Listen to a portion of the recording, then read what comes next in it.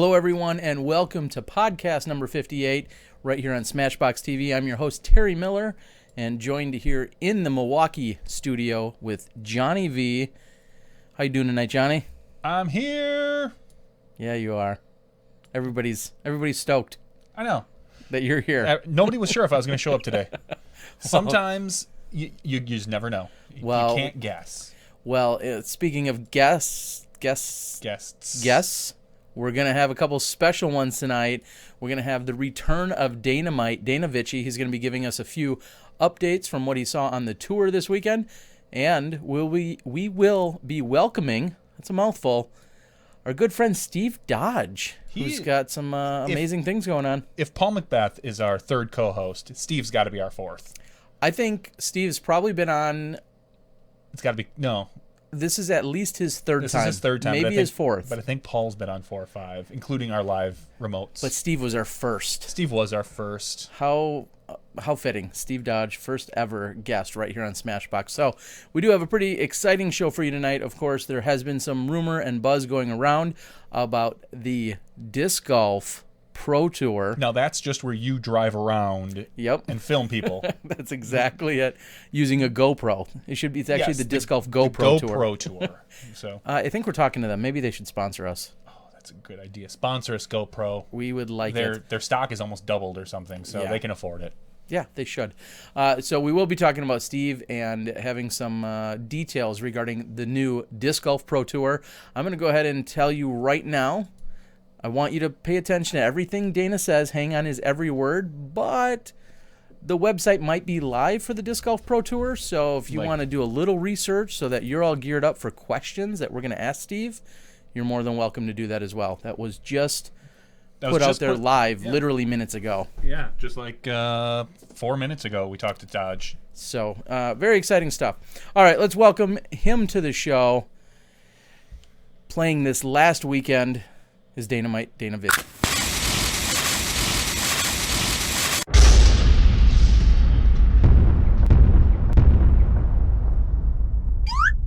Boom goes the dynamite. And good evening, Dana. How are we doing tonight, buddy? Hang on a second. I'm trying to read this web page that just went live about the Disc Golf Pro Tour. Can you guys come back to me in a few? Sure. We'll get the real guest on tonight, and we'll come back to you later. Oh. So But I'm doing good. Thank you. Well, good. We hear that you are back in the swing of things, maybe slowing down, not as much around the country, but playing a little bit more local this weekend. What did you have going on, buddy? Yes, I took the short trip up to Lemon Lake and played in the Homie tournament. It was an A-tier event, and I myself threw way too many times, but not throwing as much as me was Alan Hermosillo, Lefty Al from Blue Island, Illinois. Hands down, my favorite lefty from Blue Island, Illinois. Mm-hmm. From the BI. Yep. Terry, your favorite lefty from Blue Island? Yes, he is. Also, the most challenging one that I deal with, for sure. I'd say he's the most challenging individual I deal with from Blue Island, period. And I do know other people from Blue Island. Try to play disc golf with them on a weekly basis. Oh, Al, we love you. But, so Al, he played some really great rounds. He popped off a couple 58s on the gold course, and he hung on during the final 9, held off a charging Cale Leviska, who was also there. Cale was the defending champion. Al Hermosillo, he joined the club, the A-tier club, got himself a nice victory, an awesome payday, $1,100. That's definitely his biggest of all time, but he held off Jeff Bennett and Cale by 3 strokes, and rounding out the top 4 was Jeremiah Krause. Other notables were our boy DG Mike. He's out on a date tonight. Tinder strikes. Tinder swipes again, I should say. No, he's off the Tinder now. Yeah, he's off the Tinder. He's got himself a friend. Sure. Yeah, well, DG Mike, he finished in 26th place. Me and Mike and I played around together where neither of us played very well. But actually, while I'm on the topic, I'm helping Mike run a Movember charity tournament this Sunday. So if any listeners are out in the Illinois area, we're going to Delwood Park for bring your own partner doubles. So hit me up if you're interested. But it's a charity fundraiser for Movember. So, but yes, neither Mike or I played very well. I finished somewhere around 14th or 15th place into the cash, but didn't really put up any notable rounds. Had a few good shots, but you know who threw some good shots this last weekend down at the Mango Classic? Cameron Colglazer. This was an A tier. The Mango Classic has been a tour stop post USDGC for the past 3-4 years at least. It kind of bounces around the South, but they usually have quite a bit of added cash. And this year didn't quite see as many touring pros as normal. Sometimes we'll see 5, 6, 7, 8 touring of the top 10, 20, 10, 30 rated players there, but this year, it's Cameron Colglazer, Felberg, Yulee, Matt Oram, Todd Bagwell, to name a few. And Cameron Colglazer absolutely slayed. His round ratings over the 4 rounds were 1039, 1066, 1054, 1046. He probably wouldn't have beat Macbeth if he was there, because that's probably barely averaging Paul's 1053 rating, but it was good enough to win. Is anyone good at math out there? He shot 31 under, and Dave Felberg was in second at 19 under. How many strokes? That's We're 3 per round. 12 strokes. Wow. So, yeah, roughly 3 per round. I think that's a 4-round event. Yeah, 4 rounds. He took home $1,500, and I'd say that's disc golf rich right there. He probably got a few bonuses from his sponsors. He might have pushed $2,000 on the weekend. So good shoot for Cameron. He played well at the USDGC as the other week. So he's riding that momentum. And that is actually, I was going to guess 3-time, but I saw it earlier on his Facebook feed. That makes him the 4-time Mango Open champion. Really? So if there's one guy to try to dethrone at that event, he's clearly the man to go after. So congrats to Cam. Solid shooting. I think one thing that event always struggles with is the burnout factor, in that there's so many people that are just coming off of the USDGC. Yes, it's a great event. Yes, there's added cash, but it's just so many people are just spent. They're totally exhausted. They're physically and emotionally drained after playing the USDGC. Yeah, and they've probably been practicing there for a week or two, and people just want to get home. Yeah, it's I think he struggles with that. I know why he's on that date, and he's been right there intentionally, but I don't know. I don't know if he'll try and change things up or not, but he's not quite getting the amount of players, and he keeps guaranteeing the cash, and he keeps putting it out there, so it's there to be had. Unfortunately, it's just it's a really tough weekend for some of those top competitors. Well, it didn't stop Paul Ulibarri. He's on his, I think that would have been his 38th tournament of the year. Wow. And him and Kat went. Kat did win on the ladies' side. She won $1,000. Which with just 4, there were only 4 women in the division, if I recall what I saw earlier, and to win $1,000 is ridiculous. I mean, that's awesome. Congrats, and huge props to the Mango guys. Right. Yeah, Kat took home a G, and then Mandy Sharp got second, 500, and then they even paid out third and fourth. Why not? $100 a piece. Yeah. I guess $100 a piece. So Kristen, and the other one is Kayla Pixler. Yeah, that was the name I didn't recognize as much. I knew the other 3. So yeah. Awesome. Well, there's something to be said, everyone. If that event's going on next year at the same time, same place, there's money to be won there. Yeah, if you can't, and some of the top guys won't be there. Yeah, if you can't make USDGC, why not go to Mango, where there's a bunch of added cash? Some of those top pros are probably not going to be there. So you as maybe a middling local pro could go make some cash. Yeah, it looks like it's a pretty top heavy payout. So you're still going to have to go shoot some really solid rounds. And Oh, for sure. If you want to win. Well, or if you want to get into the good, if you want to get disc golf rich or even halfway disc golf rich, you have to finish in the top 4. You know who else got disc golf rich this last weekend? This was a women's A tier, and the rest of the divisions was a C tier, and it was in Lula, Georgia, the 5th annual Zipline Open Invitational. 14 open women. Winning that was Sarah Cunningham. She won the same amount as Cameron Colglazer did, $1,500. Wow. Impressive. Yeah, and then finishing in second place, she beat Paige by 5 throws. Paige still getting second place, won $1,000. She would have won more money. I think I saw she got an ace on her last hole, but was not in the ace pot. So Paige. Yeah, but Paige finished in second with winning $1,000, and then Elaine King a few strokes behind her in third place, $750, and they paid out all 14 women. So that's Keith Johnson. He used to be pretty active in running events in Georgia. The Georgia Super 6 series. It seemed like a pretty great series of events that filled up and had really good payouts. And I think I read that Keith is actually going to be stepping back from disc golf for the time being.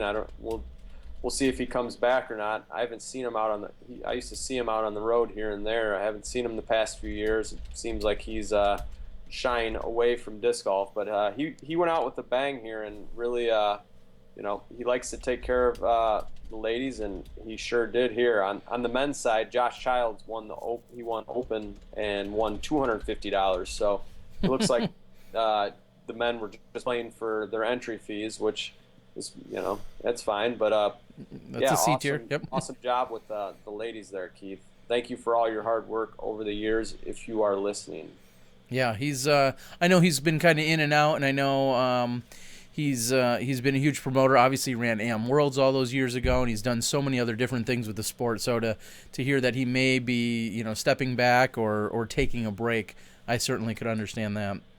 Yeah. Did he run the Am Worlds in Miami? He did. That's where Steady Ed had the stroke? I believe that sounds right. Yes. Okay. 2002, 2001, sometime in that. Yeah. It was one of the Am Worlds that I was actually slightly removed from, in that I wasn't there in any kind of PDGA capacity or anything, and that's why some of the details get muddied. But 2002 sounds about right. Anyway. Yeah. Any other updates from around the country?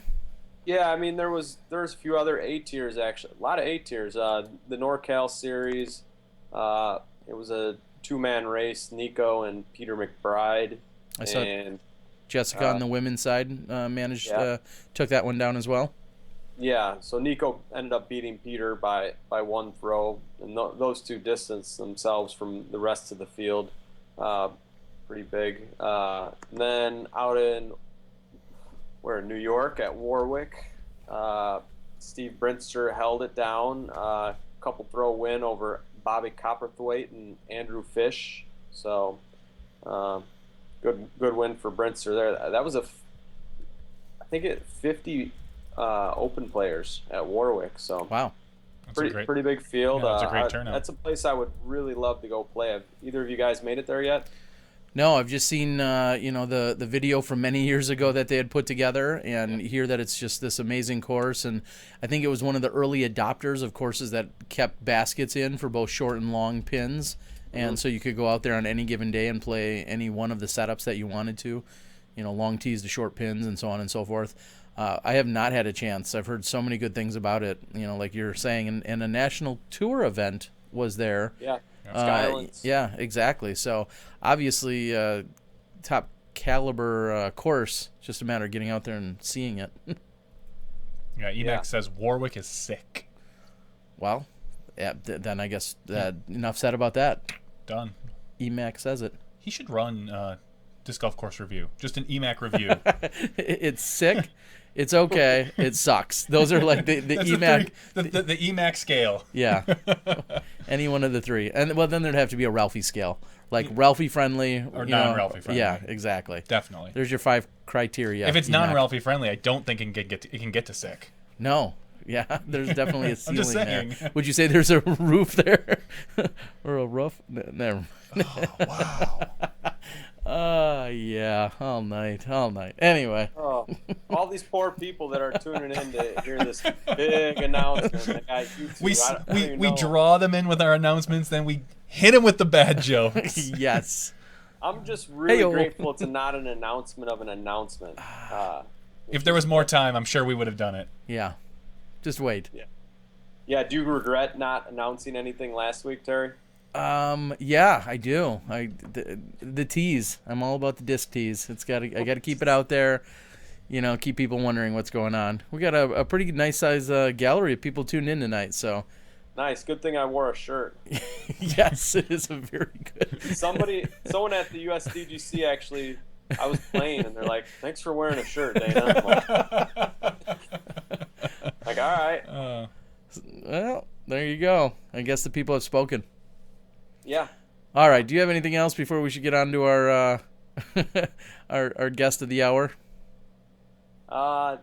I probably do, but let's just leave it at that and get to this exciting announcement. All right, Dana. Well, we're going to cut you loose for now. We do have to send a huge thanks out to our friends over at Innova. Worked with them on the East Coast, Carolina. Some of you saw me posting some of the Smashbox labeled and stamped discs. We've got 2 different logos out there, and I just have to send another huge thanks to Innova for helping us out with that. And look for those being available. I'm currently cataloging them all right now. So if you want one of a special run of only 200 that were made from... Do I get one? No, you can pay for one. I'll show you where to do that. Sweet. But yeah, I'm cataloging them all. They'll all be available. Lots of really, really sweet stuff. Hold on. Terry, we know you're going to sell like 3 of them and then hoard the other 197 of them. Yeah, they'll be in his storage shed. He'll be like, "We're all sold out, John. I don't know what's up." I'll be like, "Oh, sweet, we made a lot of money or something." And he'll be like, yeah, no. We broke even. I wouldn't count on that. Yeah, we broke even, exactly. You guys can finally, back pay me for all that money you owe me from all these appearances. Yes. All right, gotta go. Your appearance fees. It's been fun. All right, see you guys. All right, thanks, Dana. Thanks Dana. Innova, for the weekend updates presented by Innova. So, Dana, of course, bringing us some action from around the country. I will say I briefly logged in this weekend to the PDGA website, and that was exactly what I said is, oh my gosh, there are still a ton of events going on all around the country. Yeah. I know you can say that almost every weekend of the year, but here we are mid-October. I know, with the exception of, I think, Christmas to about a week after New Year's, we don't slow down. Yeah. This is our downtime now, and we're as busy as ever. Yeah, it's been pretty crazy. So, again, thanks to Dana for helping out. And as we segue from Dana over to our next guest, which is, of course, Steve Dodge, I'd like to send a huge happy birthday word out to Miles Parkhill of Paragon. Miles, we appreciate all the support that you give Smashbox, everything that you've done for us, everything that you've done for Steve Dodge, and everything that you're about to do for the Disc Golf Pro Tour. So happy birthday, buddy. It was great to talk to you today, and we just wish you the... He's not watching. He said he would be. Really? So, yeah. I say with a young kid. He's here. He's here. Good. He's where he needs to be. He will. I would think so. Step inside the Smashbox. All right, let's dial up Steve Dodge, who's got some pretty exciting announcements. I haven't checked the board here as to what's going on. No, Dana did not give out a big hug. I'm sure we'll think of one here by the end of the show. I talked to Dana before, and he'd said that if he's still up after we talk with Dodge, he might jump back on, and maybe we can do a big hug then. If not, he'll be in bed or something. So. All right. Well, speaking of a man... Without further ado... We don't have any cool... We need to get a cool intro for him. He's on so much. He is. Welcome to the show, Steve Dodge. How you doing today, buddy? I'm doing well, Terry. Hello there, Johnny. You guys well? We are. Couldn't be better. Fantastic. I could be better. How? Lots of ways. I could be thinner. You could be further. Could be further from me. So Anyway. I do have a good question for you, Terry. Do you have a good audience so far? We do. Yeah, let's check the numbers. Are we pushing like 8,000-10,000? What are we at? Just shy of 15,000 DGP TV numbers. Okay, perfect. I'm glad I wore a shirt. Well, you haven't been shirtless yet. Dana has tried it. I mean, there's only one way to find out for you. It's true. We can see if we can bump those numbers. Maybe we'll have part deux. Okay. All right. Well, Steve, you made an announcement, at least via one of the main message boards this morning. It looks like you've miraculously come up with a banner since this morning as well. Disc Golf Pro Tour. Maybe Miles is that good. Just Yes. he gets him Yes, there. exactly. Disc- Miles, I could use a backdrop. Tell us what you have going on with the Disc Golf Pro Tour. Well, first of all, I'll tell you this is a green screen, and at various times it might just change to the national DC Mall and all sorts of places. So I'm just going to hop all over. Sweet. But before, while we have a nice big audience, before everybody goes to sleep, I would actually like to go ahead and say a couple of things about Vibram and all the things Vibram's doing, if I can. Of course. Sure. It's Wait, is Vibram cutting us a check? They are now. Okay, well, go ahead. It's your stage. So I just want to say that Vibram's had a phenomenal year. We came out with the 4 new fairway drivers, which are selling faster than even the Lace when it came out, the Lace is still our best-selling disc overall. But going from overstable to understable, the Notch, Arch, Valley, and Vamp, they feel great in the hand, very consistent, much more glide than the Ascent and Track ever had, and a lot more consistency in the production. So we finally nailed it, and I'm really excited about our fairway drivers and those guys basically completing our driver lineups.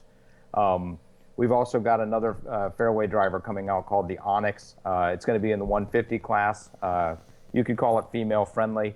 It's coming out on Valentine's Day. So if you want to buy a disc for your lady friend, Valentine's Day of 2016, I highly recommend it. Or your man friend. Yeah. Oh, nothing wrong with men friends. Mm-hmm. So we've also got Glow coming out this winter. We're working on finalizing the Glow formulation for this year. I expect people are going to be very excited when they see what it is we're coming up with. And I'm not going to give anything away right now. That's probably about a month before we show something publicly. We'll have X-Link Float coming out next spring. And then in the spring and summer of next year, we'll be releasing a couple discs that will complete our lineup. We currently have a couple of small gaps in our lineup, and those gaps are about to be filled. So that's all the exciting stuff coming out for Vibram. We'll have the Birdie Bash will be happening again. Sign-ups for that will start in December. If you're a TD and you want to run a Birdie Bash, you'll be able to sign up for that at birdiebash.com starting in December. And for anyone out there listening or watching live, get in on the Birdie Bash. It was a ton of fun for everybody that was involved. And we were there filming, and I couldn't believe how many people just walked around with a smile on their face, regardless of how many trees they hit at Colebrook. There were a few. Yeah, the Birdie Bash Championships we covered live last year at Colebrook just before AM Worlds. It was the culmination, of course, for all the different winners. How many different Birdie Bash events were there last year? There were over 200. I don't know the exact number. And we had over 6,000 competitors across all the events.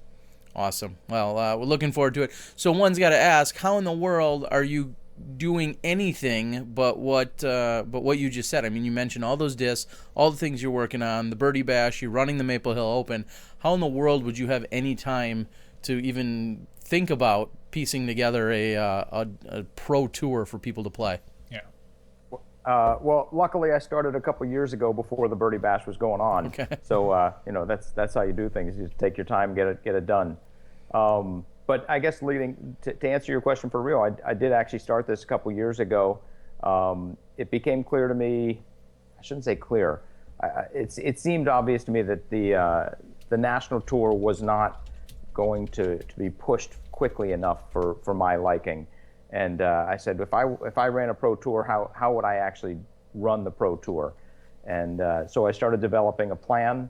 And I guess I could tell a little story here. Back in the fall of 2013, I presented it to the PDGA, and they gave it a lot of thought and said thank you very much for the ideas. And they voted against the idea 0-7. Every single one of them said it's half baked, Steve. And I try a lot of things and I fail at a lot of things, but the key is to learn from that thing. And they gave me really good input. And so I went back and revised a whole bunch of stuff and pitched the idea to them again. And they said, that's a lot better. And after a bunch of negotiations back and forth, what we ended up, they ended up saying we don't want to do that next year in 16 as the national tour. But what we would like to see is a couple of example events. And so what we ended up doing is saying, let's put together a small tour, 5 events with a finals, and we'll sort of do a proof of concept. We'll work the kinks out, and hopefully in 17 we'll blow it up across North America. When you are using, or when you're looking at creating this format or the setup that you want, is there one particular event that you have in mind that you're either emulating or trying to duplicate or apply across the board? I mean, obviously you run the Maple Hill Open, which is considered by many one of their favorite events on the entire tour anytime during the year. Are you pulling just from Maple Hill experience, or what else are you pulling from? Maple Hill is sort of has been building towards what we want to become. It in fact is not there yet. But the concept of having a lot of fun, having very high competition, doing it, maintaining disc culture. So we play with people, not against them. We play with the spirit of the disc, and all the things that encapsulates. We have a spirit award, and we have a lot of fun. There's all sorts of extra events at the Maple Hill Open. The key difference between the Maple Hill Open and the Disc Golf Pro Tour events is going to be the extra events right now are primarily for players. What I want to do is make a bunch of extra events or festival type things that are for the spectators. The goal, in addition to utilizing Smashbox to get the best online possible coverage live, that was a little plug for you guys. Oh, thanks. In addition to that, we want to also get a whole bunch of people to come out in person and watch these events. And the way we're going to do that, in addition to having phenomenal disc golf and the best players on the best courses, is we're going to have a little disc festival where the family can come and the kids can run through an inflatable, and the mom and dad can compete at the miles per hour game, and they can do a little putt off, and they can have accuracy. We have to shoot through slots, and maybe a little disc course, discathon type thing. All sorts of different things to engage people that are mostly disc related and all family oriented. What do you feel like well, maybe I'll ask it this way. Do you feel like that's exactly what we've been missing in attracting spectators? Is that if you're not a diehard golfer, you're just not into what's going on out there? Wow. Exactly what we've been missing? That's tough to say. Okay, well, why aren't people coming? I'll back it up then. Why aren't people coming out to watch disc golf live right now? And don't say because Smashbox exists. Yeah, they don't have to come out. Yeah. We provide such great coverage. In my opinion, the numbers of people are increasing dramatically over the last couple of years. When I watched the coverage of the Ledgestone last year, or this year, on that final day, I don't know whether it was Saturday or Sunday, I watched the live coverage. There was 1,000+ people in the gallery. It was amazing. The USDGC this year, it was raining, and they had very sizable galleries. European Masters, very big galleries. Maple Hill Open, it was raining for our event on the Sunday, and we had probably close to 500 people there watching. So people are coming out. What I want to see is double those numbers. The way more people come to these events. If we do little festival games and someone puts in a buck to play an MPH game, miles per hour game, and they maybe win a prize, that's where we can generate some revenue and make this profitable for the venues, for the and for the pro tour, so that we can grow this thing and pay these guys so they can actually make a sustainable living. Now, when you're talking about having these people doing all these different games in this festival-like atmosphere, people are going to want to know, is that a crew that you're showing up with, or is that going to be possibly the task, or is that going to be something that the local club may take on and say, oh, okay, our club's going to run these games or whatever. How do you plan to delegate some of those? People do want to know that. That's a really good question. I just thought of it, but good to hear. Is there? I was hoping there was someone behind me that could answer that. In 2016, it's going to be a skeleton crew. We're going to rely on volunteers from the events. We'll have a trailer that goes around with the games that are sponsored by our tour partners, and then the skeleton crew will be responsible for setting everything up. But the actual logistics of making things work, I think a lot of that's going to rely on local staff and volunteers. Okay. And then I'll go ahead and caveat that. And then in 17, presuming we have some success, we work out some kinks, we prove a concept, we would expand it to all of North America. We have a much bigger tour on the order of 8 to 12 events, depending how many fit logically across the country. And then in that case, there would actually be a hired crew that would handle the infrastructure for the events. Now, is that a pretty high priority for you, the drivability of a tour from weekend to weekend, not forcing the players to go cross country for, in 2 weeks' time? 100%. Okay. Yeah, in my opinion, and the way that the tour was originally designed, events should be every other week. They should be large events. In between those events, you have room for legacy A-tier events and some major events from the PDGA. And the events need to just go across the country once and hopefully end up near Worlds. And then, in my opinion, if you had a late spring, early summer tour, and then end up near wherever Worlds is, and then after Worlds, I'd pop over to Europe. Obviously, with the Disc Golf World Tour, that schedule is a little bit askew, but I'm sure we can all, once we figure out what's working in 16 and what's not. Well, that's interesting. Oh, you guys are putting the website up. Yeah, I put the website up so people can see how the tour goes. And then, could you do me a favor, Steve? Could you move your mic so it's not rubbing against your shirt? Yeah, when it rubs, it gives us a little. Oh, I'm sorry, I don't hear that. It's okay. I hear a little scratch. Should I take the shirt off? Yeah, yes, that's exact. Johnny, I knew you would sneak it in there somewhere. I was working on it. There we So, go. Wow. All right, that's your tour coordinator. So as the people can see that are watching, there is a general flow to the tour where you don't really travel too far at any particular stop. Yeah, from one stop to the next. Not in a fast time. And on this site, which is discgolfprotour.com, you can go out there. Steve made it live today, and you can see the finals payout. You can see the structure on how it's going to work. You can look at. Looks like you earn points. Steve, can you elaborate that on a little bit for our audio listeners? Yeah, absolutely. And regarding I'm going to go ahead and just say a couple of things that I think the national tour has been missing for a few years. And that we're really trying to fix. And it's a very small scale in 16, so arguably we have a significant advantage because we're just 5 events plus the finals. So keeping them regional, keeping the driving time short is much easier. For example, we have 6 events this year, and the drive is, if you just played those 6 events, is less than 3,000 miles.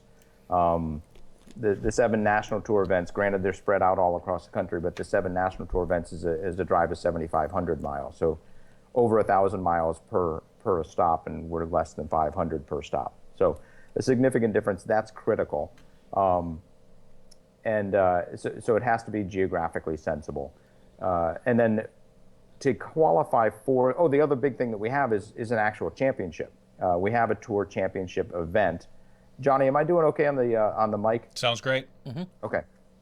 I'm trying to lean one way or the other to make it. You're all right. So we actually have a tour championship, and to qualify for the tour championship, you need to attend the events. Basically, the point system is set up in such a way that if you win an event, you are all but assured you're going to get into the quarterfinals.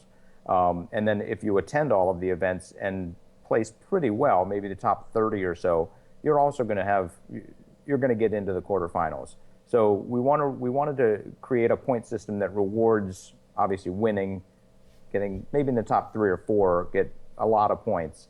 And then we also wanted to reward people who attended many of the events. So if you set your mind right and you decide I'm going to play all 5 of these events, and you're a 990,000 rated disc golfer who can get 30th, yeah, you're going to be in the quarterfinals and have a chance at the $10,000 prize. Now, some people have talked about, or they're actually now just seeing the prize money. Where does that come from? Is that just all you doing work? Is that amazing sponsors? Is that getting fed in from somewhere? How do you do it, Steve? I am very and is it deep guaranteed? It is not yet guaranteed, but I will. I would expect well before the event starts. My guess is somewhere on the order of February and March. Everything will be guaranteed. Are you showing? Can you see the numbers there? Is that what you're showing there, Johnny? Trying. We'll see. Okay. Is that the points or is that the money? There's the MPO Finals payout here with the points in this little spreadsheet that you have embedded. Okay. Yeah, the left side looks like points. The right side looks like payout. Yeah. So the place where the money comes from to make this whole thing happen, each event is kicking in a little bit towards the overall tour payout. We're also going to get some tour partners. Hopefully we'll get a tour presented by sponsor. If somebody knows a company that wants to be the presenting sponsor of the Disc Golf Pro Tour in 16, have them go to the website and give me a call, or just hit the contact button. Did you say the discgolfprotour.com website address already, Johnny? I did, but it sounds like you just repeated it. I'm waiting for it to show up right up. I see what you did there, Steve. Yeah. I thought it was great when during the Democratic debate, Bernie Sanders just randomly says BernieSanders.com, and the average gift is $31. That's clever. That's clever marketing. Yeah. Bump. I have no idea what we were talking about. What are we talking about? Payouts and then reaching out to you and becoming tour sponsor. Yeah. Presenting sponsors. Yeah. So, just the most important thing. Big grab bag. So, but anyway, basically a bunch of advertising through tour sponsors and tour partners, and then the events will kick in a little bit as well. One thing we did not do is adjust points based on how many people attend the event. For example, the Maple Hoe Open will have 144 pro players because that's a full field. The Ledgestone will have 43,000 players because that's how many disc golfers there are in the world that want to play at that event. Either way, if you attend, you'll get 5 points, and then if you're in the top X, you get points. But we didn't adjust the number of people that get points based on the size of the field. And what we wanted to do there was some of the smaller events, and I'll say in general, Silver Cup and Minnesota Majestic historically have not gotten fields that big. We wanted to tell people, look, those events don't have as many people. You want to get some points? There's an easy way to do it. Attend these events. So it's just another way of encouraging people to attend all of the events and not just the. We might be able to qualify at Silver Cup. Events. Yeah, I mean, we did play in the Silver Cup for the last 15 years in a row that it's existed. Does that get us into the event by chance? I think absolutely. You'll be behind the camera, I presume. Oh. I would probably shoot better. I could shoot better golf with a camera in my hand. I will say that the guys at the Silver Cup just emailed me their logo, Silver Cup 16, and I think the Maple Hoe Open logo needs a refresh because it is phenomenal. The Silver Cup logo is awesome. Yeah, Jim always does a pretty good job with the artwork there, and we tend to get some nice prizes for the longevity of playing. Jim will grandfather us in if we're involved in. Yeah, I think so. We're good. We're all good there. So one of the questions that is very appropriate that's come in off the board, and I know we talked about it as you were ramping up for the tour, is how are you going to do this, and are you going to be able to maintain your position as the man over at Vibram Disc Golf? Yeah, absolutely. I will continue my position with Vibram during the 2016 Pro Tour, presuming that the tour has unqualified success and we want to go forward in 2017 and expand the tour all across North America. We'll need to find somebody who will execute the tour, who will be the tour director. And that's but for 2016, absolutely, I will continue my position in Vibram. And then be running this, and I will be at each of these events as a representative of Vibram and as a representative of Disc Golf Pro Tour. I'll probably have Miles make me a hat that actually has two sides. I'll be Two-Face. What's that guy's name? Yeah, Two-Face. You nailed it. Yeah. That was pretty easy. That's a pretty clever name. Pretty accurate name. You could have thrown out Harvey Dent and get a little more cred, but we'll go with Two-Face. Who's Harvey Dent? Go on. So one of the questions that has kind of actually been brought up over and over again with regards to the Disc Golf World Tour, and of course, whether you like it or not, or anyone likes it or not, there's going to be people making comparisons. They're already being done on the board, and there's a lot of conversation that can go from there. But one of the main things that Disc Golf World Tour, I'll say, has received some criticism for, or some second guessing or questioning, is the fact that they're not featuring women. The women are, we talked with UC at great length about women can certainly still participate. There's going to be ways for them to be on the tour. However, there is not a dedicated women's division like we find at all of our other PDGA events. You're sticking traditional in that you're going to offer the women's division. Is that correct? That is correct. I'll go ahead and say I applaud UC for making the decision. He's one division, one champion. It's just like traditional golf. They've got one division, one champion. That's all there is to it. If you want to play with the Open, go ahead and play with the Open.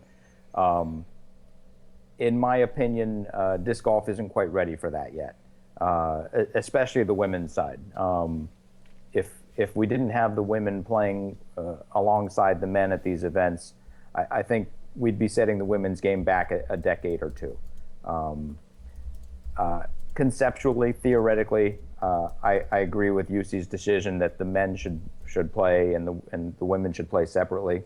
I get that. I'll go ahead and say I think it maybe is a little divisional hubris, you could call it, to say we're ready to say MPO only or open, calling it open, but obviously it's MPO only. He has an opportunity to rethink that. I don't think anything's written in stone yet. I'll almost guarantee that there are things on our website that are going to be changed by tomorrow morning. But realistically, we're going to make changes. One of the great things about trying is that you fail, and people will let you know you fail, which is another great thing that people do, and then you adjust and you go forward. When I presented this idea to the PDGA in 2013, there were significant holes in the idea. They came at me and said, here's some problems. And so I had to go back to the drawing board, revise a bunch of stuff, and come back at them and say, what do you think about this? And got a much better response the next year. So that's one thing that, he may stick with it, but if I was him, I'd open that door or just make a comment somewhere and just say, that's something that we could revisit, because disc golf's small enough so that we should have these two divisions playing together, in my opinion. So we see that these events, you have 5 of them on the tour. 2 questions to that is, well, we'll start with the first one. Is there any chance they're going to add or subtract? Are these the 5 that are set in stone? And somebody may say, oh, but I run this really great event. It's somewhere, somewhat in that geographic region. I'd be interested. So I guess my first question is, are the number of events and the timeline on them, are those set? I'm going to go ahead and say that the number of events and the timeline on them, with the caveat that the PDGA has not put out their A-tier schedule yet, those are set. There is always a possibility that the PDGA schedule comes out and they were not able to take into account the dates that we requested for the Pro Tour events. But I have full faith that they're supportive of what we're trying to do. We're supportive of what they're doing, and I have full faith that that's going to happen. So with that one caveat, I think the Pro Tour for 16 is in fact set. The goal will be to somewhere around November 1st announce the Pro Tour for 17 as well. We want to give people plenty of lead time so they can plan their weekends well in advance and know when they're going to be watching. Well, and one of my follow-ups to that is we see that 4 of the 5 events are slated to be A-tiers, and then of course you being a national tour event, how did you pick the events? I won't even steer it. I'll just ask, how did you pick the events that you currently have? So there's you have a dartboard in your house, I assume. Mm-hmm. And you can just right there. We'll you just can point where overlay, nobody can see. Yeah. You can just overlay a U.S. map right on the dartboard, and I tend to hit the 18, and that's right. That's New England, North Central. Makes perfect sense. Yeah. Yeah. I can't believe how long that answer took. If I had just said a dartboard, it would have been funny. But as it is, I drew it out, Family Guy style, and just made it a little painful. It's all right. So you like these events? Is that what you're telling us? So the longer answer than that horrible dartboard answer is that Nate Heinold of the Ledgestone called me and said, "Hey Steve, you have this disc golf pro tour idea. I'd like to be a part of that." And then I said, "Well, we could actually do something like that because I'm going to try to run a couple of events, or a few events, or a handful of events." So then we called Jeff Spring up at the Green Mountain Championships, who's been growing that event phenomenally, and it just keeps getting rave reviews. It literally sold out in 2 minutes last year. So that was a really good addition. And then we reached out to a few events that made sense geographically, with Worlds in Emporia, Ledgestone in Peoria, then the Hambrick in Columbus, and then starting over Maple Hill. I guess I should do this so that our viewers see us in the north. That's confusing. But starting with the Maple Hill in New England, it made sense to go towards where Worlds is going to be, and the M Worlds, and Manitowoc fit in very well. And then the Minnesota Majestic has a great history and fit in very well. I personally like events held on private courses. I like to have control over the venue, and the Silver Cup and Minnesota Majestic are both held on private courses, some of the best private courses in the world, as is the Green Mountain Championship and Maple Hill Open. So those 4 events are rock solid in my opinion, and Ledgestone clearly has amazing support with Peoria. So that was the thinking behind those events. And I'd go ahead and say, you said 4 of our 5 events are A tiers. I'll go ahead and say that 5 of our 6 events are A tiers. Oh, okay. Because the Tour Championship is an AX tier. Okay. Wow. Yeah. I'm an idiot. I'm sorry. AX, also known as Axe Tour. Yeah. Axe Tour, which Terry uses as a body spray, which is great. I do. Some people may say that this, again, it's geographically located intentionally so that it's easy for our players to get around, but some are going to whine. I know, I said whine. Some are going to complain that it seems to be very Midwestern based. Too bad, weird. so sad this year. That's so bizarre. The people who whine about it being Midwestern and New England based are 100% accurate. The reason for that is we're small. It's our first year. We've got to do a proof of concept. We got to work out the kinks. Absolutely. Those events, I would recommend to those people, just go to sleep for a year, pretend this year did not happen, wake up right before 2017 and say, wow, the inaugural tour of the Disc Golf Pro Tour is all over North America. That'll be great. So speaking of scheduling, how do you schedule up against the World Tour? And I only say up against because they were on our show 2 weeks earlier, so therefore I guess I don't know if they staked any claim on a time frame, but they did announce themselves 2 weeks earlier. Do you know of, off the top of your head, any direct or immediate conflicts in terms of scheduling? And I'd like to think that if there are conflicts, it doesn't bother you, but do you know if there are any currently? No, conflicts would bother me greatly, actually. Okay. I mean, you can't totally avoid them is maybe a better way for me to say that. The way that we've got the national tour, which is set in stone well before any of this. And before that, we have all the majors that are set. Yep. 2 of which are on the World Tour. So, and then we have World Tour dates and we have Pro Tour dates. It is critical that we all work together and not try to cannibalize weekends. The Minnesota Majestic is the weekend after European Masters. So that week, I could see the players that go play European Masters. Yeah, that's going to be a challenge to get back in time for the Minnesota Majestic. And my bet is that some players make the choice to make that trip and make that happen, and some players decide, I'm gonna relax and try to chill out so I don't burn myself out, and they're gonna decide not to do that. So that's the one event that I see we have a potential conflict with, and the conflict is that the European Masters is in Europe. I mean, if it was in the U.S., it wouldn't be the European Masters, I guess. True. It would really confuse a lot of people. Let's put it that way. It really would. They should bring the European Championship over here, the one that's Europeans only. Like if that was held in Tulsa, I think, wow, that would be an event worth traveling for. That would blow some minds for sure. But to your point, it's critical that we went out of our way to not conflict with the NTs or the majors, and we actually went out of our way to work inside of the tour dates that we already knew. I can't say the majority because 3 out of the 6 World Tour events are in Europe. It was easy to avoid those dates because we don't start until late June. There is one date that's yet to be announced for the World Tour in September, according to the website.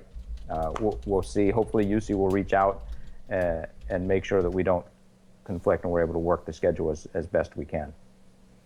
And then some people off the board have already asked as to what your media plans are.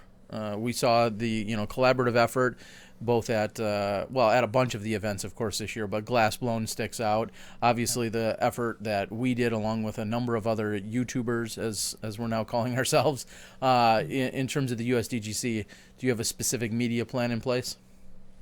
I would not use the word specific, but I would say there are 2 parts to this. The first part is, I'm going to say, a marketing plan to get spectators to the events. And we're asking each event to spend marketing dollars, and we're all going to spend approximately the same marketing dollars. And there's no restrictions on how that money is spent, but we'll be able to evaluate the return on that based on the number of people that show up. And after the tour, all 5 of us will get together and we'll say, this is what I did, and this is what didn't work or did work. And then we'll all be able to learn from that very quickly. And when we expand to North America, we'll be able to say, we're going to ask the events to spend X dollars marketing to their region. And then and we'll be able to say, these are some of the things that do work, and we haven't had success with these. So I can't imagine actually restricting the way they spend that money, but I can imagine giving them recommendations as to how that money can be most effectively spent. So getting people on site is one side of it. Getting people to watch online is the other side of it. And I really liked what happened at the USDGC with Zach over at All Things Disc Golf, interviewing the players and giving a nice rundown of 15 to 20 notable players, how they felt about what they did and what their game plan is going forward. Obviously, you guys did a great job doing the live coverage. I think the Spin TV went pretty well. Some of the canned segments maybe didn't necessarily apply, like Will Schustrick, the interview with Will Schustrick before the final round. I mean, obviously they expected him to be more in contention on some level. I mean, assuming everybody doesn't get a 16 on hole 17, then Will was basically out of it at that point. So, but I mean, the interview was great, and all the stats are obviously phenomenal. And we will be utilizing statistics as well, hopefully expanding on the statistics, and just giving people a lot more good stuff to watch. And we have a lot of very capable media outlets, and it has not been finalized who will be covering the tour in what degree. Okay. So get on that, or we're going to hang up on you. I'm just kidding. No, some of the questions that have also been coming in, which are spot on with music and festival-like atmosphere. You've talked about the family-friendly component to it. What are some of the other things? I know what's been offered at Green Mountain Championships. I know they're going to duplicate their effort. What about some of the other events? What should people be looking for and expect at those? As far as the festival goes? Yeah, well, whether festival-like atmosphere, one of the questions was, is there going to be music and bands and things of that nature? Are those all kind of in the works? Is that? concept? We debated about providing music to each of the venues, and we're not going to be able to do that financially in 16. Okay. That's a pretty big task to, number one, to manage it, and then number two, to pay for it. If you want to do a production like that, you need to do it right, and we're not able to do it right. Yeah, well. So we're not going to do music in each venue. However, it is in the budget for 2017. And so when 2017 happens, basically the lid comes off, and we say, okay, this is our full-blown plan, and this is what we want to do. And these events, each venue is going to have significant support and infrastructure and reason to be a part of the tour. So, which actually plays into the geography of the thing a little bit. But basically, it's going to be the festival. There's going to be disc festival games. I've mentioned that MPH. I could envision a wall with a bunch of slots in it, and you fire a disc through those slots. I could see how many putts can you hit in a minute kind of thing. You set up a little disc course, whether it's a can jam course or whether it's a discathon, you throw through hoops or whatever it is. I can see disc dyeing. I could see face painting. We'll have an inflatable obstacle course, which I personally want to race both of you through. So we might get a 3-man inflatable obstacle course. You're going down. I'll lather up. Wait, what are we talking about? I don't know. That might be a stock response. Sorry. Stalker response. Yeah. So you talk about disc-related things. You are. It seems like from your Facebook posts, you've been involved with some of the other, I won't say call them extreme sports, but like slacklining and things like that. Do you plan on having any other sort of exhibitions or other sports involved in the future or this upcoming year? Definitely in the future. And this year it's going to be catch as catch can. Okay. I did hang out with I was out at Midwest Outdoor Experience and hung out with the Voodoo guys. And the interesting thing is hanging out with a bunch of guys that are 20 to 27, crazy in shape. They're slackliners. That's all they do. Like us. And they thought I was cool. Wow. So you're saying they might not have been exactly sober. They're delusional at best. Yeah. So it was really fun hanging out with them, and they said, "Holy cow, you do disc golf for a living, and wow, you're so cool." And I was just like, "Well, you guys do slack lines over 3,500 foot drops, and I'm cool. You got it." But yeah, I could totally see working with those guys. There's a bunch of very, very cool small footprint events. I could see getting a climbing wall in the future. There's all sorts of extracurricular things that are fun outdoors and bring people together socially, which is what we're trying to do. You're trying to make this a place where people can go and enjoy the atmosphere, and that's so long term, absolutely. Short term, who knows? Okay. And to clarify, I know some people were asking, all these events are they're all PDGA sanctioned events, so everybody's getting ratings and tour points above and beyond the Disc Golf Pro Tour points that they're getting. Absolutely. Okay. Yeah, they'll get their PDGA points, they'll get their PDGA rating, and they'll get their Disc Golf Pro Tour points. Awesome. The perfect trifecta. And are you planning on a tiered registration system? That's obviously, I think that's something that's happening across the board with a lot of events that are getting tougher and tougher to get into. Will there be a standard system that goes across the board for, say, all 5 of these events, 6 of these events? In 2016, there will not be a standard system. Okay. The idea will be, again, using 2016 as a proof of concept learning year. The Maple Hole Open is obviously a qualifier. You have to qualify to play. Ledgestone, as you said, has a tiered system. Green Mountain Championship last year just opened it up, and a minute later it was sold out. So we're working with Jeff and Smuggler's Notch. Smuggler's has the apostrophe after the S. It does, which it took me a little while. There's a whole bunch of smugglers that hide in that notch. Yes. Yep. That didn't occur to me. So my apologies to Smuggler's Notch for the original placement of their apostrophe. But we're working with Jeff up there to make sure that we leave room for the guys who have an opportunity to make the quarterfinals in the Tour Championship. And then Silver Cup and Minnesota Majestic, again, we'll work with them and make sure that everybody who wants to, high quality players that want to get in, will be able to get into these events. But the system is not mandated by us. It's going to be what works and what doesn't work. And if something doesn't work, don't do that again. Sure. One of the things that people really love about what we've seen, we'll call it the Disc Golf World Tour component and or the European event and the USDGC, was the metrics that they were doing over at Discmania and Disc Golf Park, I think, technically sponsors or helps provide that. Do you see something, not you see, can you envision, hey, there's a way to fix that. Do you envision something similar? Do you want to share some of that data? What's kind of the plan there? Disc Golf Metrics, the statistics, a phenomenal job. Not only did they do a good job collecting the data, they did a great job presenting the data. Yep. Hats off I don't want to do a hat, though, because I want to show off my tuft. hair off to them. Yeah. Growing that out just for like November? Like Donald Trump. He's Donald Trump. I'm trying to do the comb over.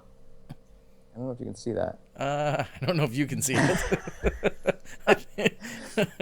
It's something I'm working on. Okay. I'm growing that out. 2017, Pro Tour. We're going to see what works in 2016 with Steve's hair. And if that doesn't, it's gone. Again, I have no clue the statistics. We were talking about statistics. Statistics, yes. Yep. The only thing that I would add to the statistics that UC and team have collected, I'd love to see fairways hit. It's kind of collected with the greens in regulation, but if it's a par 4, there's some extra information that can be gathered, which in my opinion is pretty interesting. I just remember watching Barry Schultz play, and he was by far, sorry to everybody else that plays, but he was by far the most accurate driver I've ever seen. He could put that leopard anywhere he wanted it. Yeah. And his driving accuracy, in the chart would, probably be 5 to 10% above everybody else, and that would be a really interesting stat to see, and wouldn't necessarily be shown through just the greens in regulation stat. So. That's the only stat that I could think of that would be relatively easy to gather that would be valuable. I think things like driving distance would be relatively difficult to gather, and if depending what courses you're playing, don't really necessarily have any real value. So I already get ridiculed enough for when I'm trying to estimate a putting distance if there is or isn't a circle visible. So a driving distance, I can't even imagine people getting worked up over that. Ricky Wysocki in the USDGC hole 3, he hit the basket and rolled outside the circle, and you said it was about a 25-foot comeback, and he was clearly 5 or 10 feet outside the circle. I'll give Terry this. He was up by the players, and the way that disc hit and rolled down to the right towards those trees, he probably didn't have a great view of it, because I think I remember seeing the same thing and going, oh, he's going to hear about that one. It was obvious on camera. Yeah. Why aren't you watch the broadcast? Aren't you watching our broadcast? Step inside the Smashbox, bro. Yeah, sorry. I'm also short, and that never mind. Oh yeah. When someone asks you, and we see it coming in, but when someone says, "Oh, great, it's another tour," or and they're saying it either sarcastically or they're emphatically saying, "Oh, it's another tour, and we're expanding." The questions will be, how is this different, or is this trying to pull us apart? People. I thought a great analogy that was brought up. I sorry I didn't see the name, but people talking about players signing on with tours. We've seen Paul Macbeth, and we've seen Simon Lizotte. Spoiler alert, I bet you we see Avery Jenkins, our ambassadors, our athlete ambassadors for the tour. Do you see people, possibly like, well, I'm this tour, I'm that tour, and, do you see any of that possibly unfolding that way, kind of like MMA versus the other stuff that is out there? You're signing on with one tour. Of course, that kind of stuff is possible. The really nice thing about disc golf is we're a relatively small family. We're all pulling in the same direction, at least still. Once we become mainstream and we're huge and, pro tours, we could support 2 or 3 pro tours. Traditional golf has many pro tours. the PGA Tour is the one we hear of, but the Nationwide Tour, the Nike Tour, there's all sorts of other traditional golf tours going on as well. So, but directly to your real question, I don't envision anybody saying I'm on the World Tour and I'm not on the National Tour, or I'm on the National Tour and I'm not on the Pro Tour. We went out of our way to make sure our events don't conflict. If you want to play on the Pro Tour, the way to do it is to register for a Pro Tour event, and bam, you're a Pro Tour player.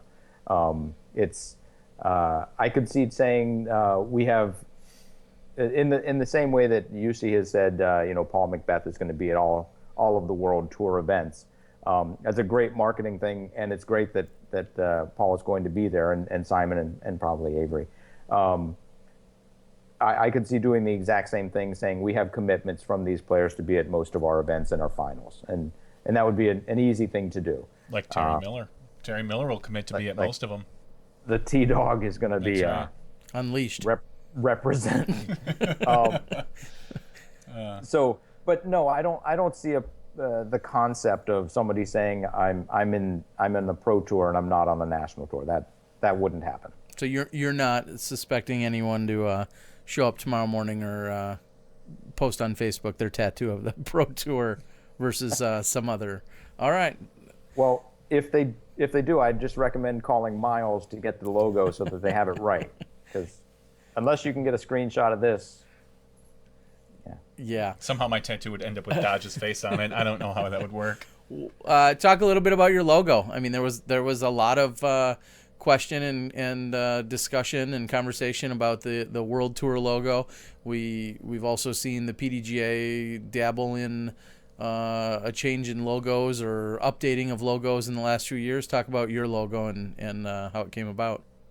Well, I wanted something really different, but the NFL already took that. So, no, in all seriousness, I see the Disc Golf Pro Tour as a league, as a major league, if you will, similar to Major League Baseball and NFL and NBA. And a lot of the leagues, just like the PDGA, have this square, tall square logo. And in the U.S., we tend to use red, white, and blue in our logos. And actually, Miles from Paragon had this logo created. I think the basket is a really wonderful characterization of a basket. It has a band which Innova added to the basket, but it also has the circle on top, which DGA put on the basket. And I think it's a fantastic sort of compromise between what a basket is, because if you do one or the other, it's obvious what you're putting out there. Mm-hmm. Sure. So we wanted to be ambiguous about the whole thing, and Miles put together a great logo there. I love the red, white, and blue, and I love the fact that it's comparable to the other sports leagues. That's what we were going for. Sweet, I like it. I do too. Good. Now, are you going to be doing any sort of fundraising for the tour, as far as specific plastic, stamps, limited edition, and what companies are you aligning with? We need all the deets, like now. 100%. We have 200 Smashbox discs that we've already created. Really? Tell me more. Oh, wow. Yeah. So anyway, Terry, if you want to make some Smashbox Vibrams, just give me a call. I'll hook you up, brother. Good call. Okay, I will. Yeah. I will. And we'll make them super special. All right. They'll be square. Along those lines, I could absolutely see Pro Tour merchandise coming out, whether it's discs or five-finger shoes or whatever it is. And none of that has been worked out. We're still working on our tour partners. We're looking to get 4 to 6 manufacturer partners who want to help us put on this show. We're also looking for the presenting sponsor, and then a bunch of smaller partners who want to be a part and shown at the events. So we're working on our sponsor deck right now, and that's going to have a lot to say about what kind of discs we put out as far as fundraiser discs. I think that's going to be a question that comes about, and maybe even I don't want to say a criticism. I think that's a little strong of a word. But when Disc Golf World Tour is announced, obviously UC has the Innova ties, Discmania ties, so on and so forth. And with that being said, there's just, well, people are wondering if the tour is going to be more or less an Innova-based product over at the Disc Golf World Tour. And I think that it'll be interesting to see how it plays out for you, whether it's a manufacturer inside or outside of our sport, and if that will shape or mold anyone's opinions. Well, right away, think about the tour. You got Steve at Vibram, Nate with Discraft, Kale with Prodigy. Yep, go on. I'm listening, brother. I'm listening. Jim Van Lannen, the Rolling Ridge. Yeah, that's kind of not lots of different support. Yeah, so you've got different support everywhere. So I mean, right there, you can already see that there's a more diverse thing than the Disc Golf World Tour. Not to say that's any better or worse, but it's pulling in different directions. I will say that the question about will I continue to head up Vibram while doing this, I thought was a very good question, and it's but it's critical to me that this tour be manufacturer not specific, or independent, I should say, and that, in my opinion, that has to be the case. So 16 is a practice year. We're going to work out all the kinks, proof of concept. We're going to crown a champion. We're going to give him $10,000. It's not an insignificant practice year, but it's a practice year. And then in 17, it will be the tour will be run by somebody who is not Vibram centric. So long term, absolutely, the tour, in my opinion, has to be manufacturer independent. And that way the manufacturers can all feel comfortable coming on board and knowing they're not going to get short shrift. I've, through the Maple Hill Open and just being in disc golf at the level I've been in for the last dozen years, I have good relationships with most of the manufacturers, if not all. If you're a manufacturer and don't like me, please give me a call. We'll work through it. And they've seen that even at the Vibram Open, when it's called the Vibram Open, I'm happy to tell Discraft, I'm happy to tell Innova, I'm happy to tell the Prodigy story. So we're able to work with all of the manufacturers and get their information out there, and may the best disc win. What would you say is your number one challenge overall with this news and the release of the tour? What is the number one challenge on your plate? The thing that may keep you up tonight or for the next 6 weeks? What's the number one thing that will be on your mind? My personal schedule. That's what it is. Wow. Making sure that I have time to spend time with my family while all of this is happening.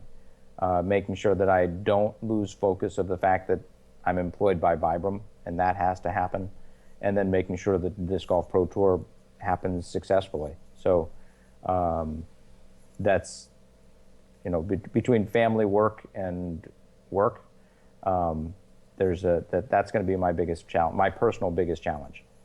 As far as the tour goes, is that maybe you want to ask? No, I think that's a great answer that you just had. I guess I can definitely empathize with that. But yeah, how about from the tour's perspective? What do you feel is the biggest challenge right now?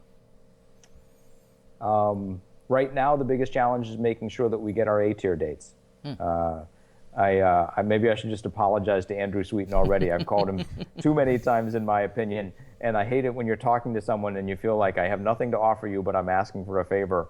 And so that right now is our biggest challenge. And Andrew's done a really good job of listening to me and saying, Steve, I can't promise anything, but I still have to ask because it's absolutely critical to our success that the events fall in our calendar the way we've designed them so that they actually complement the PDGA majors and national tour events. So.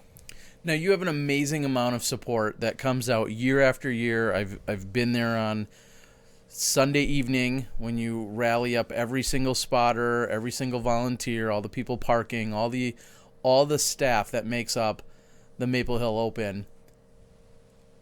And I know that's a challenge. Getting amazing people at any event is always a challenge, and then to have them work so hard and do what they do to pull off the event that you do. how are we going to be able to expand this? Are we getting past volunteerism? How is it going to get taken to the next level? You have a business plan. You have these things in the works. Clearly, there should be some kind of payoff at the end of all of this, not just for the players, but for everyone else that's involved. How do you get it to that next level? The first thing I'll say is you're 100% right. I'm in a very nice situation up here at Maple Hill where I do have an insane, I'll go ahead and say, an insane level of support through the staff and the volunteers.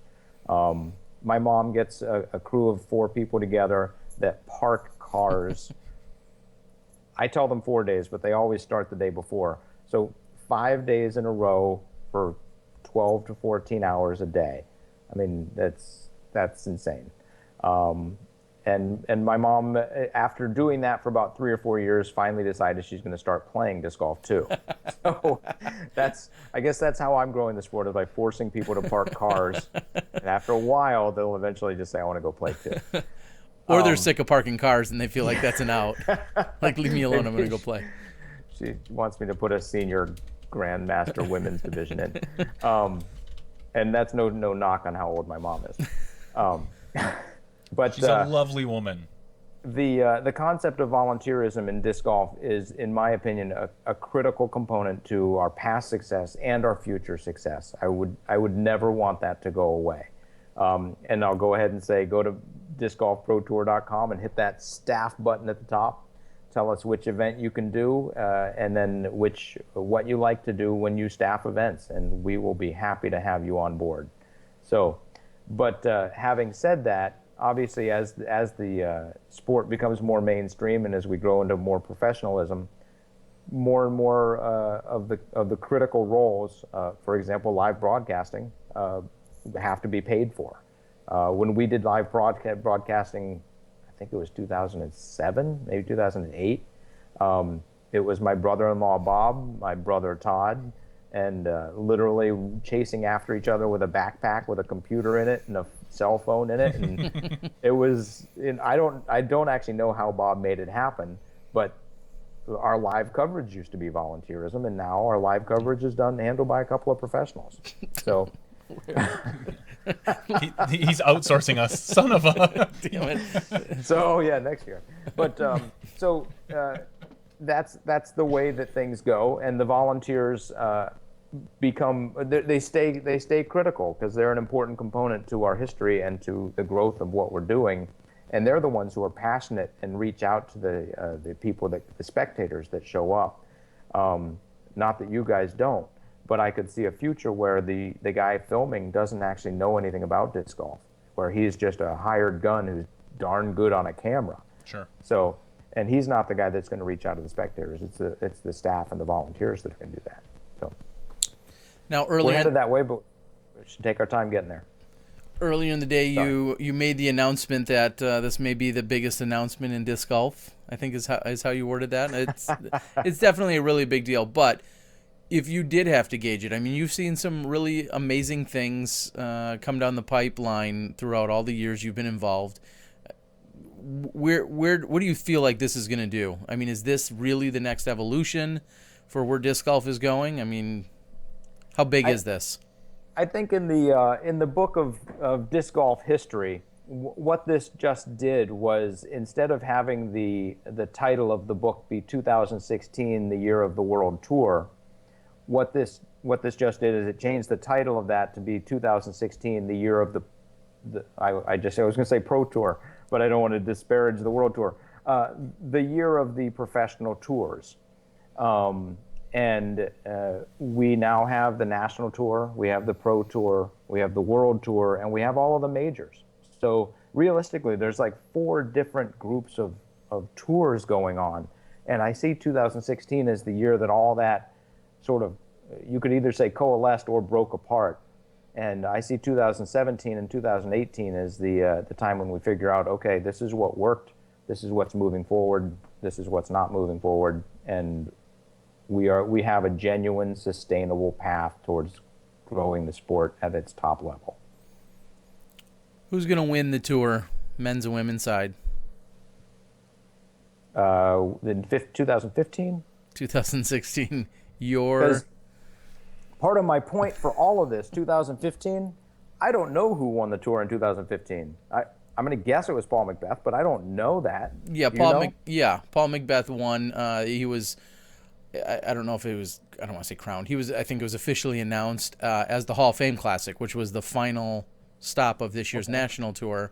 He was then, told him and Paige both won. Okay, that was going to be. I didn't know who won the women's side either, and but that you could say that I'm lazy, or you could say that it's actually kind of difficult to follow the national tour and figure out who wins, and there's no real meaning behind it. So you're crowned it's.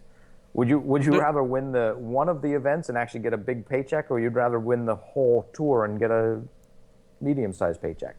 So that's one thing that we're going out of our way to fix with the Tour Championship. My guess is that after those 5 guys play one round, where the winner gets $10,000 and all the other guys get $2,000, no matter whether you're second or fifth, I think people are going to know who won that round. Yeah. No, you're right. So who do you think's going to win it? Oh, next year? Yeah.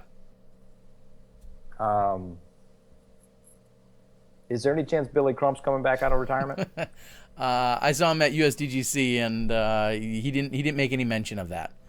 Okay, because that's the name that came into my head, Billy Crump. Okay. Right. On both the men's and the women's side. I was just gonna say. Wow. What about on the women's side? Going on a limb. It'll be Billy with the IE. It'll be Billy Crump. Like Billie Jean. Yeah. Okay. You got anything else for us, Steve? Before you answer that, I was going to say there's a lot of accolades, of course, coming in on the board. I don't know. I don't think you're seeing them, but a lot of accolades, and people are really genuinely excited about everything that's going on. And people have your back. I think people are ready to go, and they're ready to see this. I think they're ready to see more golf. I think they're ready to see a change in what's been going on for the past 10 years. With the 2 different tours.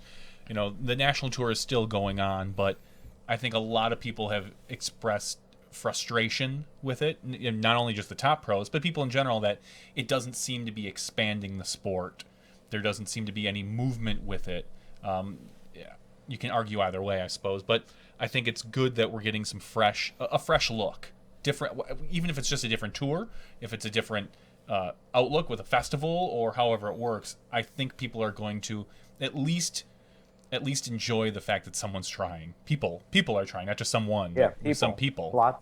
Lots of people, and it's not just you, and it's not just me. No, There's obviously a team behind all of this. Yeah, Well, and it's exciting on our end. Sorry, I was just going to say real quick. It's exciting on our end, too, that we've broadcast at a number of the locations that you've already named. We've physically been there to already broadcast. Maple Hill comes to mind, but then out in Minnesota. I mean, who would have guessed a couple years ago when us 2 yahoos thought, oh, let's go broadcast during the AM Worlds, which we were highly criticized even for by some. Like, what are you doing at AM Worlds? Well, little do we know, 2 years later, that we've already tested, the grounds out there. Yep. So we know that when we go to someplace like Blue Ribbon Pines, which is a phenomenal piece of property, we're good to go there. We've been at the Ledgestone. So from our perspective, knowing that there's just some of these capabilities is also very exciting to see.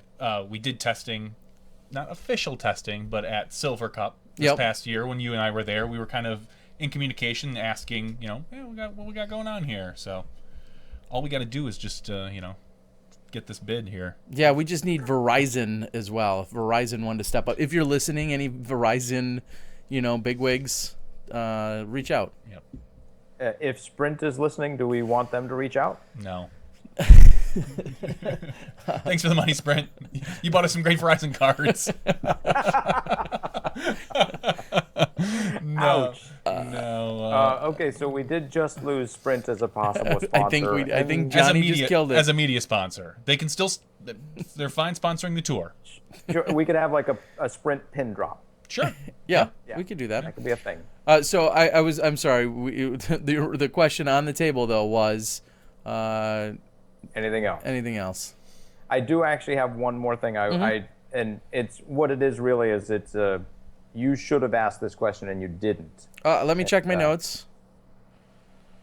So the thing I didn't hear is why.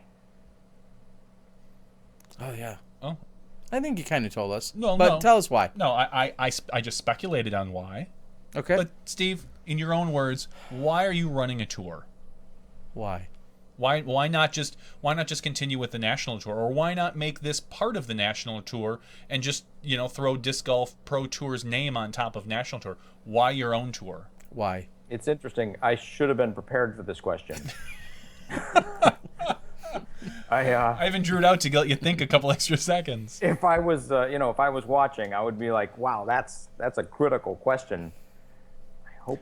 Well, anyway, the short version for me is the sport is growing. We are going to go to mainstream, and it's not a matter of if at this point. It's a matter of when. There's millions of people playing the game, and that number, when you grow 20% each year and you already have millions, it doesn't take long to get to millions. But yeah, do the math there, Johnny. You are a math guy. But it's critical to me that we not lose focus on what makes disc golf special, which is actually the culture of the disc. A bunch of hippies in Fredericksburg taught me this game, and then they took me over to Ultimate, and they taught me that game. And they taught me the concept of the spirit of the game and the fact that you play with honor, you play with respect, you're accepting of other people, you play with your opponent, not against them.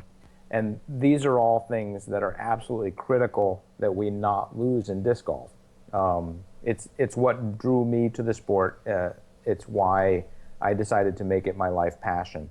I loved rock climbing, I love disc golf, and I said the people in disc golf are who I want to hang with, and that's why I'm here playing disc golf and hopefully running a pro tour. You're going you got something to say? You're going the same place I am. So you hung out with a bunch of rock climbers, but disc golfers are who you want to hang with? I would think you'd want to hang with the rock climbers. Doesn't that make more sense? I would want to belay with the rock climbers, I guess. Okay. All right. Yeah, I like how Terry. We're right there. So. Okay. Well, that's a great answer. And I have one final thing about why the national tour has had so much trouble pushing the sport forward. And we've hit on it, we've gone around it a little bit with the geography question. Where the tour doesn't make sense going across the country. The one of the significant issues that the PDGA has is that the events of the national tour dictate when and where they're going to be. And we need to turn that around, and that's one of the things that the Pro Tour is going to do, is we're going to dictate to the events.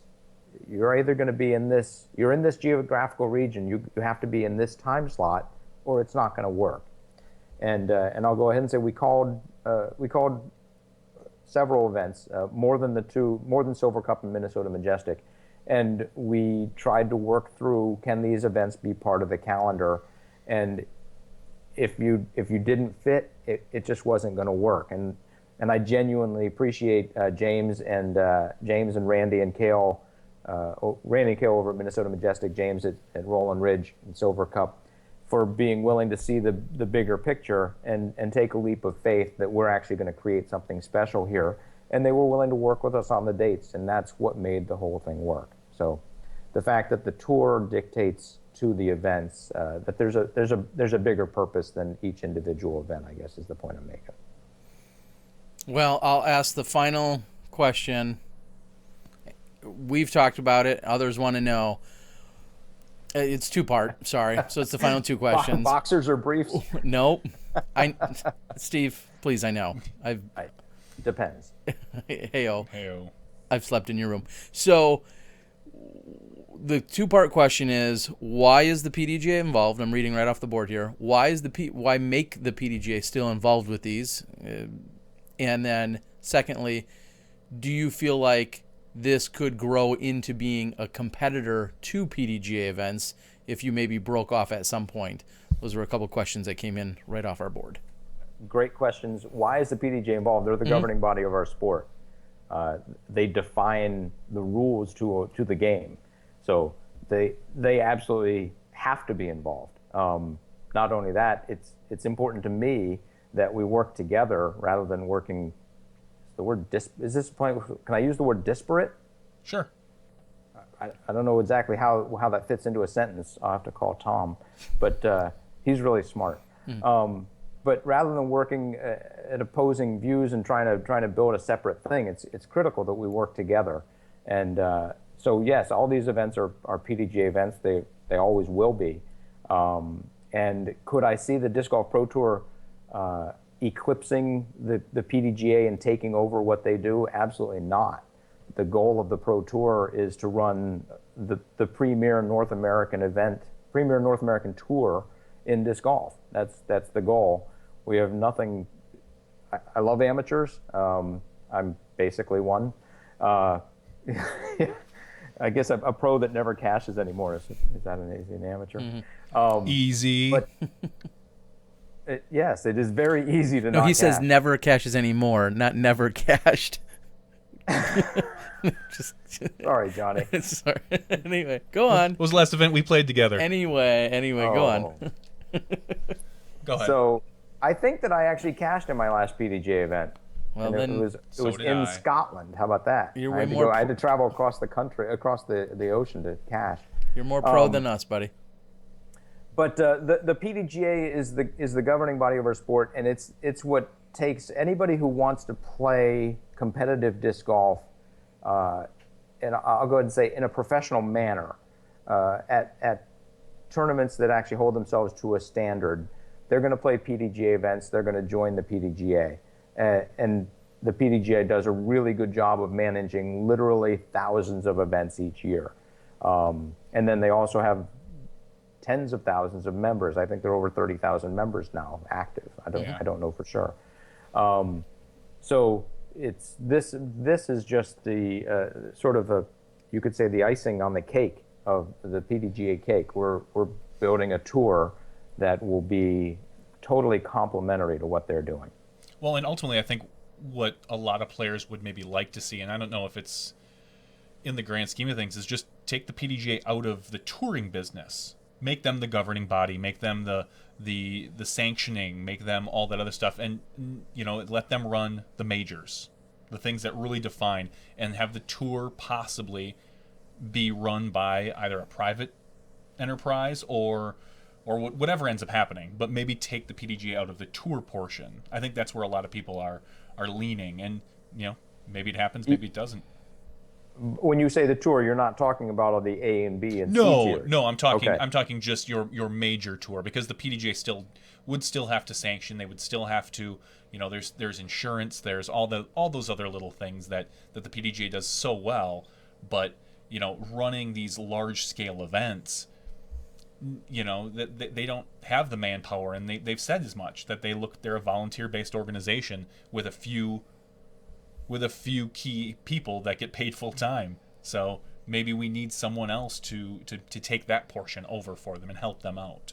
Now, I will go ahead and say that I presume that none of us here are speaking for the PDGA. No. So they don't pay me. I wouldn't want anybody listening to think, oh, wow, that's great. The PDGA is stepping out of Oh, God, no, not yet. Business. So this is just you're postulating some based on what people future. Are saying on the board and what things that I've read on different message boards, and the internet doesn't lie. No. So, and you're on the internet now, so you can't lie. No, pretty much. Wait, does George Foreman really have that many kids? Yes. Okay. And grills. Does not lie. And grills. Yes. All right, Steve, we are going to let you go. We do appreciate you saving your announcement, giving us some details about it. We're excited here at Smashbox for everything that you have going on. Hopefully we're teaming up in more ways than one for 2016 and beyond, and we appreciate it. Thanks so much for joining us. Can I give a couple quick shout-outs? No. All right. See you later. So, yes, of course you can. If you would like to do more reading after you've read through the entire website, All Things Disc Golf is going to be putting out a piece about this. They did a little Q&A with us. Exactly. Heavy Discs is going to be putting out a piece as well as Noodle Arm Disc Golf. Those guys have all reached out and gotten nice nice questions to us, and we've given them some answers that'll start getting published tomorrow and then throughout the week. So if you're a blogger and you want to ask us questions, feel free to hit us up in the contact on discgolfprotour.com. And otherwise, go out there and read and let us know what you think. All right. Well, there you have it. We appreciate it again, Steve. That is discgolfprotour.com. And that is Steve Dodge, the overall mastermind here, and our hero, everybody's lovable hero. So thanks for joining us tonight. Self-proclaimed world's best tournament director in Leicester, Massachusetts. Leicester. On my side of the street. Leicester? Yeah, I'd give you that. All right. On my side of the street, yeah. Okay. Thanks for joining us. Have a good night, buddy. Good night. Thanks. All right. Well, like we said, huge announcement tonight. More so, I guess, huge details to the announcement that the Disc Golf Pro Tour is going to exist in 2016. We'd like to, again, thank Steve Dodge for joining us and giving us all the details. And we can't say it enough times. If you're interested in more information, clearly go out to discgolfprotour.com. And they have a Facebook page. Disc Golf Pro Tour. Wow. Facebook/Disc Golf Pro Tour. They're nailing it with that naming stuff. Yeah. They're doing really big things. So, yeah, facebook.com/Disc Golf Pro Tour will also bring you to it as well. And we have links out on Smashbox. So, by all means, make sure you check it out, see what is going on. I would like to, unfortunately, report a final on the Cubs-Mets score. And looks like the Cubs are they're in some trouble now. Down 3 games, they lost tonight, 5-2. Yep. They were over in Wrigley Field, which is just they've got 3 games at Wrigley, and then they go back to New York. If they can make it back there, yeah, they're going to need to obviously win out at this point. Yeah, so it's not looking good. I don't know if any history is not on. Yeah, on their I don't know side. if any team's ever come back from 3-0. I know some have come back from sure 3-1. But I'd be willing to bet some have, and I'm not about to do the Googling to make it happen, but I'd bet money that some team has come back from 3-0 here. So Chicago, located just 90-ish miles, 90 or so miles south of us, and well-known fact or not, I don't know, but only I've once. been a Cubs fan for many years. It's only happened once, 2004. The Red Sox defeated the Yankees after being down 3-0. And that was because of Drew Barrymore. And at the time, 2004, I think that was the Red Sox first win in like 100 years, kind of like the Cubs. So, yeah, this is all fitting. Tomorrow is the day that was obviously talked about in the Back to the Future series. And so the Cubs aren't going to win tomorrow, but... well, we'll see. And I don't get to do it often, of course, but my wonderful daughter, PDGA member 40738, Allison Miller, it's her birthday tomorrow, so happy birthday. I won't even see her. She's leaving town for the week. Really? Yep. Where's she going? Vacation. Without you? Yep. Where? Alabama. Oh, they're going down to golf? She's playing in the Mango Junior Cool. Division. No, Good. no. Wife and kids are heading down to Alabama for the week with some of the other family. What are you going to do? I've got stuff planned. Don't you worry. I got plenty. Without me? Oh, yeah. Oh, yeah. The good stuff is going to be planned. That's no fun. So, anyways, happy birthday to my daughter. I had to get a quick dinner in with her tonight because they're leaving at 5 a.m. tomorrow morning. So, won't even see her because she knows it's podcast night. Now, I saw Kevin McCoy on earlier. I see Courtney McCoy on now saying, the wife kicked me out of the bedroom, sleepy, sleepy. I don't know what's going on in that family. So I don't know if we want to know, but Kevin, we feel you, buddy. I know you're as big of a Cubs fan as they get out there. Yes, he is. And not looking good by any means. So anyway, I think we can move on. Another segment. If we're going to get back to the whole idea of actually having segments, we can kind of sift. I don't want to say sift through. We can move through a few other things. Sure. News and media. Social media usually is what we're talking about. Did you see anything in particular that jumped out to you for social media? No. All right. Well, there's something I didn't see, and that's a trick shot by Simon Lizotte. No trick shot on Tuesday. 2 weeks Simon, in a row? Disappointed. You've. Is it the off season? Is it the trick season off shot or off season trick shot? Wow, those words all came out jumbled. Tricks have off seasons. Maybe.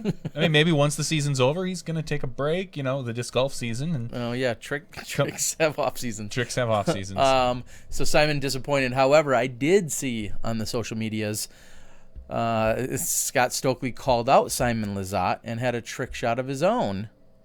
And you're going for the humor, and I can appreciate it, and you're doing a lot of great things. I guess I wasn't as amused, and I'm just one guy. What was it? Can you explain it for the audio viewers? I very much can. And it's funny because I knew exactly where he was, so I kind of saw the setup the second I pretty much turned it on. But Pete May, who's one of the best table tennis players in the world, or has many titles, Pete May bound Stokely's right arm to his body using like a bungee cord. He bound his legs together using a bungee cord. Then he blindfolded him. So Stokely threw left-handed up over his head and still made it into the basket, which is the enormous basket at the Hippodrome. Like the one that's actually taller than him. Correct. The just enormous basket there, and he made it in. And so he was playing along and said, Simon, I know you do a bunch of great tricks, and they're great and all, but I got one for you. And that's what he did.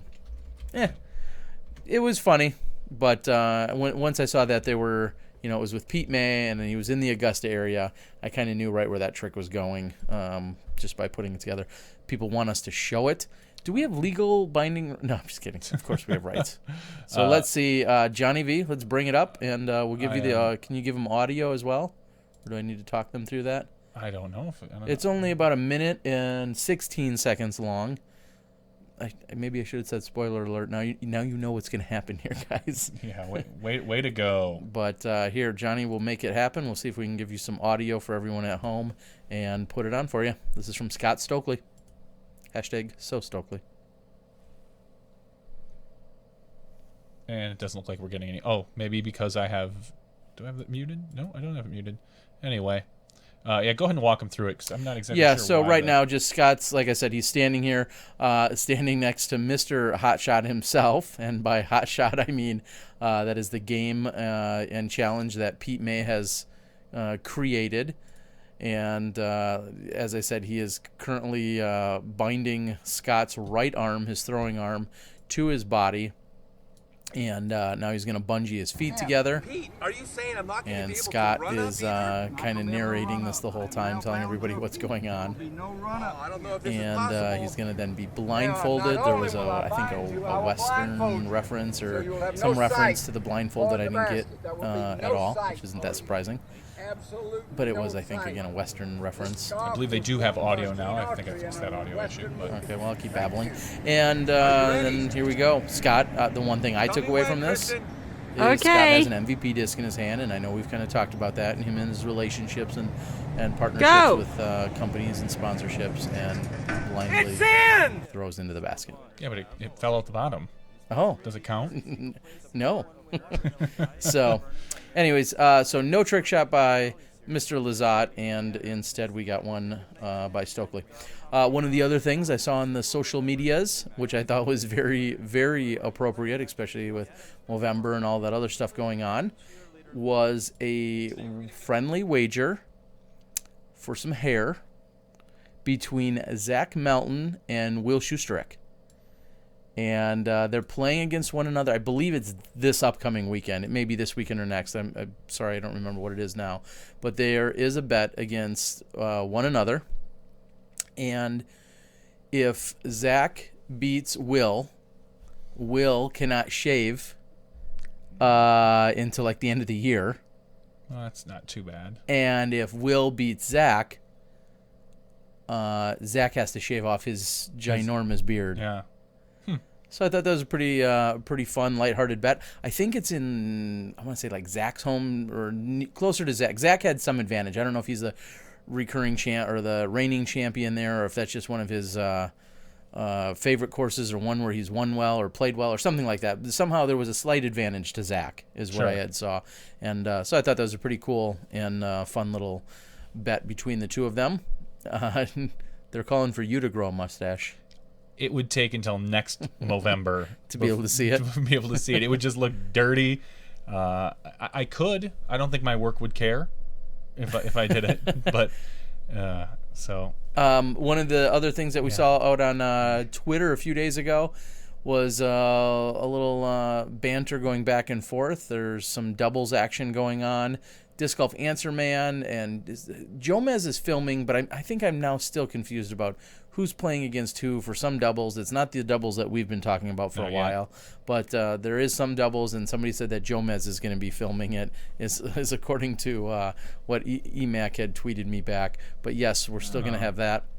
Harmon Hills, Tennessee is what Lance is telling us on the board regarding the bet between Will and Zach. Chris says that the Pro Tour dates are announced, and one of them is in Vermont. Yes, very much so, Chris. That's where the finale is happening. And there were some people that were maybe just joining in that didn't catch the announcement from Steve Dodge. So the discgolfprotour.com, you can go out there, and Smuggler's Notch is out there as the finale. The final one and the finale. Yeah, and which is something that's really interesting. Jeff and the rest of the crew had come up with this solution, is that there will be and this is what confused me why Dodge, caught me up a little. There will be a regular event. I believe it takes place like on a Friday and Saturday, or Thursday, Friday, Saturday, perhaps.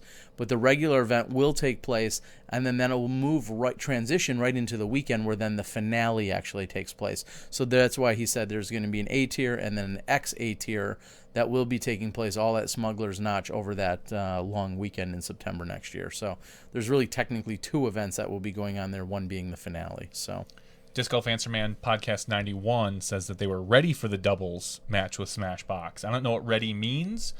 I don't know if that means that, get in our that state. Bobby found some game, or maybe Emacs just going to clone himself. I don't know. I don't know how this works. One of the things actually I did want to address, I've been reading a lot about USDGC. A lot of questions that have been coming in. Questions that have come in regarding the fourth round of coverage. And we, of course, were contracted to do live coverage of the fourth round. Nailed it, mostly. Sort of. So there is a 4-hour round out there, but people are asking, when are we going to see the condensed round? And I'm going to go on a limb and say right now, I don't know. Yeah, that's not us. We do have some footage. We handed all of our footage to Spin, so they do have a copy of that. I don't know if their plan is to cut anything together or not. We are now allowed at this point to put anything we want up about USDGC on our site, and I would cut together a round. Unfortunately, our video is kind of split right now across the country because Joe took his footage and over back to Portland with him. Yeah, so I did reach out to him, and we need to get him to send that those cards over to us if we're going to cut together a version of the final round. But as of right now, if you have a question about final round and whether or not Spin TV is going to put it out, you have to reach out to them. There's nothing we're not really privy to that. We're not privy to it. Yeah, we were just subcontracted for the live stuff, which, like I said, nailed it. And it was all right. It was all right. And whether or not they're going to release that. So I hope they do. But I'd like to watch it. There has been quite a lot of questions about it. And I don't know if Spin TV is working on it or if they're just oblivious to it, that maybe people want to see it. I don't know. I'm sure they're going to get it figured out one way or another. But we just wanted to. And maybe they're putting together some really awesome, super cool and we thing. Just wanted to stress that our responsibility, and this isn't like a matter of like passing the buck or anything silly like that, but our responsibility is obviously to cover the live. So as to what their plan is or what the rest of the media plan was, we weren't even really privy to what exactly it was. So there, as you said, they could be working on it as we speak. There may or may not be one. We have no idea. But we just wanted to let you guys know that we are not officially on the hook, so to speak, to provide one to you.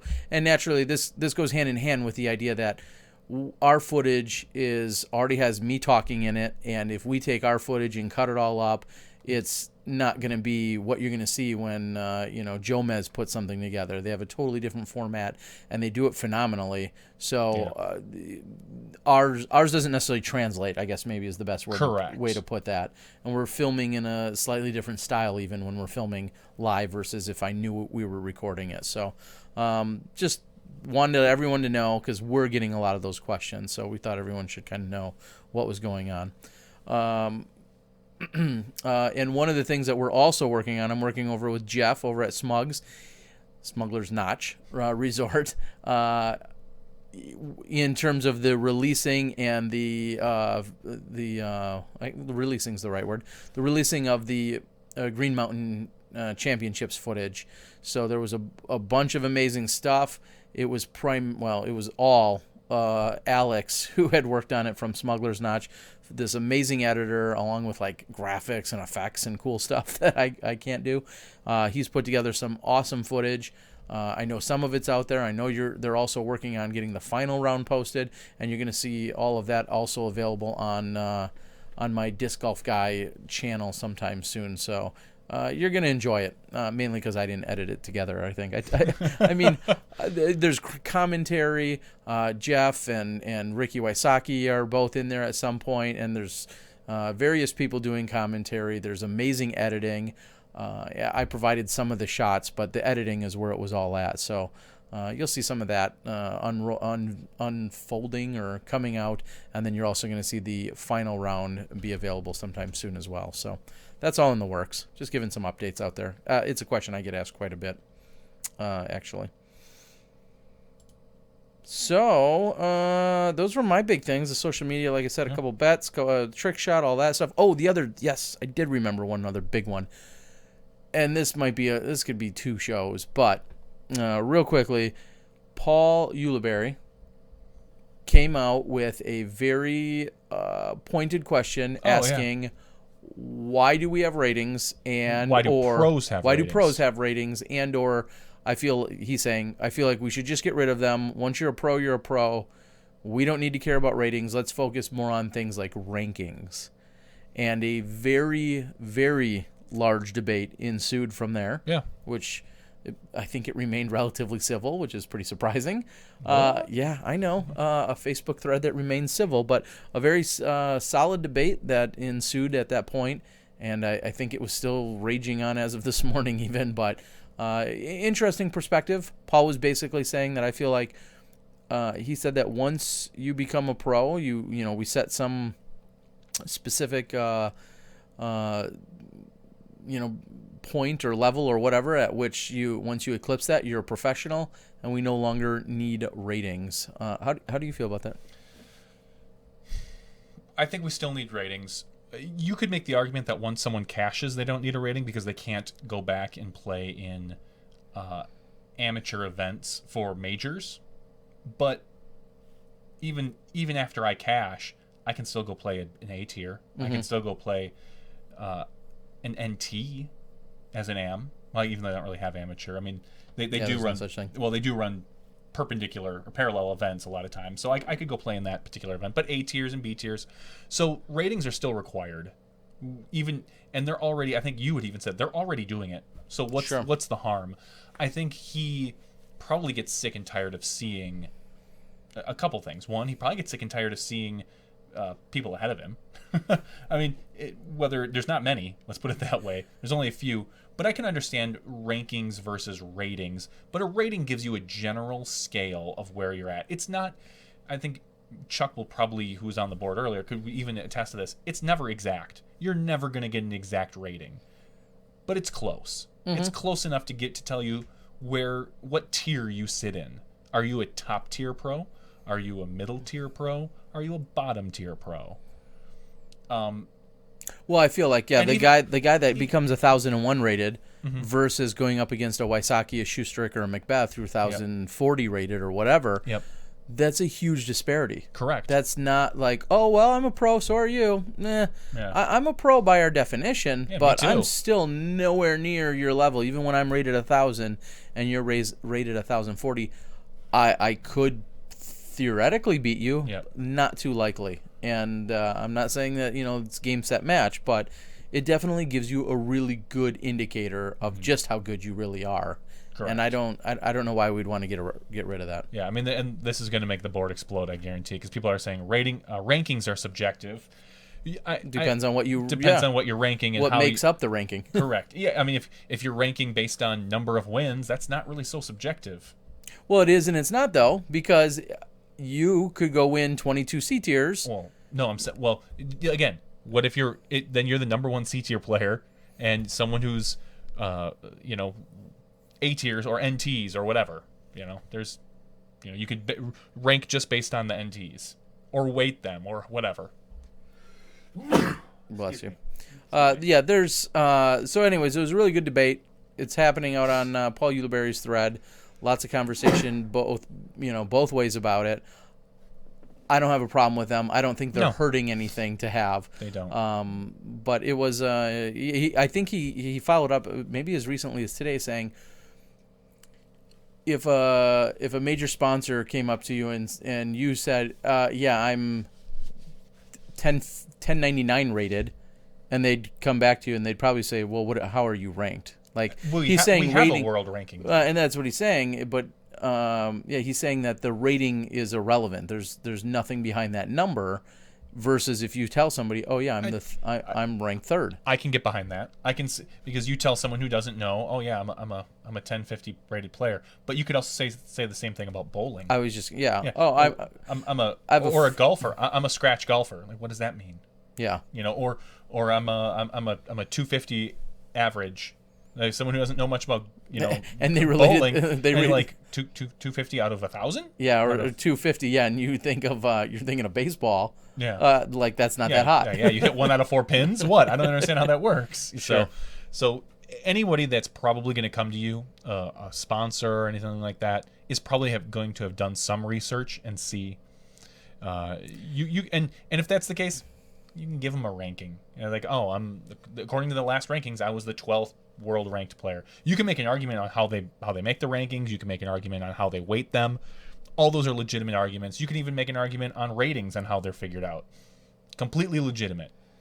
But to say that we don't need them or that you should get rid of them once you become a pro. Josh chimes in saying, I agree we don't need to get rid of them, but maybe stop using them so much. Maybe stop placing them next to every name at every tourney. I don't know what it's harming, I guess would be my only response to you, Josh, when you're saying that. What does it harm by, oh, well, he's rated 1050 and this guy's rated 1002. That gives you a really good snapshot.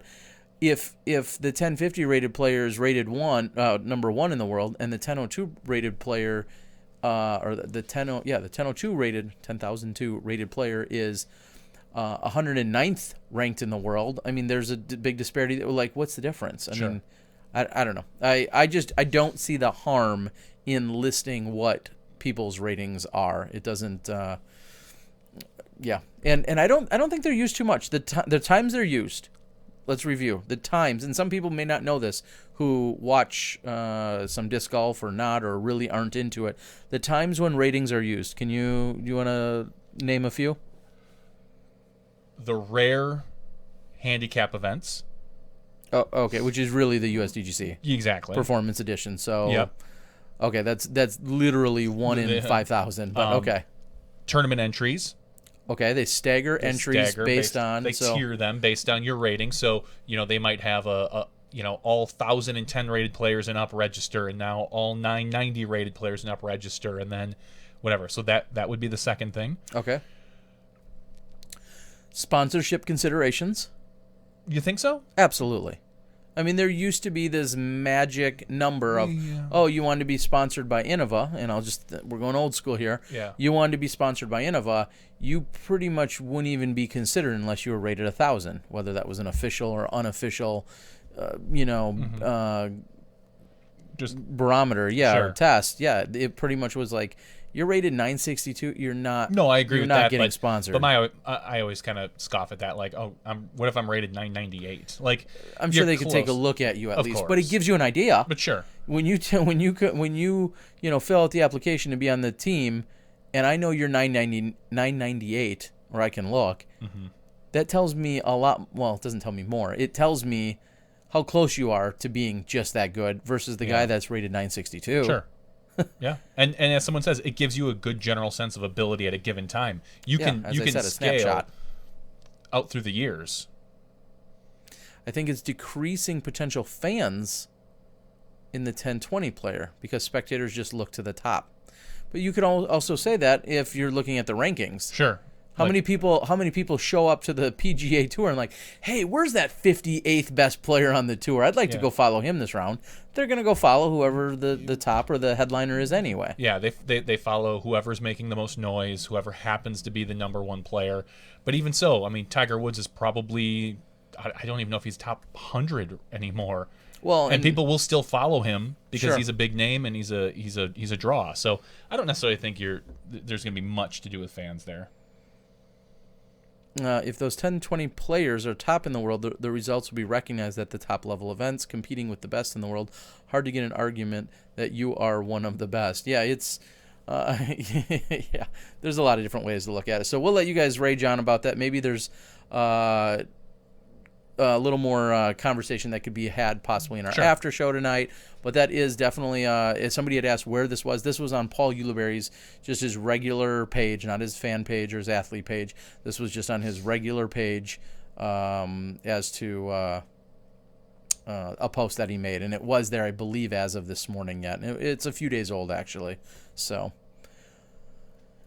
Anything from our good friends over on Disc Golf Course Review, which I believe is the if somebody wants to get in a raging debate and or be useful, they can do that too. Disc Golf Course Review forums is probably the number one place. Can anyone dispute that? Maybe I'll throw it out there that way.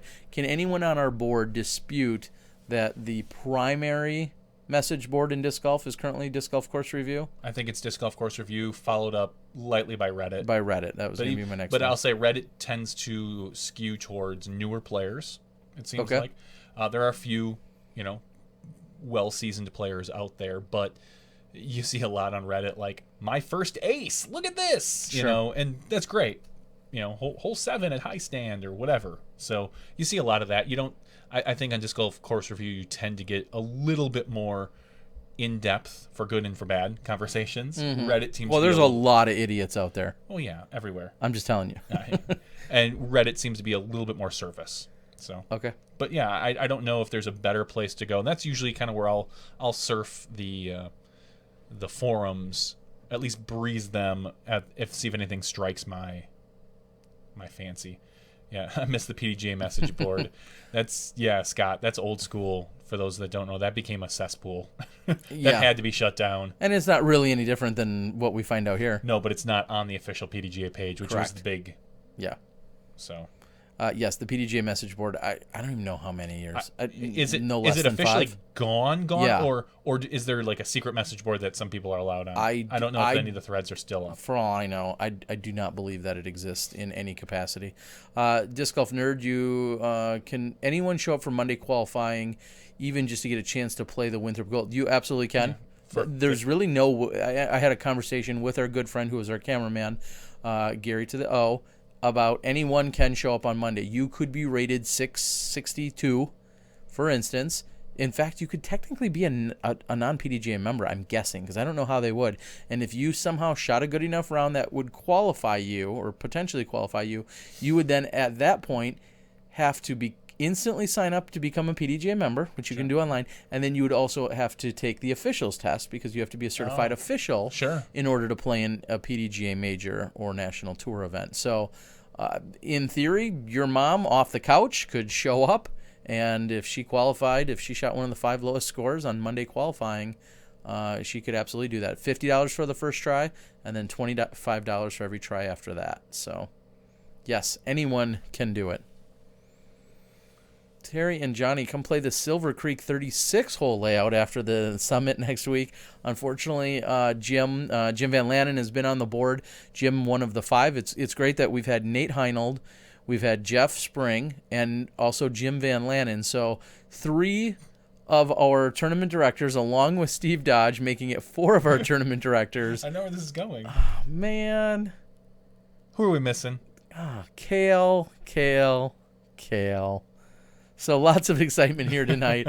All of the tournament directors except for our boy Kale, have been in here on the board. But to answer you, Jim, I apologize. I will not be coming to the Wisconsin Disc Sports Summit in another week and a half or so. I'm going to Vegas. You are officially going. I bought a ticket. I hope I That's am. So I'm going to be going out to Vegas thanks to Legacy. Legacy is the title sponsor of the Halloween event going on out there. They have, here's some good information for all you Smashies. Not only will I be doing some video blogging out there, hopefully some disc reviews and some other stuff working with our friends over at Legacy, but also possibly some testing for the signal out on the golf course that they're using. Oh, sure. Just to see if there's any possibility of live broadcasting to maybe Gentlemen's Club Challenge, possibly. So, Interesting. just throwing that out there that we will do our best to see if we can do some signal testing. Now, we hinted, and nothing's official until it's official, that we will probably be doing the coverage for the Disc Golf Pro Tour. We're going to force feed that on Steve. Yeah. I mean, whether he Shove likes it it down or his not, throat. we'll show up. Yeah. And, You're like, oh, and then pick his pocket because we need to get paid. Yep. But does that exclude us from the World Tour, Terry?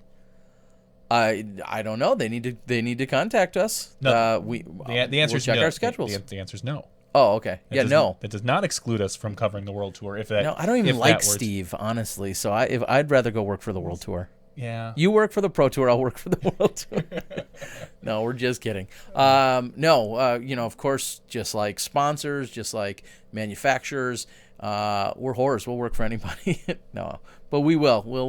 We want to spread the good love of disc golf and the live disc golf out there. So, your event, you're running your club picnic, and you want it broadcast live. We could do that. We could. With the right amount of money. Just let us know. So, Winthrop. Okay. I think. Oh, Steve says he'll take you. He knows where his bread's buttered. He's got the technology guy. Wow. Steve, I thought I was something special to you. Sharing your room all those years, all those late nights. And this is gonna get awkward real quick. So let's Not really. let's talk real quick All right. about. Do you have any picks? Did you come up with a pick? Let's close. Oh, sure. I'll give you a pick. All right. Well, first I'll give you my pick, Okay. and it's a pretty easy one. It's So original. I know it basically crashed the internet last night. A Kardashian. No, Lamar Odom. no, he crashed. No, it was the Star Wars trailer. Is it funny that I didn't see it? No, because if you didn't watch Monday Night Football, you wouldn't have seen it, and because it was basically the first thing at halftime, and then it was. I mean, I'm sure you saw links to it all over the Actually, I all over didn't the even Facebook. see that many links even. I saw at least Which a is good 10 or 12, which is crazy. But So needless to say, I'm extremely excited for it. I already have my tickets for opening weekend. I bought 3 tickets for Saturday's showing. I'm not going to. in what is it, like December 17th or something? The 19th. It opens the 17th. I'm going on the 19th. I bought tickets now just to make sure I have them. I bought 3 of them for a couple of my buddies. Yeah. I told my wife already that not to expect to see me that weekend because I may go see it 2 or 3 times. Because I'll take my little one, take my boy to go see that for sure, and I'm gonna go see it on a late show. So I'm really excited, and it's not too original, but it did literally crash every single theater website last night. You could not get on last night to order tickets. Not even on like Fandango? No, Fandango was down because a lot of them use Fandango in the back end. Okay. So when I went to Marcus, I went to AMC. You couldn't get to the website. I got sneaky and went on via my iPhone app. I was able to get on, but not order tickets. So this morning I woke up and I was like, oh, what if I can get on now? And I got some Saturday tickets. That will be have the largest opening gross weekend of all time. It will be no doubt. Well, you probably could tell already because all the tickets are sold. Yeah, I'm not going on a limb and saying it'll probably be the biggest movie of all time. It will beat Avatar. It'll beat Titanic. Will it be Back to the Future 4? Yes, because there's no Back to the Future 4, and there never will be. Okay. So, yeah. Wow. Yeah, that's what I got. That's, again, not a surprise coming from me. So I'm excited for it. Or the rest of the billions of sheeple out there. Yep. People that are going to see, you're going to miss out on basically one of the biggest things in the world. And I'll be okay with it. I know you will. I'm just saying. I'll be okay with it. All right. New segment, JVD Nerd Corner. Yeah. Well, this is a little bit out of my, I don't want to say comfort zone, but a little bit out of my norm of I don't know how to word it. Your comfort zone? Not really comfort zone, though. It's just out of the, it's a little unusual for me. I'm going to go with my pick is a series of shows. I actually got, I'll say, a few minutes of downtime this weekend, hanging out with my good buddy, Mike Schwieger, up in the Appleton area. And I'm going to say The Leftovers. And it's looks like something you watch. I haven't actually. I've got them downloaded, but I haven't quite. See, I'm way ahead of you, bro. I haven't had a chance to watch them all yet. And it's apparently it's at H. I knew nothing about it. I walked into their house. They were watching TV, and I got sucked into 4 hours or 4 episodes or so of it. And I watched The Leftovers. As you know. It's not really something I would normally watch. I probably wouldn't have come across it on my own and then be like, oh, I'm sucked into this. It was put on in front of me. I was able to relax and do a few other things while it was on, and now I'm somewhat invested, and I think I've got about 4 or 5 episodes in on season 1. So Leftovers, HBO series, very odd. I guess. Yeah. The premise of the show is that at some point. Don't ruin it for me. No, I don't understand. At some point, like 2/3 or half the world just vanishes, just disappears. They don't know why. Some people assume it's Revelations. Some people just assume aliens. I'm sure, and it's a grim, dark series. My understanding is. So I've got them all recorded. I'm waiting to watch them. I don't know if it's anything my wife's going to want to watch, but so I'm gonna hopefully kind of pound through those in the next 6 months or so. Yeah. I'll put it this way. I've watched 4 episodes. I'm not going to go out of my way to follow up with the rest. Like it didn't keep me in that way. But again, that's not my typical genre. So you made it a pick, but you don't even care about it? Well, I just want to throw it out there for people. Okay. Maybe you guys will like it. Yeah. It's by I believe it's by the creators of or one of the writers of Lost. Damon Lindelof. Okay, yeah, that sounds about right. I never watched any of those ever. Not one episode. I watched them all. That's cute. So anyway, welcome Warrior for first time watching live. So this is still the show, Tyler. We're gonna end this pretty quick here and go to our after show where we talk about even dumber things. Believe it or not. Yeah. All right, so. For everyone here tonight, for all of our amazing live viewers and listeners, we hope that you guys enjoyed the show. We hope that you got some great information out of our good friend and supporter and friend of the show in Steve Dodge. We'd like to thank Dana Vici, not for wearing a shirt, but for tuning in and giving us some great updates on the weekend's disc golf play going on all around the country. So for Johnny V and myself, Terry Miller, the Disc Golf Guy, we are signing out episode 58. We'll see you guys in the after show when you step inside the Smash Box.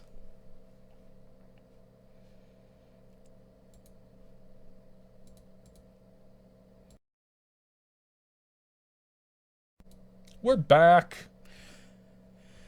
Guess who's back?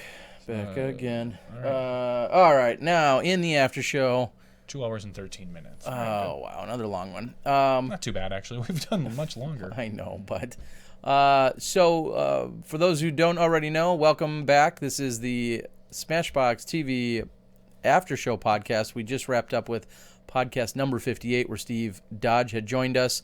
And more often than not, what you hear in the after show, or if you're sitting here watching, you will see a lot more interaction. We'll try and read more of the questions that come in live off of our chat board.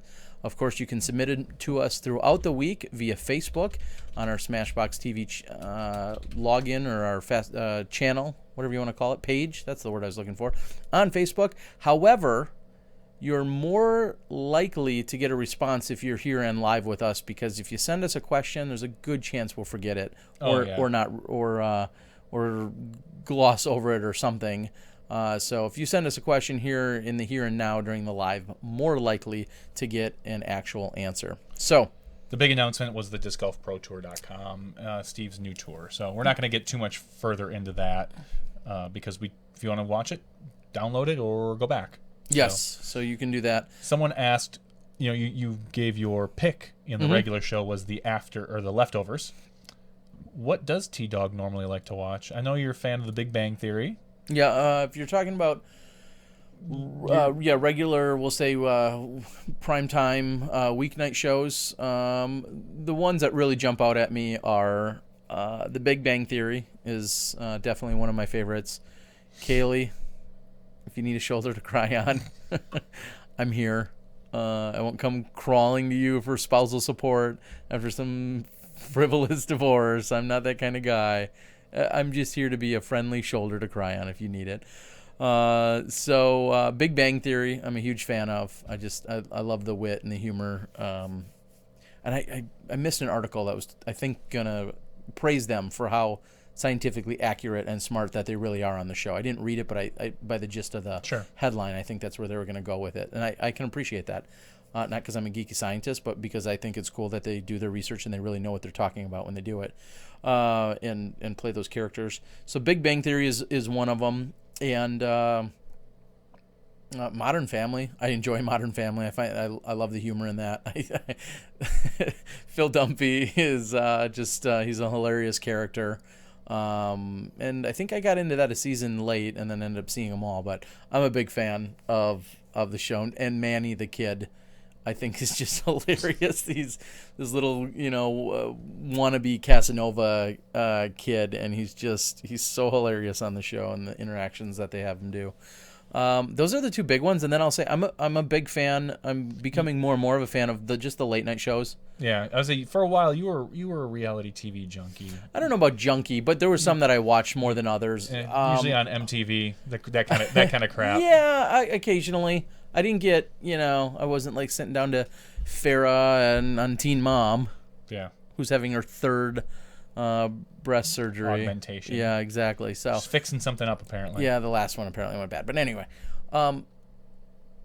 I've just become, and I know I've talked about him a lot on this show, I've really become just such a huge fan of Jimmy Fallon, and I just think he is so incredibly talented. I don't think he's the funniest guy. No, he's very talented. But it kind of does annoy me on occasion how much. Two things. One, how much he really does rely on nostalgia, bringing everything back. I mean, it's fun and I do enjoy it, so I can't rip on it too much. But then some of the dumb games he makes them play. Yeah, it's like I get it. It's because sometimes they don't always work. Yeah, no, I agree. I think some of them are dumb. But in general, it's good. I've only watched 2 or 3 episodes, but I like Colbert. I like his after show. He's a little bit more. Did he just take on his exact format? Does he even? No. He doesn't even do a monologue now, does he? I don't believe he does. Yeah, he does a monologue. Okay, maybe well seated. I don't know. The 2 times I've seen it, he's done stand-up monologue. I've been turning it on late. He's not doing his Colbert thing where he's like, but it's not far. It looks like the same show, but he doesn't have that same character. Correct, basically. but it's very similar. I could have swore the few times, and again, I think I'm usually coming from another channel or something, so maybe I've been there late, but I don't even remember him doing a monologue, and it hit me the other night. Like, I don't know that he does a standing monologue. I will go in, and there's a few people chiming in on the board. Bob's Burgers, sorry, I couldn't get into it, maybe because my wife was letting my 4 and 6-year-old kids watch it, and clearly not appropriate. But I'm not a cartoon. No, you're not. I'm just not a cartoon guy. I love Rick and Morty. It's kind of like a mixture between Back to the Future and Doctor Who. Okay. But everyone says I love Bob's Burgers. I just haven't had a chance to sit down. I don't think you would. No? No. I know. I love Archer, and I love... No. But and I haven't had a chance. Bob's Burgers is, I think... And again, you could blast me because I haven't watched a ton of it. Bob's Burgers goes on the racier say anything for shock value. Bob's Burgers reminds me more of South Park. Okay, I like South Park. I mean, I don't go out of my way to watch it. Yeah, when's the last time you sat and watched it, though? I don't have cable, so I don't go out of my way to watch it. But. Yeah, I don't know. I'm just... I don't know. It didn't do it for me. All the cartoons that go... And whether it's Family Guy and I hate Family Guy. All of those, I just feel like they try so hard to go for this shock value, and some of it is genuinely funny, but it's like they're trying so hard, and it's like they can do whatever they want because it's a cartoon. Sure, that's I don't know. Yep, there's a little whatever. Bit of that. Sorry, Trevor. I'm gonna go out here and say that you never liked Ferguson. You hated him, in fact. I can't stand him. And the other new guy, who I watched last night, who was so bad, I wanted to tweet about it. I thought, again, he was so bad. I tweeted about him a few weeks ago. Slightly overweight. The British guy. Yeah, the British guy. Yeah. I don't know his name. He brought out Danielle Najera, I think is her name, comedian who I actually like. She did really well at the Bieber roast, whatever. But he brought her out, and then it had Johnny Knoxville, and then I forget who the other. It was another. Oh, and Owen Wilson, the three of them on a couch, and he kind of individually asked them random questions, and I just thought the format was so stupid. Sure. And he was not really funny.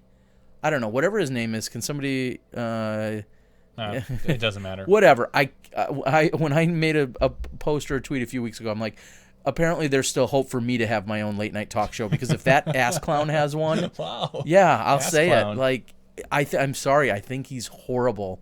I don't know his name and I don't care, but he's bad. Because when I thought that a few weeks ago, and then last night it was like I was flicking through channels, I was doing some editing, and I'm just flipping through channels to have some background noise, and somehow I came to that, and I let it be on. I'm like, I'll give it another chance. The setup was awkward. The interviews were bad. It was he's not funny. James Whoever Corden. he is. Yeah. Thanks, James Corden. Not a fan at all. Bob's Burgers. Someone says Bob's Burgers isn't about shock value. I don't know. I'll have to watch it. I'll see if I get into it. Let us know. Somebody had said the guests love Fallon. Yeah. I'm a big Fallon fan. Yeah. Let's see what else. I'm trying to think what else I don't watch a lot. I guess that would be it. And those are only when I'm flicking through. I call it stupid humor, whatever. Sometimes I used to be a bigger fan of the Daniel Tosh, his show, Tosh.0. It's faded for me. I used to watch that a lot. I don't know why, but it's definitely faded for me. Yeah, I haven't. Again, without cable, everything I want to watch, I find another way. You're so sneaky, and I hope you go to jail someday. Yeesh. Awkward. Yeah, there's a list of shows that we download. Some of them, obviously, half of them are out of season right now, and the other half are in season. So there's a bunch of shows that I'd love to get caught up on that I've never had the chance to get involved with, and that's what a lot of them like. Fargo, I heard is phenomenal, and I haven't had a chance to get into that yet. Walking Dead, I gave up on like a season or two ago, and I haven't got back, but everyone says it's great now. Yeah, The League is funny. I'm guilty that I never thought I'd be the one to be like, I like watching shows on the CW. But Arrow and Flash are both great. Supernatural I've watched since like the first year, and I enjoy it. Don't bother. I don't know. People can argue with me all they want. I think I've watched one full episode maybe of The Last Man on Earth, and I don't know if it was an early one or not. Whenever it was horrible. It was bad. I didn't mind it. The first episode was really good. The next couple were eh. The hard part about The Last Man on Earth is that the character is unlikable. The main character is unlikable, and so he does all these things to try to basically win. He has Kristen Schaal as his wife because he married her because he thought she was the only woman on Earth. Mm-hmm. And then these other people start showing up, and he becomes like this horrible person. So it's hard to root for him as a main character because he's just a jerk. And I watched the whole first season, which I think was 6 episodes, and I have the next 3 on record. I'm waiting to get into them to see if I'm going to enjoy it. I didn't love it. Let's put it that way. I want to go back. Mr. Robot, I've got that sitting waiting for me too. That's supposed to be really good. I'm going to go back on a few of these. What's your guys' favorite disc? I'll say an old school Ontario rock. Probably Buzz for me. I tend to go to a Buzz more often than I go to any other disc. Anything 300 and below, a Buzz is a pretty good shot for me. Kevin McCoy says, I'm only into reality shows. It's called sports. I hope I use the right emphasis there, Kevin. I love me some football too. So. Impractical Jokers, the one thing I don't want to say it. I love Shark Tank, which somebody says too. Yeah. I don't want to say that it's my problem with Impractical Jokers is I'm watching it always thinking, I think I would like to do some of that. I think it would be now that I own a camcorder or two, I always think of some of the funny things that I feel like I should go out and try, and I don't know why I wouldn't. Maybe I need more people out in the field to help with it, but I think it could be pretty funny to do some of that stuff. I've never seen a single second of that show. It's funny. I mean, they're basically a bunch of buddies, and they're telling one guy who's in a situation. They're telling him to do these stupid things, and he's got to try and pull it off and still make it like believable, or not blow his cover that he's so he's in a restaurant and he has to start acting and doing all these stupid things and being rude or doing whatever, being funny, and they're all telling him what to do. Shark Tank, I'm a big fan of it, although I almost never watch it anymore. I've always been a big fan of it. Yep, it's fun.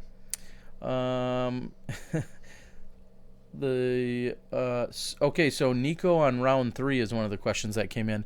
I didn't see the footage. Nico was not on the leader card because that's what we covered. So was it an unhappy Nico?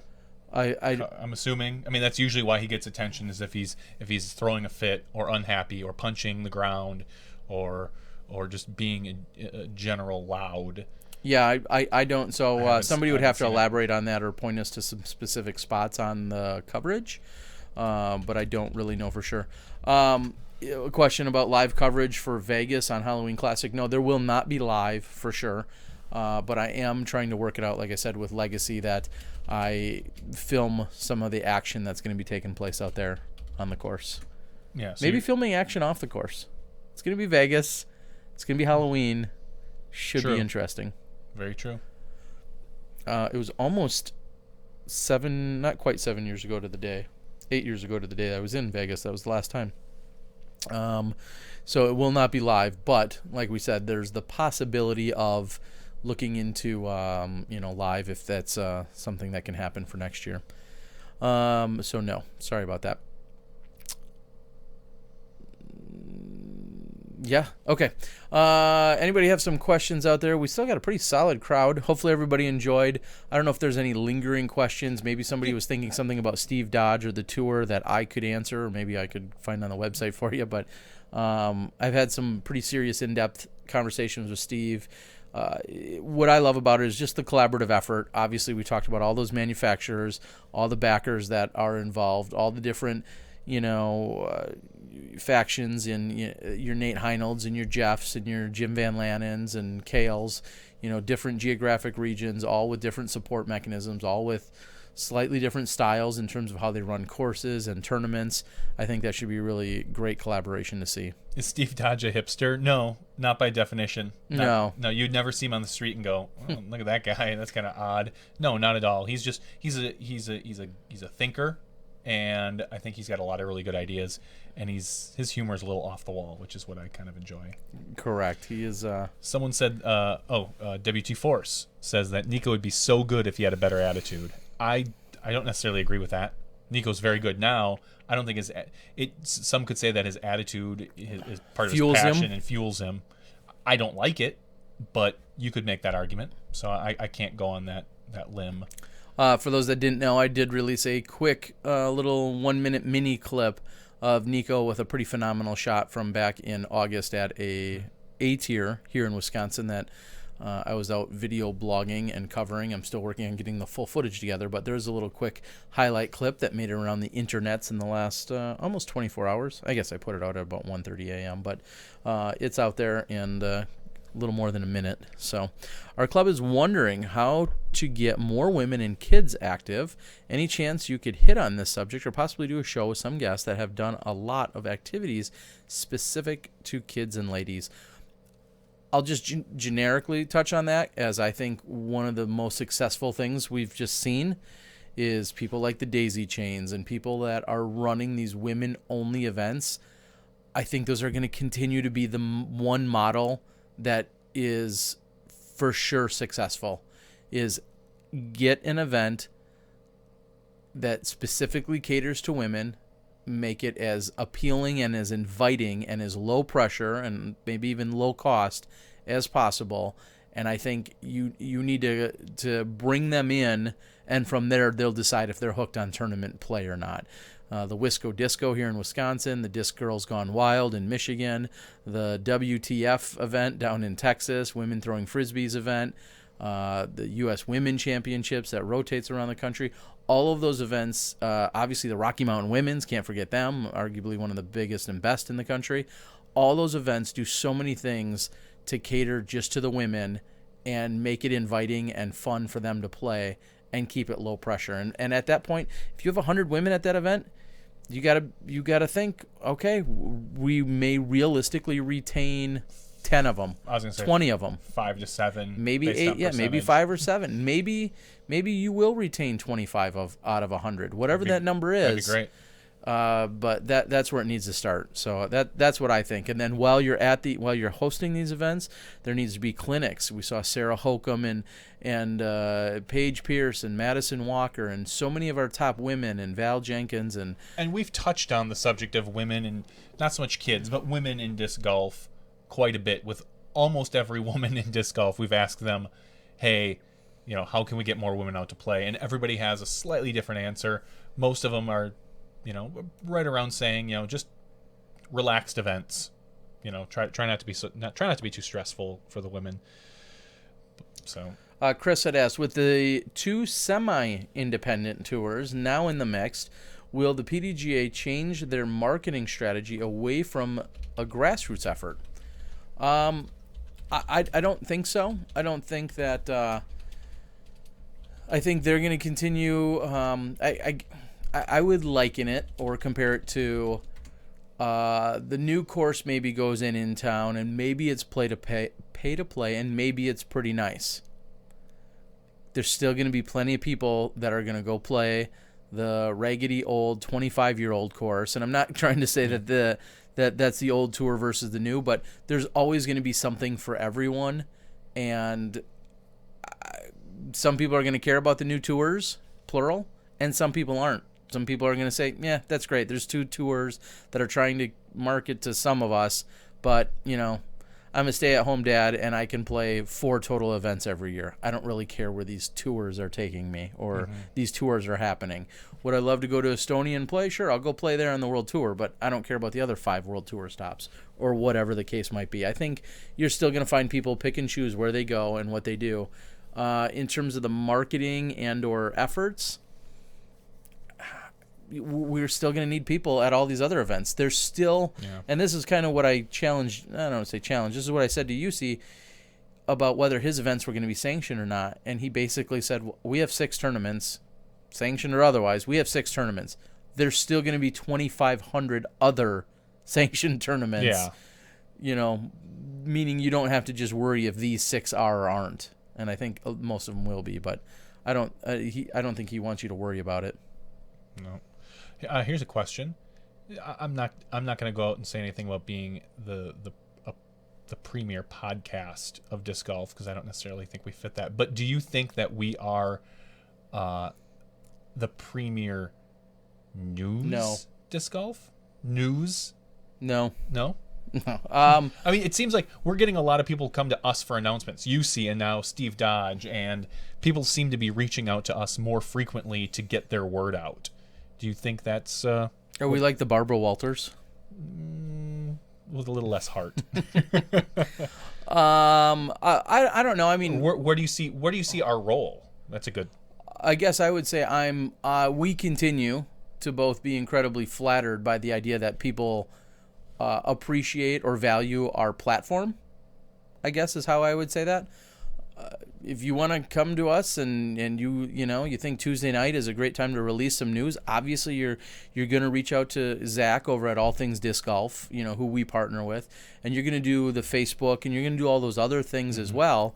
But the fact that we have even some people that want to reach out to us and say, hey, how about I make an announcement there? I mean, Nate Heinold did it with some of his Ledgestone news last year. Like, we're thrilled. We're tickled by it. We're incredibly honored, and we're glad that some people feel like this is a platform for them, and we want to continue that as much as possible. We'll keep secrets. We do. We whisper secrets. We're pretty good in your ear. What? We're pretty. Yeah. And I know that maybe that's a tough question Is that one of the questions that kind of came in off here? No, I was just thinking. Oh. I was just thinking how we've been announcing new things. It seems like once a month, something new's coming out that we have the privilege of breaking, so to speak. And I know we didn't exactly break the Disc Golf Pro Tour because it was out there earlier today, Steve. Or the Disc Golf World Tour. Or the Disc Golf World Tour. Being able to access these immediately afterwards. Yeah, and have them be so accessible directly to our players and our fan base and the people that are out there. I'm a huge fan of that as well. I'm glad we can be that conduit. There's the word. Conduit. Huh? Wow. Yeah. That's 3 syllables, Terry. Yes. Nice job. Like Lisa Conduit Rice? No. Lisa, I don't know. Delisa. Wow. Close. I know. Wow. It was close. Havasu is deciding between the Memorial and Gentlemen's Club. I can't speak to Gentlemen's Club in that I've surprisingly never been to that event, and I'm disappointed in myself. But it's ever since I got hooked on going to the Memorial back in 2005, and I've been to every one except for 1 year. That event has stretched. It was 4 or 5 days, and then it became 5 or 6 days, and then you were doing broadcasting. Last year we showed up on Sunday to do some testing, Saturday to do some testing and stuff for live broadcasting. So the 4 hours north, Vegas was happening, but I'm in Phoenix, and so when that's already like a 7 or 8 day trip, if we're focusing on just Phoenix or the Memorial, and then you add on now Gentlemen's Club, you're adding 3 or 4 days additional to me being gone from my family, which again, I'm mad I didn't go take that all in many years ago. But they continue to build, and they're obviously been the event that happens prior to the Memorial every year. Compared to other sports that are multiple day round match events, do you think that there are more disc golf events on average each week than other sports? That's a great question that I don't think I'm smart enough to know. I was thinking like bowling tournaments. Are there more bowling tournaments than disc golf tournaments? Sanctioned, we'll just say. I would bet there is. I bet there's more tournaments, but obviously, probably not leagues. I mean, bowling has leagues multiple nights and at the same place. So yeah, I don't know. And I guess I would think of something I fell in love with, but haven't done in a competitive format yet, is racquetball.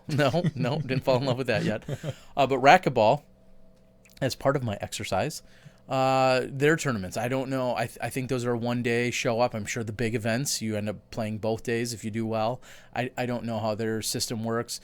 I know some people in the diving and swim meet competitions. Sometimes those are those are usually once or twice a week. Yeah, I bet there could be more diving and swimming events in a year than disc golf tournaments overall, because you think of all the high schools but I mean that's not necessarily a pro sport though.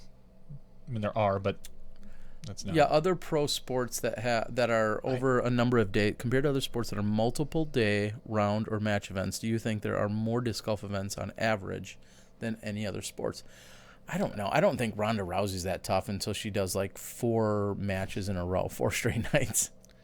Yeah. She's probably the one person that could do it because she never gets hit hardly. Yeah, she's so good. Great. That's like 5 minutes of her time instead of normal 1 minute. Yeah.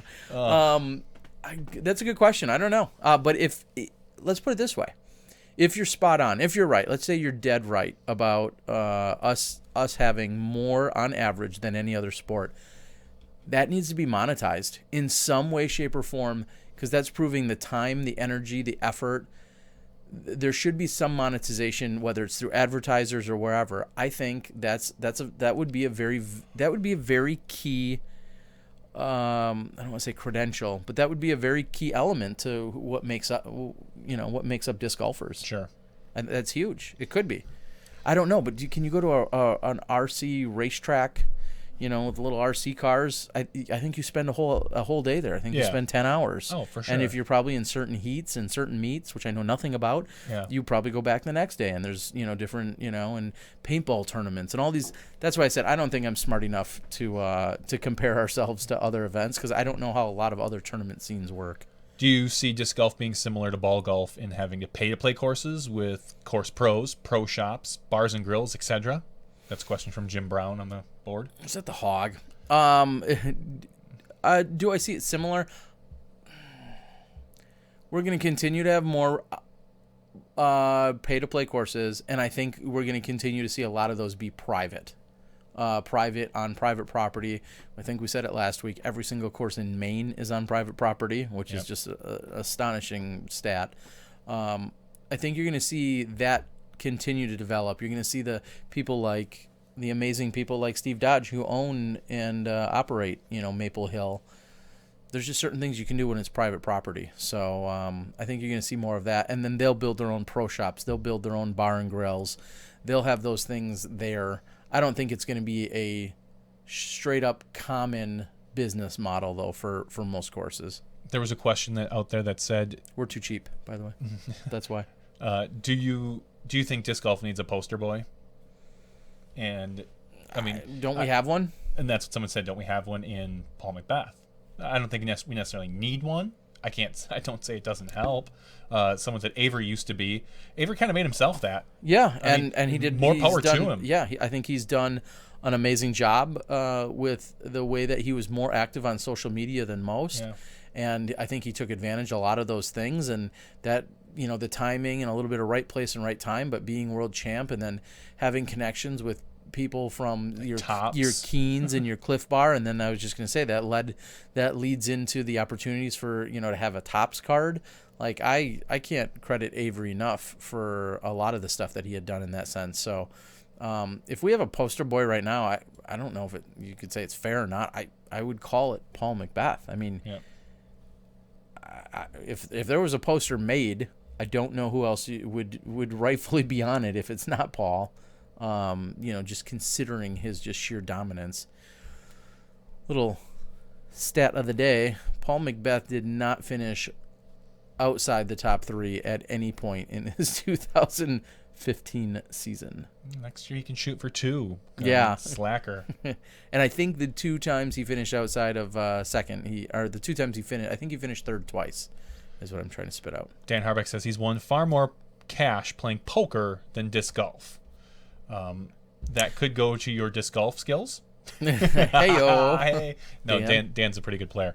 But there was the big poker boom, just like everyone's kind of hoping for that big disc golf boom, that big bubble that hopefully doesn't burst as quick as poker did. Yeah. So, and poker's still out there and still happening, and I'll go once a year and play out at Potawatomi Casino, but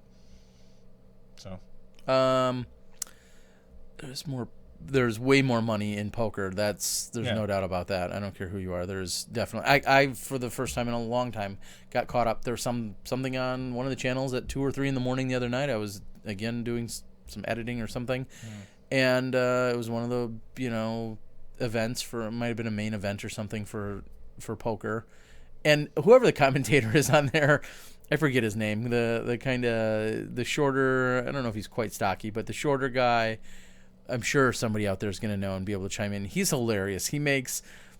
They're not rude, but he makes all the offhanded remarks, and I love that guy. I think he is so funny with some of the stuff he says. Like he's not filtered, and I think he's hilarious. Anyway, and I'm sure there's plenty of people that hate him. But yeah, there's way more money to be made in poker for sure. I think Norman you can be Chad is his name. Even if you're a mediocre poker player, I think you're making way more money. Well, I was gonna say, even as a mediocre poker player, you could get on a hot run, and that's kind of part of the allure of gambling and poker. That yes, the best are going to filter to the top, but someone like me could go to the World Series and play really well in cash. Sure. I get on a hot win it even or whatever. I get on a hot streak. I mean, I'm a decent poker player. I don't think I'm extremely good, but whatever. And I could get hot and win, just like Chris Moneymaker. We don't have that in disc golf. You very rarely are you ever going to see a dark horse win, come up and then have the week of his life. And win you're not going to see someone who's rated 950 win USDGC. It just doesn't. I'll even say 990. 990. Yeah, it's just 990 maybe, but it's not going to happen. Yeah. So there's a little bit of that people enjoy watching, that kind of, I think, random chance, and you get that in a lot of sports, baseball, football, anything, look at the underdogs that win, and look at the Vegas bets and this and that. I don't think we see that a lot in disc golf. It seems like we have a top tier, and those top tier always win. Even in golf, it feels like you might get the occasional, not necessarily a dark horse, but you'll get your occasional guy who's like, oh, look, this guy's, Oh, yeah, never heard of him. He was baking groceries last week. Yeah, there's a few of those that can happen. Yeah, you get that on occasion. I think golf's more dynamic in that way, way more than disc golf. I think that's far more frequent. You never have the 980 guy show up and then just, oops, won the NT this week. Like, it just never happens, which is why I love ratings. Competitive video gaming is lucrative. I believe that. Esports right now is huge. I think this is a great question by Beats 1982, asking who would be the best corporate sponsor for disc golf. I'll go. I guess define best. Yeah, but I'll say best in a generic term would probably be your Nike. You've got the shoes, which disc golfers need. They're one of the largest companies in the world. Mm-hmm. I guarantee you're going to get people arguing with me based on selling out and corporate sponsors, but I think the best one would be probably your Nike, or we'll just say a Nike, Adidas, Reebok type thing. But best is probably Nike. I mean, they're in almost every other sport. I mean, okay. So, what do you think? I don't know. Marlboro? No, I'm just kidding. Yeah. I mean, I would need a qualifier here on the word best, but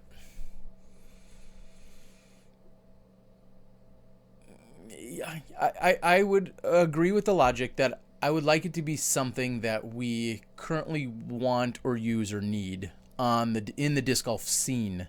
Mm-hmm. As it is, like you think of, Waste Management could come along and they could sponsor our tour for $10 million, and that'd be great. It's hard to get excited about Waste Management, even as a company, it's hard to get excited about them.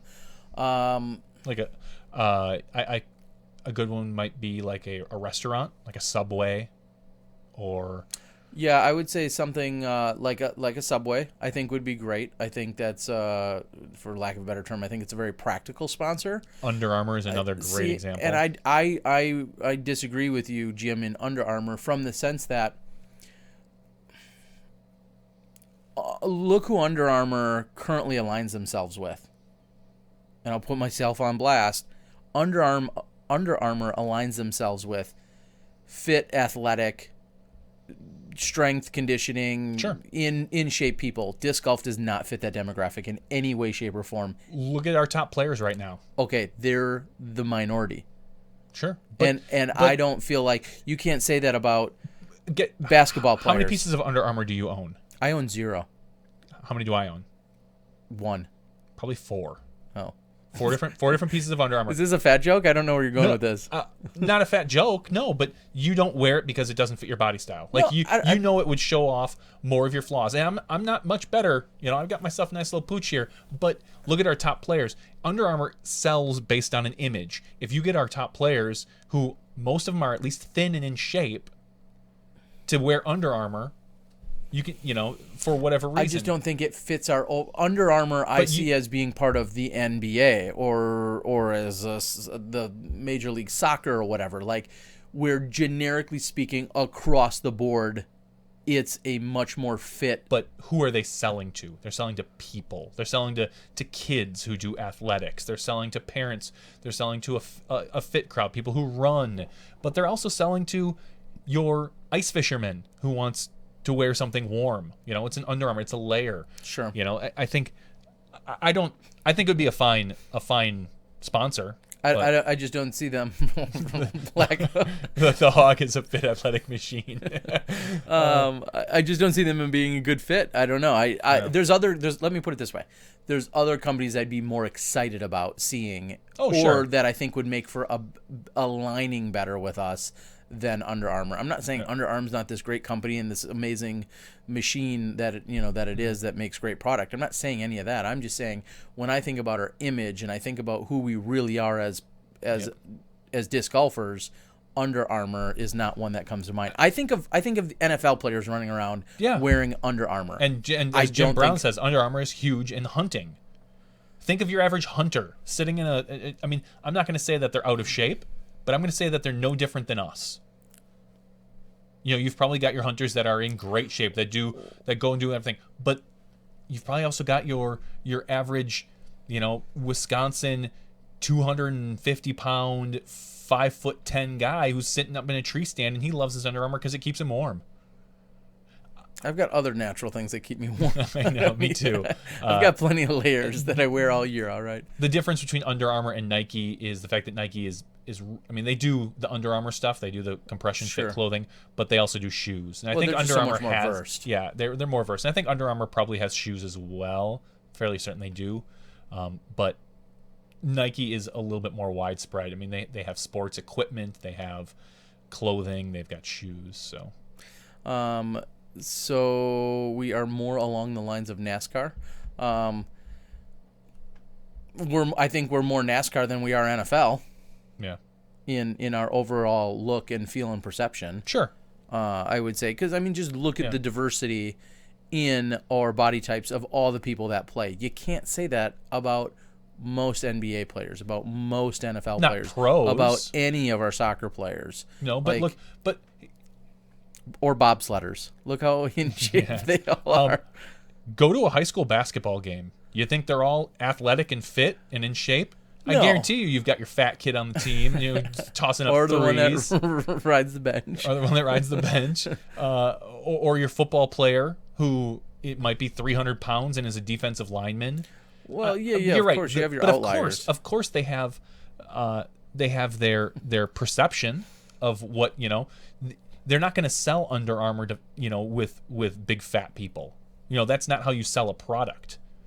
Beer doesn't sell a product with big fat people. Beer sells with attractive 20-year-old people, men and women. That's how they get their product across. And that's what Under Armour does. But Under Armour is useful for any person. I've got no problem. Yes, I think Nike's a better fit, but I think Under Armour is a fine fit as well. The Hog is chiming in. Golf apparel, if you think about it that way, lots of athletic brands work. Under Armour makes fantastic polos and shorts. Our Liberty Club team has Under Armour embroidered items, fantastic quality. Yeah. I also go out on a limb and say, is Under Armour in this typical golfers? Let me ask it this way: golfer? No, disc golfer. Do you see us being the demographic financially for Under Armour? Yes. Okay. We've proven. You know, look at the old demographic ranges on who plays disc golf and their average income and whatnot. I mean, especially the further north you go for, you know, our winter golf, our cold weather golf, things like that. I mean, I know Under Armour makes a lot of good clothing, but it is pretty pricey. But you pay for quality a lot of times. Well, and that's what I'm saying. Is that what our disc golfers do, though? Some of them. That's what I was asking. Anyway, so Under Armour, I mean, I don't see Red Bull getting on board with us ever. I mean, I know Paul Macbeth. If Paul Macbeth can't get Red Bull on board with us, I don't know who can. I know he's had serious conversations with them. He's told me that, and he's, you know, he's promoted and he's worked with them to some degree. We're not a high energy, like, you know, when I think Red Bull, I think of skateboards and people flying through the air doing all sorts of crazy things. More extreme. Just way more extreme. And I think I said it last podcast, we're never going to be in the X Games. It's just not going to happen. I think we're not exciting enough. We're not. Sorry, it's not. Disc golfers are cheap. How about BCG brand over Under Armour? And I guess that's what I was asking, is if there's some element of just, you know, your Patagonias and your Columbias and all these products that some of us disc golfers, of course, go out and buy and invest in. Sure. You know, I've had that conversation countless times with a Jay Redding, who's like, I will spend way more money and I'll get specific name brands and products that I really like and trust and believe in, and then you find your other extremes of so many golfers that are like, I mean, look at Scotty Tuhati, who plays in ripped jeans every single week. Jim Brown makes a great point. Disc golfers are only cheap when they want to be. Look at the $500 in plastic and $300 in bags they're carrying. That's just stupid, I know. But clearly the money is there. It's disposable income that they could be spending on clothing. Yeah, it blows my mind, Jim. The amount of money that does get spent on some of those things. And some players are just looking to fit the part. You know, they think, oh, if I buy this $300 and some grip bag, and I go out and buy all CE plastic that's was around before I was even born, I'm gonna be good. Yeah. And they there's a street cred to that. There is, but why is that there? Because the pros do it? I think so. So if the pros are out there, notion. If the pros are out there wearing Under Armour, that I suppose that will drive. If Paul Macbeth comes out and says, "Oh man, thank goodness I had my Under Armour underwear on today. It let my boys breathe, and I won the event." That might push sales. It certainly could. Yeah, and a lot of us say, I'd buy clothing sponsored by clothing by a company sponsoring disc golf for sure. We all, a lot of us are the hardcore ones. Of course we would. Like, oh, cool, so-and-so's in the disc golf. Look at Keen. They're a great example. They were making shoes and sandals. Suddenly they come into disc golf and everyone's like, awesome, let's get some disc golf stuff. Mm-hmm.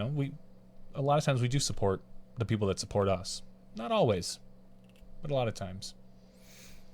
Getting into the apparel business and targeting local disc golf clubs, there's money in the sport. Yeah, there is.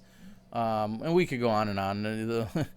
Me being involved with disc golf full-time for, 13 years now, full-time, and, 10 years before that. There's lots of different business models that we've seen work and fail. And well, sure, and myself included. And we've said it a dozen times. The clothing industry is tough. Because you have, depending on what you're going for, if you're going for something trendy, that's super difficult to find the newest fashions and trends and roll. If you're going for something more stated and simple and athletic, like polos, the problem is people can get those anywhere. How is your polo going to stand out versus a Nike polo? So there's a difference. There's a difference in that. And if you go disc golf branded, it's cool. Everyone, you might sell a T-shirt or two to people. Look at.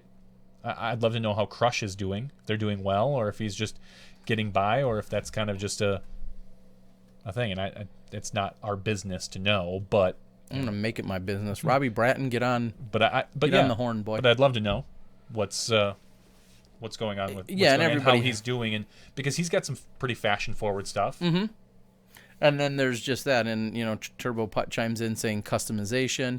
Yeah, there's all sorts of ways. We've got local guys in the Chain Chasers that are doing the sub dyed stuff that can go out and get anything put on a shirt. We saw at the Am Worlds this year, we saw 700 or 800 people get an Am Worlds jersey. Yeah. All customized with their name on the back, and there's a lot of different ways it can go about it. So yep. I wish you the best of luck. I think it's a very, very challenging business to get into, because I think a lot of people are like, oh, I've got a cool design, and I'm not ripping on anyone in particular. I'm just saying, oh, I've got a really cool design. I'm going to make a bunch of these, and they're just going to sell like crazy, and your design may hit or miss. Maybe it's great. It's a really tough market to get into. It's so finicky here in disc golf. Doom Dude seemed like they targeted the high price ends of things for their apparel. Yeah, they were definitely at a higher price point. I feel like they were at a higher quality point. That's a company there, again, I could see supporting them because they're so focused on disc golf. And he's been amazing and getting things out there, and he does have really good high quality stuff. How about DuPont, or a maker of plastic, was one of the questions. That could be done. Are they going to make disc golf plastic, which would essentially just make them like another manufacturer? Because if they're making plastic that we're not using, then no one's going to really care. Yeah, and I don't see DuPont making discs. I mean, I think they're more of a, household goods and wares, or yeah, they probably make the ingredients to make that. Like, you could have a DuPont disc, but I don't know if they would actually make it. I don't know though.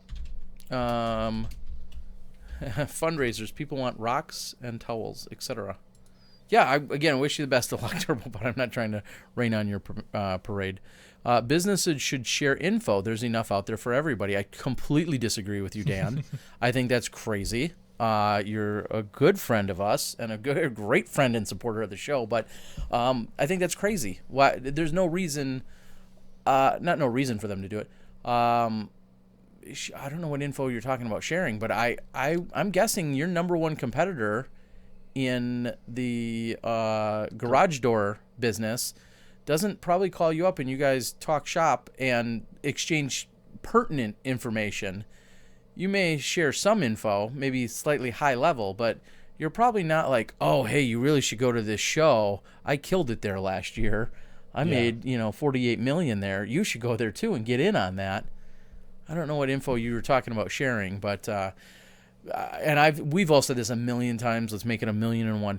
Innova, Discraft, Gateway, Prodigy. Nobody owes it to anyone in the disc golf world to share any of their financials. A lot of people always say, "Oh, I wish they would." Well, yeah, sure, you may wish they would, but there's no obligation whatsoever for them to do so. Yep. They're a private company. I got a kick out of 77 Jerry 84 who says Terry just got me out of bed because I can't comment on my TV. Yes, but I got to say I've torn up every pair of shoes in weeks or months disc golfing daily. But my Under Armour shoes are going 2 years strong. Boom! So I wasn't aware of Under Armour shoes, but clearly they exist. They clearly exist, and they're clearly good. So maybe I'll have to look, because I was at a store the other day just looking at shoes. Like, I don't know why, but I feel like I need a new pair of shoes, and for golfing shoes, and I really don't. But buy some. Yeah, I know. I don't need All to. right. Well, good to hear, Jerry. I've got no problem plugging Under Armour shoes if you think they're great. I think that's awesome. Yep. I think that's been talked about is some of the longevity, because we're so tough on our shoes that everybody wants to get a disc golfing shoe that's I want it to last forever, have great grip, and be waterproof. And I want it for $72. And breathable. Yeah, and I want it for $72. And we're just really, really tough on our shoes. As a sport, we're incredibly tough on our shoes. So that's awesome to hear that you've had great success with yours. I'm a big fan. That's great. DG related tailor items, bags, shoes, towels, water bottles, disc stools. Hard to think of others.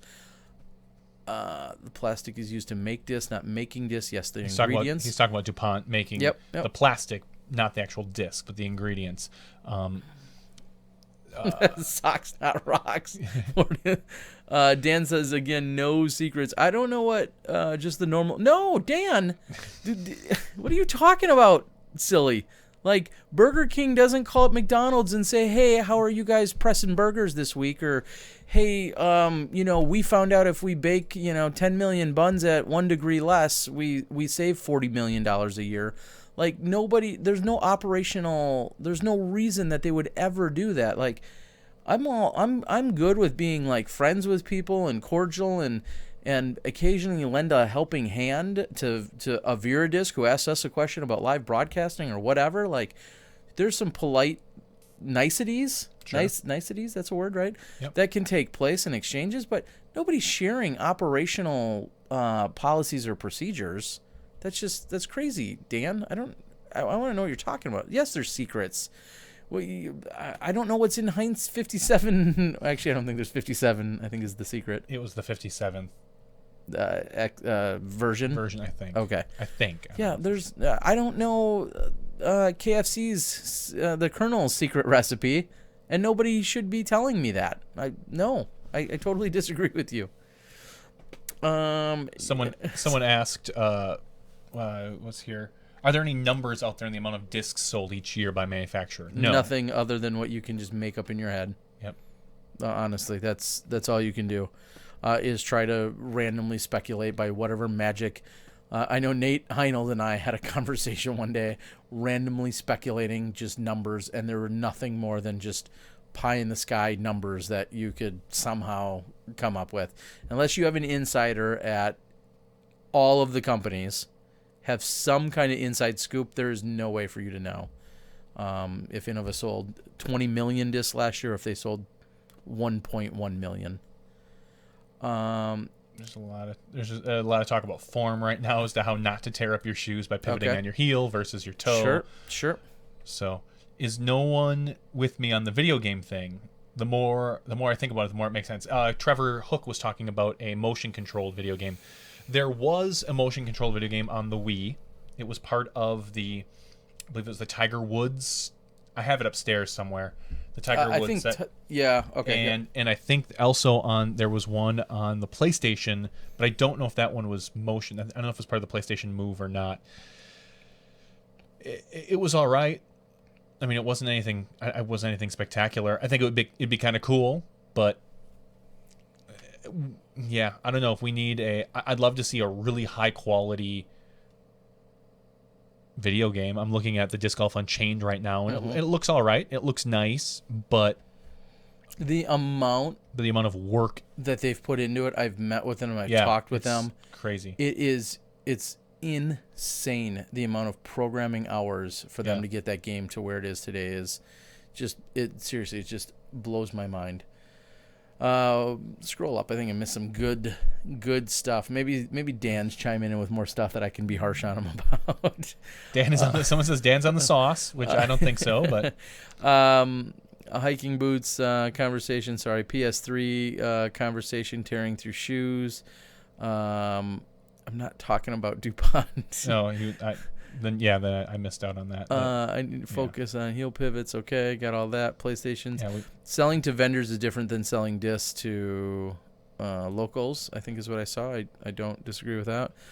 Josh, thanks, man. We appreciate you tuning in. I know you're always out there listening and taking it in however you can. We appreciate it, pal. Have a good night.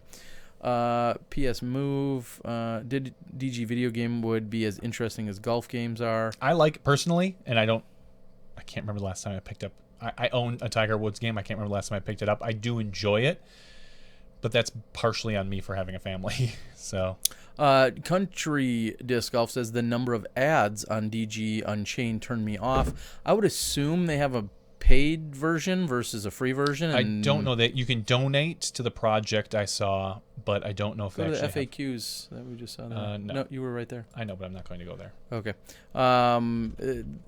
Yeah, that I'm not sure on. I don't know all those details. 445, I don't know what that means. Scott Stokely, AMA, ask me anything. 445 ASAP, put it up now. I don't know. I don't know what that means. Cue it up, JVD. I'm looking for it for the AMA. Do I need to go to a specific? The Hog may or may not have asked a question under the alias the fattest horse of all. What do you mean by 445? I don't think I understand that reference. I've seen an AMA. Is he answering them all there on the AMA or? Yeah, but this was October 7th. Yeah, it was old. 4:45 is the time. 4:45 is the time. Which AMA, I guess, is there only one that's out there? I thought I saw two threads, that's all. Oh, maybe? No, I could have been wrong. No, I'm sorry, Injustice number. Stokely's video responses, maybe. Oh, sure. His response to the AMA was a video. Yep. Oh, okay. Super cool, Jeremy Colling. There's a lot of really awesome players that would be awesome, but Paul, duh. Okay, so speaking of Jeremy Colling, we'll go to Sorry, user, we're listening to the Scott Stokely fattest AMA. horse of all asked, Scott, is Jeremy Colling a horse? And if so, what animal would you be? Yeah, is Jeremy Colling a horse? Can I answer the question by saying that's the dumbest question? I think a guy whose name is the fattest horse of all. So the Hog is trolling people. Be a horse. The Hog, come on now. Wow, this has I don't know. This is on what Scott's animal would I page. be? It's got Well, 2,500 views. And maybe at some point I will have to go back and see what's all said in this AMA. I'm not an AMA guy. I've been asked. Some people have asked me to do one, but yeah, I haven't really sat down and ever really watched too many of them. We'd like to thank Tom McManus, who wishes us says congrats on a big 2016 for Smashbox. We appreciate it, Tom. We hope that your recovery is still going well. Glad to know everything's going better, buddy. Terry, you owe me a 12-pack of the DOS Brew. Hashtag never play with Danimal. Hashtag support Smashbox. Keep it up.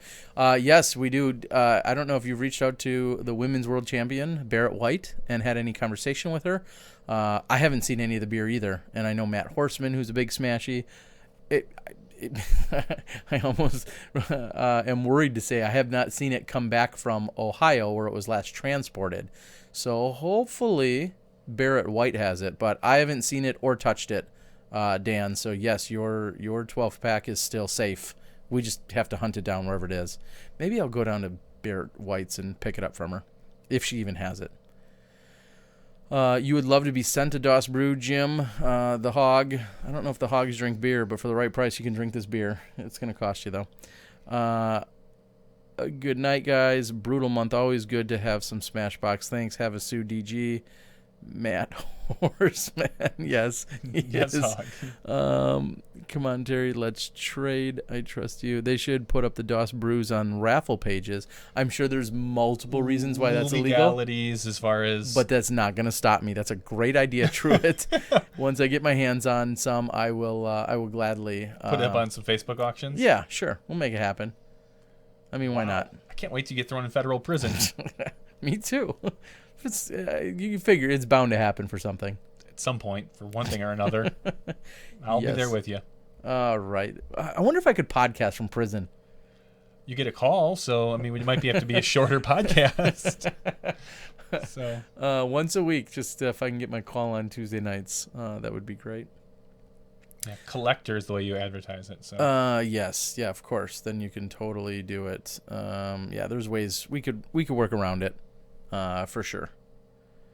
2016 Smashy only tournament. Let's make that happen. Define what you mean by that. Like you have to know our you have to have a tattoo because right now Dutch wins. Our pal Dutch Napier wins. A bootleg podcast. Harry on a payphone. Yep. Orange is the new Terry. I've shipped Hetty Topper before. Yes, I know some was shipped across the country for when Nate and Val got married last year. Was everybody had some Hetty Topper. I think, and I don't know if it'll happen in 2016, but I think it would be kind of fun to have a Smashbox tournament, at least one sponsored by us as a but we need to make money first before we sponsor anything. Good call. We're working on it. You know, with all these events, I brought up the oh my gosh, the listing of the NT, the Disc Golf World Tour. That's not even including A tiers and then the majors as well. So and Disc Golf Pro Tour. You know, there's 20 different or 21 different ones. 18 of them are in the States. Wow. That's pretty incredible, and I think you can see us at a lot of them. I'm hoping that in some way, shape, or form. I mean, there's a few of them that we know we just can't do. The Seaside one, which is St. Jude, Beaver State, just unworkable due to things. But we're looking at these, and you know, we're hoping to get out there. Hey, Warrior 071223. I think you said it was your first time tuning in tonight. Again, thanks for joining us. If you want, you can share your real name or not. But I don't know when we're going to be back in Oregon. The most likely opportunity would be for the Beaver State, and like we said, we for sure wouldn't be doing that live. But I'd love to get back to Oregon. It was I've only been there a couple times, and it's been amazing each time I have been. So when can people expect to see the Smashbox discs? I would like to think tomorrow. I know I've been having a few out there, and I keep putting pictures out, but not necessarily. Yeah, you got no distractions now. No wife, no kids. Yeah, so I'm just pretty much just dicking boring. off all day. Yeah, you got nothing. I got nothing to do. Dude, your stuff's got to render. Yeah, so hopefully, actually, that was a project I started today. Was to try to catalog. Exactly what I had. Some people were calling for certificates of authenticity. Some people were calling for a full-blown like collector guide.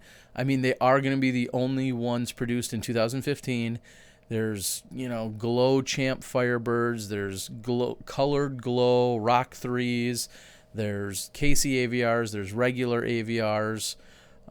Champion Destroyers. Champ Gummy Turns. Glow Thunderbirds. All to name. I think there were 8 different molds, so those will be available. Star Destroyers as well. So where will they be available? They'll be available via PM to me. Is going to be the easiest way to probably do that. Sure. All right. So reach out to me. You'll take a lot. Okay. Yeah, just reach out to me tomorrow or tonight on Facebook, and you're going to see me catalog how many we got. I'm going to number them. So you'll know you got number 6 of 25 out of the Star Destroyers, for instance. We did 2 different stamps. There's a lot of good-looking stuff out there. I guess that's a matter. Really, honestly, one of the challenges is, I look at it as almost taking like a donation. It's not a donation, a contribution. Mm-hmm. So I don't know what the exact set price should be on any given items. Obviously, basically every disc is at least is basically $3 to ship. Do we go with like a retail price? Is it slightly above retail, slightly below retail? This is some of the fundraising that we're looking to do. So, Warrior asks, which is your guys' favorite disc company? The one that writes us a check that weekend. That's right. We've got friends at every single disc golf company, or acquaintances, or people we know, or people that we've worked with. At me being a distributor, especially for discs for the last 10 or 15 years, we like them all, and all for different reasons, and they all have been very good to me throughout all of the years for lots of different reasons. So I know the disc company I like to hang out with the most. Legacy. Oh, those guys are all right. Their guys are fun. Those guys are all right. Yeah. Sponsors get first choice. That would be you, Dan. Once we receive your October renewal. Just kidding. Your October membership. I want to see A-tier top pros play Whistler's Bend. That course looks just phenomenal and amazing. I'd love to see. I'd love to see it in person. I'd love to see it in person. Who has a Heiserbaum Moab? Unfortunately, I do not. I know I've talked to Matt Siri over at Heiserbaum a number of times. I do not have any Heiserbaum discs currently in inventory. It's also getting to be slower season, so I'm not pushing out I haven't been selling many discs, period, but not pushing out as many discs as possible these days. It's things are slowing down around Wisconsin. PM me. I need to be part of this. Innova all day besides my one buzz. Okay. The Moab is money. I've heard it's just a great disc. And the Veteran, I did a review on that earlier in there, and it seemed pretty sweet. Country Disc Golf wants one of the turns. It's what I got for placing 6th in Novice Division tourney last weekend. Someone's posted. It's I think he was a Milwaukee gentleman, posted and said, "Hey guys, I'm looking for a DD version of a turn." And to me, those types of comments are funny because I'm assuming that particular disc does work for you. Why are you trying to replace it with a different name brand? Some people are just brand loyal. Whether or not you should be or not, that's another question. But if someone said, I want a disc that acts like a turn, but in DD, I've got no problem with that. I mean, it's just assuming though the disc works well for you. Why would you want to switch it then? Try out maybe something else, just to be like, oh, is it? Can I get this disc? Is so awesome. I love how it flies. Can I get it in a different name brand? I know. I don't. It just blows. And I hear this of all name brands. Yep, I don't disagree with you, but there are some people that are very loyal to specific brands, and they take pride in that they're supporters of. I know, like I love DD and I love Legacy and I love Innova, the discs. Like, to me, I want to find something that makes me win, and there's no discs out there that do that for me. So I get your frustration, but no, I'll go ahead and clarify. And Steven says maybe they prefer plastic options. I get that. If somebody said, well, they only make, I like the McPro AVR in super soft plastic. Okay, and then you need to go to a different company or whatever. Like, if you're trying, because you specifically, they only make a certain disc in Star Plastic, but you want really the Champ version of it, and they don't make a Champ version, so then you want to go to the Lucid version over at the DD side. I can understand if you're talking about switching up a plastic, but most discs are made in more than one plastic type. It's just. If you said to me, "Oh, I love the Judge," can you find me a Judge, a version of a Judge? Yeah. I thought you loved the Judge. Why do you want an Innova version of it? I don't understand that. I don't understand that request. Maybe you guys can enlighten me, but I don't understand that request. Kind of like a question, Disc Golf Answer Man EP91. Somebody asked them to explain the differences between all the rock types. Is the podcast still going on? There's a lot of different rocks. Yeah, because that would take up podcast 91 and 92 because you have all the different molds and all the different plastics and all the different runs. Yes. Like, ridiculous. And I'm not ripping on Innova for having that. I mean, they know what sells. The rock is the most popular disc ever made, apparently, and if you can throw the term rock on it, it sells. You know, because you could make the argument: is the San Marino rock the same as the Ontario rock, or is it is it the same mold? It's different? Should it be called the same thing versus Star Rocks versus it's all goofy, or the McPro rock or whatever it is. Are they the same disc? I don't know. Sure, but there's tons of different rocks.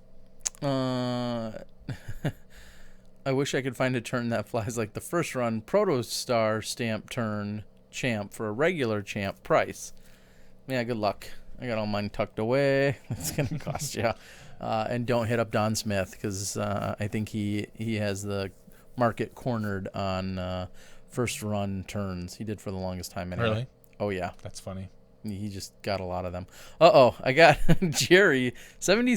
I want to know, more importantly, what 77 Jerry 84 means. Like, where'd you come up with that login? You got me out of bed again. I definitely want to turn. I also once talked to you about the ABC Flying Squirrel first run. Yes. Oh yeah, we did talk about that. Do you have some of the Flying Squirrel first runs? I'd have to dig them out. Here's a good news update for some. I will be hopefully cleaning out and organizing my storage facility, hopefully sooner than later. And when I do that, can I clean it out? That means some new organization, and that probably also means rediscovering thousands of things that I didn't know where they are. This is the problem with Terry reorganizing and cleaning up. It's 1 hour of cleaning to every 3 hours of reminiscing. Look, I got this one at the No Foolin' number 8. It was my favorite disc from 99 to 1999 December, and he rubs it on his face and he smells it. Oh yeah, that was the good stuff. And then he puts it back in, and that's like 3 hours of every disc. Ooh, look. I do have a connection with a lot of my discs. Or my favorite is he'll find something like, these are all first run destroyers with the proto stamp on them that are clear, that actually were the only kind like this ever made.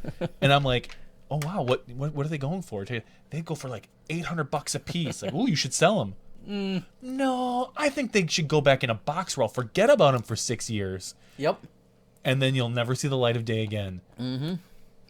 There's a lot of that. It's the one and only reason I can't wait for you to die.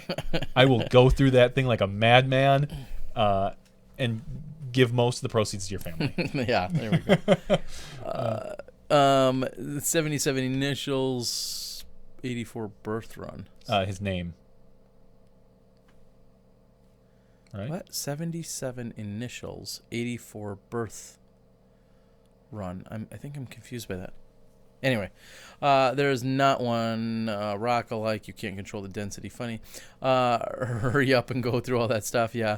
I throw a Firebird just like a turn. I throw a Firebird fly just like a turn. I was about to ask, how many discs do you think you have?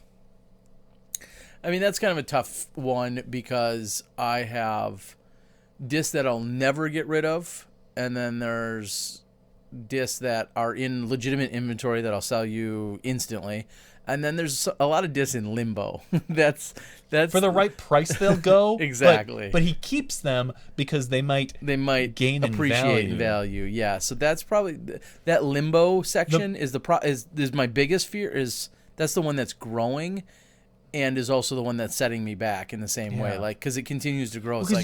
Because for those of you that don't know Terry, he's one step shy of a hoarder. I am. Like he would hate to sell a disc now and then see in 3 months it's $5 more. Like at some point you think it doesn't matter. Like, how much more valuable are they going to get? Are they going to double in value? Probably not. You know, if you have 20 discs stuffed away that are all valued at $30 and you sell them, are you really going to be that upset when in 6 months or 8 months they go for $40? And because you will though. That's just it. I know I'll be upset because then I'll be like, thinking, well, in 2 years they'll be worth $50. but they might not because something else could come out. They might not. You know, by now those first run buzzes should be $250 a piece, but they're not. They've been hovering between 75 and 125, depending on. I think so. Yeah. Oh, okay. The first run bar stamp buzzes. Well, I'll hold on to mine. Yeah. My dozen aren't going anywhere. Exactly. They're gonna go in my pocket where I'll hold on to them and not use them. So. Yeah. You never know really what the market's gonna do, which is always the interesting part. Sell me a Nova. I will sell you a brand new Christmas Nova, I believe from last year. Was it their first run even? Maybe it was 2 years ago? Sorry. I've got a number of those that I would be willing to let go. And I also have one with a Paul Macbeth signature that he just signed. So I want the black on black Nova. It looks super badass. I believe that it does. You can shape the You guys are still talking about Cobras and T-Birds. Look at first run destroyers. Yeah, I have first run destroyers, for instance. Those are those funny ones where it's like I sold off a whole bunch the day I got them. You know, they went for whatever, $20-25 for a Protostar Star Disc.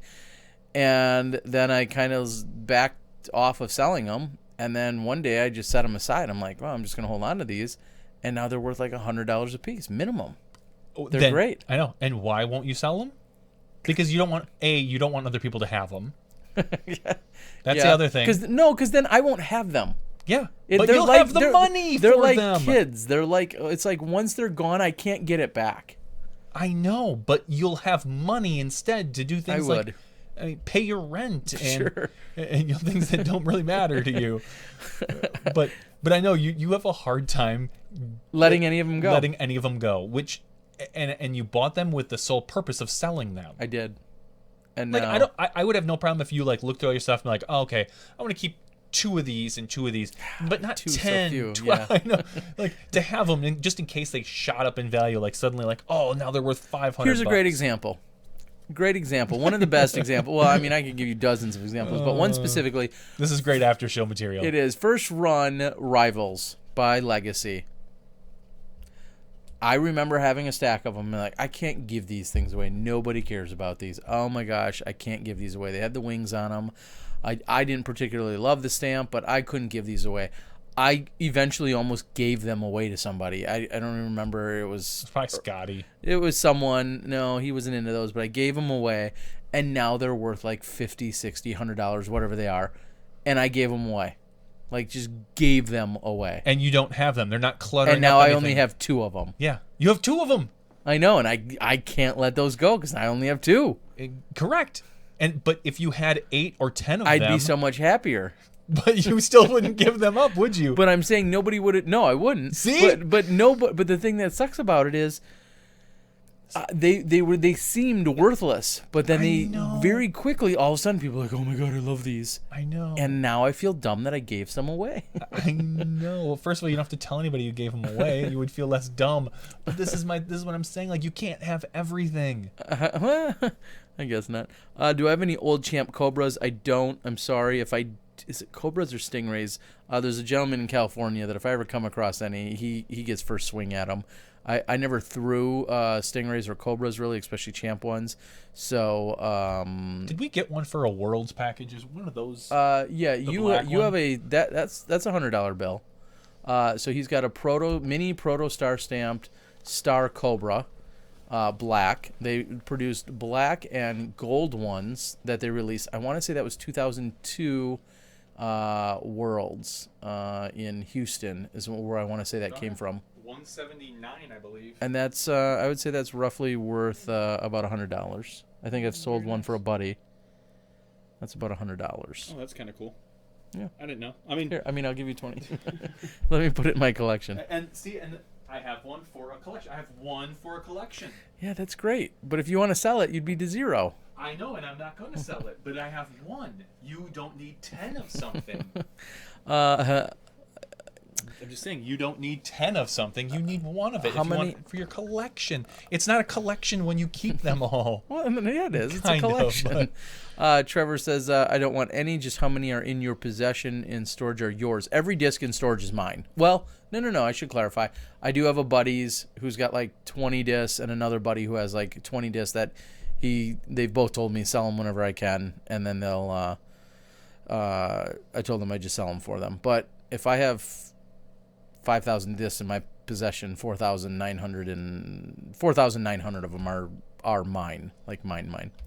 Old Champ Vipers, nope, never really got into Old Champ Vipers. Sorry, isn't that exactly what that is? Matt Seary, a little story there. Matt Seary was a huge Viper fan, and so I think it was the Moab specifically that he went out and got it produced, and it's an exact identical replica to a Viper. So. Go out and get one of those. Look at CE Brittle because the oils are gone. I saw your post, Dan. You said, do you have any 93, 95, 96 Disc Golf Hall of Fame signed or not? I help you. You help me. I have money. You're talking my language now, buddy. I don't, because those weren't years that I was going to Worlds. So only years typically where I was going to attending the World Championships, which is every year since 1997. 96, but not until I started attending the Pro Worlds around 2000 did I start getting every single Hall of Fame disc. So unfortunately, I cannot help you. I wish I could, because I totally would. No. Sean Lance says, I'm fashionably late. Howdy, everybody. Welcome to the Sean. After Show, Sean. We're discussing Terry's hoarder habits. And you missed the 20-minute discussion on television shows we watch. Send local spirits, hooves, cash, and bacon for it. He wants my CE Cobra. Oh, that's CE Stingray is $100 plus. That's a Cobra. Yeah, that's a Cobra. Okay, just so you know, just helping you out. Isn't that the definition? Yeah. The veteran eagle equals an eagle. The Moab is a Cobra. Okay, then I apologize. Not the Moab. Then it's the. Gosh, I'm sorry. Whatever. Is the hawk being trailed? No, the Moab is the Viper. Okay, sorry. Yeah, good. Okay, I was right. Sweet. Have you guys ever played Glow Round of Disc Golf? Little story there, Warrior. Yes. The short answer is yes. We've played lots of Glow Rounds. There's a Glow tournament actually in the 2 weeks. Are you playing? No, I'll be in Vegas. Oh, that's right. Vegas. Yeah, so there's a big Glow tournament that we played for many, many years. So yes, we have played Glow tournaments. Yes. I also won the Glow World Championships in 2008 that took place at Colebrook Park. Glow World Champion. Just throwing that out there. Terry, do you have the epic battle of Barry and Kenny at the 2003 or 2004 USDGC? As in the Battle Rocks? I have plenty of those bad boys that are $125, $150 each. I don't know what you'd mean by battle otherwise. Or if Roger's looking for the video, I don't know. I don't know that I have any of those videos. If I did, they'd be in storage somewhere. Yeah. Colebrook Park, the hog, not Cobra Park. Coldbrook. Do you guys throw an epic? Yeah, it's one of my favorites, actually. I'm just kidding. We've both thrown one, but never. Very inconsistent. Yeah, you can't. I throw it into the trash. Here's the one thing that the epic is relatively good for: tomahawks. Yeah, that's the only way to throw that's the only. Yeah, because if you try to backhand that, you're crazy. Correct. You're cray. Cray. No, you need to throw that as an overhand disc, and it may go 400, it may go 800, or it may go 78. It's a very inconsistent disc. I throw it into the. That looks like he's like he parties like a rock star. I don't think I party like a rock star, but I have a good time when I go out. Terry, I need Glow Rock 3s marked R on the back, not R3. That's pretty specific. How about colored Glow Rock 3s with Smashbox logos? How many of those do you need? We will erase the 3 if you need us to. Yes, I will just just mark it up. Close up. He's looking for the video of the the battle. I bet I do somewhere, but was it ever even really released? I think it was. Or was that the year they did like a pay-per-view model? That might have been. I don't remember. Which I downloaded. I bought it and downloaded it still. Yeah. I can't say for sure that I have it, Roger. Sorry. I feel like I do because I know I've seen the footage, so I feel like I must own the video somewhere. Epic is a great draw for feed. I've only been into disc golf for like 3 years. It seems to have been getting bigger, more visible each year. Has it ever been bigger before? Is this the peak so far? This is definitely the peak. We're continuing to see it grow. When I got into it 25 years ago, I thought, oh my God, it's going to be so big like next year or in 5 years. And, 5 years go by and you say the same thing. So, I mean, there's always this continued optimism, but the question is, when will we arrive? When will it really be big? When, who defines big and what does that even mean? We're on, all over the YouTubes and internet and, all these other ways. But when will we have arrived, I guess is the question. Is there... And everyone's definition to answer that would be different, but yeah, I don't know. Is there a breaking point? Because the Olympics have considered, now Frisbee, whatever, and on the Olympic side of things. Still, if disc golf's in the Olympics next week, have we arrived? No. I think here's a pretty good judge on when we've arrived. When Las Vegas puts up odds on a tournament. Okay, or I was gonna say. Do you feel like maybe another way to work, totally different, but is there a certain number of people that can make a quote-unquote legitimate salary playing disc golf? Would that be a qualifier? And if so, what would that number be? What would the salary be? And what would the amount of people need to be? Oh, so like the number of people making a specific salary? Yeah, the number of people making X amount. Let's throw out the number of 40,000, just to make up a number. $40,000 a year. That you're making. How many people need to be making that before you're like, yeah, disc golf's legitimate? 50. Your top 50 players. Oh, see, I think that's too few. I think I would need to see 500 people making that kind of money before I would be like, oh, yeah, we're there. Yeah. So I'm right. You're wrong. Okay. Who's an advantage? I think it should be a good thing that we put up with it. I don't know. I don't want to say put up with it. Dan Stevens says, I'm glad you entertained in the us. next 5 years, we will blow up. That's what we've been saying for the last 15 or 20. And I hope so. I hope we're right. I hope, I'm hoping next year's my biggest year ever, and the year after that's even bigger. I was thinking, someone says when DraftKings does a fantasy for disc golf, I'll tell you what, if we can't get DraftKings to sponsor us, there's no hope because they sponsor everything. Yeah. So no, I don't necessarily think that is, but I think that would be kind of cool. Do pros get in each other's head when competing with one another during tournaments to pull out the win? Absolutely. Sure. Some do it intentionally, some don't. There's little ways that they can do it. Some will claim they don't, but yeah, pros absolutely get in one another's head. And part of being the best of the best is you being able to cope with it. How many actually live off disc golf? Now, how many pros can't live off that? I don't think I understand that question. How many actually live off disc golf? Now, how many pros can't live off that? I don't know if you meant my number. Yeah. Macbeth made over 100. Dan Harbeck says Macbeth made over $100,000 this year. I think you're grossly underestimating, Dan. I think you're underestimating Dan. Between the sales of his disc with his name on it and the tournament entries and his bonuses and his solid sponsors. Yeah, I think he's doing fine. And I think he made a lot more than that. Is there 500 bowlers that make that much a year? I would bet there is. Maybe not. Maybe 500 was too large of a number. Yeah, you're wrong. I'm right. I don't know if there are 500 bowlers. That's a good question. Yeah, DraftKings just did start doing the competitive the esports, so that's unique. It could be that it just feels bigger because you're in it now. Yeah, everybody. I think that's true. Like once you have a vested interest, like I think, oh my gosh, look at women's MMA. Well, I know something about Ronda Rousey now, so I'm like, oh, now you're just made more aware of it. Just like when you're like, man, a lot of people sure do drive the same car I do. As soon as you spot a handful of them, you're gonna constantly think that. Once you get involved, I think you feel a little differently. Dan Harbeck says he was being discreet when he put $100,000 out there because there are other numbers. And no, I don't know for sure, and I don't think anyone really knows for sure. But I looked at his tax returns. Sweet. He shared those with me. Did you help him file? Like, oh no, you could be saving some cash here when you go to if you convert this to a Roth IRA. We're gonna e-file, Paul. No, I do not know the exact dollar that Paul made, but Paul's made good money, I think, by a lot of people's standards. Yeah. In weight, for sure, you'll be bigger, Terry. I don't know what that means.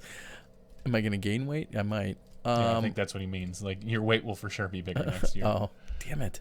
Terry and John, do you think that the lack of credible, wide audience media coverage is hindering the growth of the sport worldwide versus actual players? I think it's a chicken and egg kind of thing. If that's what you're getting at, we need to be better to actually get a credible wide audience. And I was thinking about this earlier today for some reason, because I knew obviously about Steve Dodge's announcement today. Who? Steven. Oh, Dodge. Okay, the car company. Yep. We have, and then this list of disc golf events is 18 long. I would love to be on at least every other weekend. Have some consistency to be able to put that out. I think that could help because right now we're a little sporadic with our, not just our coverage, because we go where the coverage is. So, but if we can get a consistent, hey, we're on Friday and Saturday or Sunday, whatever, every other weekend, here's our weekends. I think we pick up a bigger audience then. Oh, hey, we're going to be on at the USDGC. Yeah, we're going to be at the Memorial, we think. We're going to be on at whatever event. I think you get consistency, and not only does that help us, it ups our game, but I think that also helps with reliability and consistency. And I think that's a large part of what Steve's going for. Correct. With him in the tour is the idea that there's going to be a semi-regular schedule that you can anticipate. If it's not every other week or every third week, it's pretty close to that, so that hey, we'll be back in 2 weeks. We'll be back in, and then 2 weeks after that. I think that's a lot of what Steve was going for. Yeah. And go ahead. Who works harder, John or Terry? Terry. I mean, it depends what you mean by work harder. Like, Terry puts in way more disc golf hours. I have a full-time job. I have way more of the tech knowledge. And I do a lot more like that type of research, but says me for sure. But Terry puts in way more disc golf hours than I would even care to. Yeah. So Trevor Hook says, everybody go to sleep. No, Trevor, you don't want to go to sleep because you're afraid you're going to miss out. Kind of like Terry. He doesn't want to give up anything. So no, I think Trevor's telling everybody else to go to sleep so that he can ask all the questions by himself. Oh, that could be. I think that's where he's going with that. We're on to you, Trevor. Jim, earlier you had said something about Macbeth or someone making $4 on their signature disc. There's obviously a lot of conversation and things out there. I'd be willing to bet that not all players make the same amount on their signature discs. That's just something I would bet on. Please take a look at round 3. Nico watches drive on hole 3. You should pull that up. No. Okay. No, because here's what I'll say. Not because I don't believe you. What is your thoughts? We've had this discussion before. Cameras can lie as far as footing, placement, position. Oh, do you think that's what it has something to do with? Or I was guessing it was a reaction to a shot. It could be a reaction. Okay, which we can only comment so much on. Please look for round 3 from the spin and watch his drive on hole 3. Media partnerships to provide viewers with a competitive atmosphere versus recreational. We're only covering tournaments and I'd say competitive things. Need to get Peyton Manning to do a disc golf when he retires into disc golf. Yeah, I don't know if you do that. I think we have a better chance with Aaron Rodgers, who has a known playing history. With sponsorships comes wider coverage, advertising, and bigger and better platforms. The audience grows in the larger platform. Think about poker on TV. No one cared until they saw it on TV. Yeah, I mean, that's just it, though, is who's sitting and watching our disc golf. So here's Nico throwing on hole 3, right? That's what we wanted? Yep. Nico throws down to the left-hand side of the OB Area. He is, it looks like, very close to the line. A spotter walks up and gives him a yellow flag. Looks straight down at the disc and gives him a yellow flag. Yeah, I'm not sure exactly what you were talking. If that was, if we feel that's the right call or not, or what you were referring to specifically, referring to that. I didn't hear any audio out of Nico. No. Or unless they mean maybe his putt. Here's the audio, and I'm going to quick switch over to video here. He said something, but I couldn't hear it. Which would be for 3. He was in the he was in the. We're gonna watch it again. Come on, get there. Keep going. Get there. Come on. Take it safe. Come on. That's gonna be close. Be green. Come on. Green. Oh, thank you. Oh. Okay, so dropped an F-bomb. I'll say this. I don't believe he was dropping it at the spotter. I think he was saying he was inflecting on himself. Yeah. I think it was more an internal thing. Because that's a pretty rude thing to say to the yellow line. Is no. Yeah. I mean, we all know it. Every player.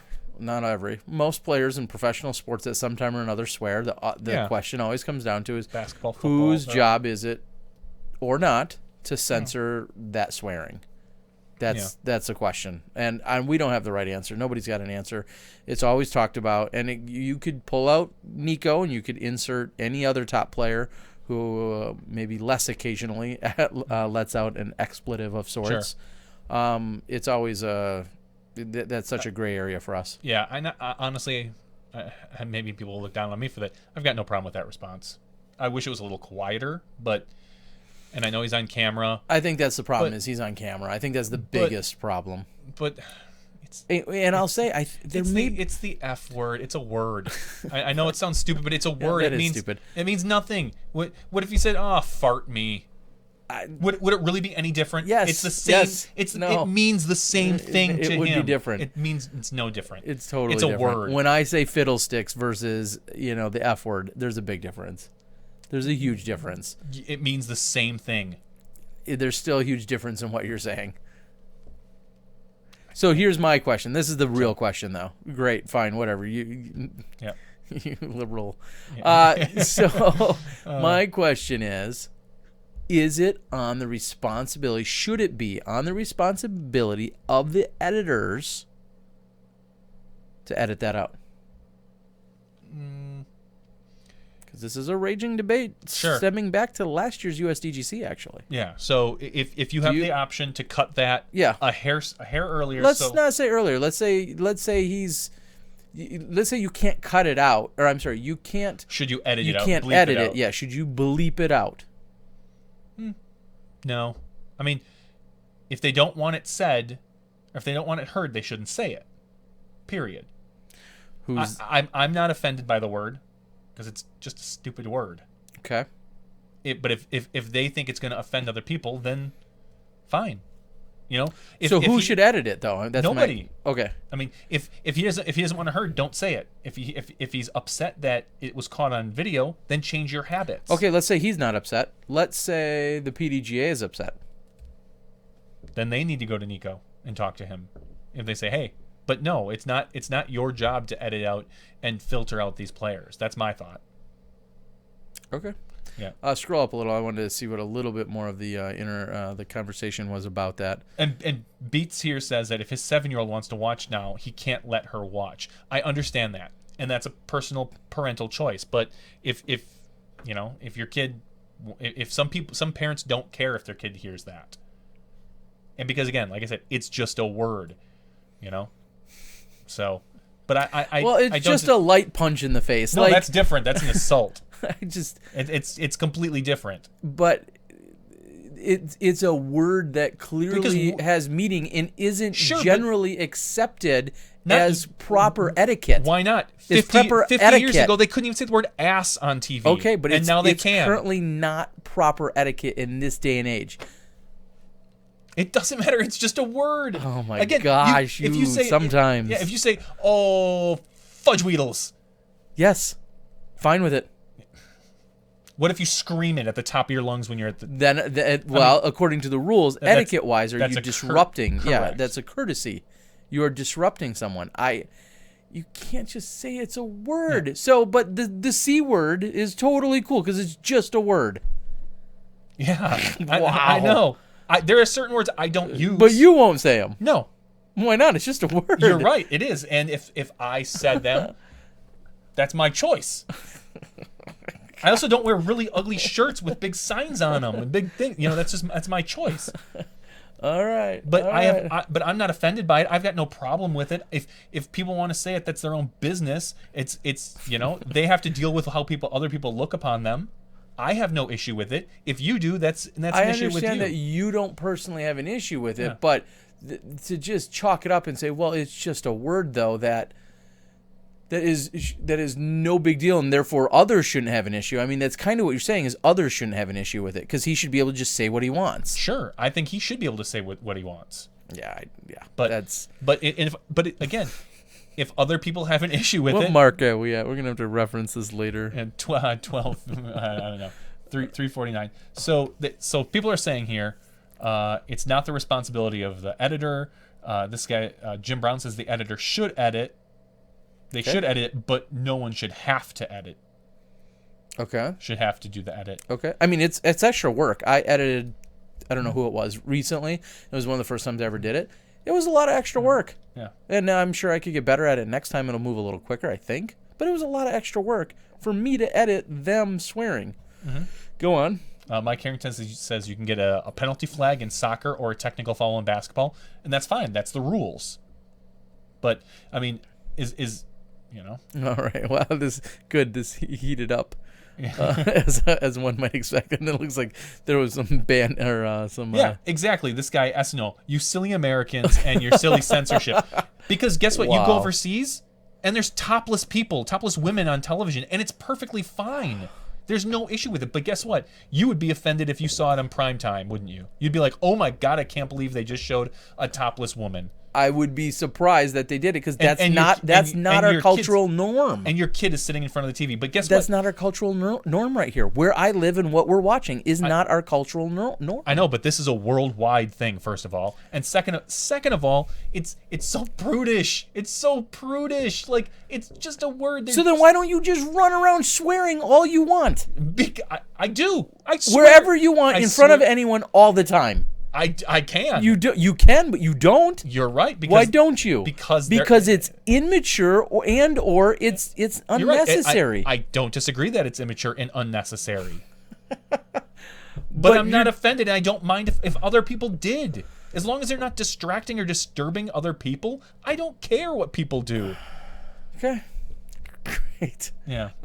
You can still say bitch on the radio, sure. And I'll admit, like, I'm surprised throughout all the years, obviously as things have lightened up. Jim Brown says JVD curse now. Fuck. I've got no problem with the word. I choose not to say it because we have we cater to a wide variety of audience. I don't mind because there are people like Jim that says, "Hey, I want my kid to watch this." That's fine. I want to cater to everybody, and not swearing caters to everybody. But the fact that someone doesn't bother me. Like, if I have, I don't mind that he swears, but I don't. It shouldn't be heard. If that makes sense. Yeah. They don't know, and it doesn't mean you have to condone.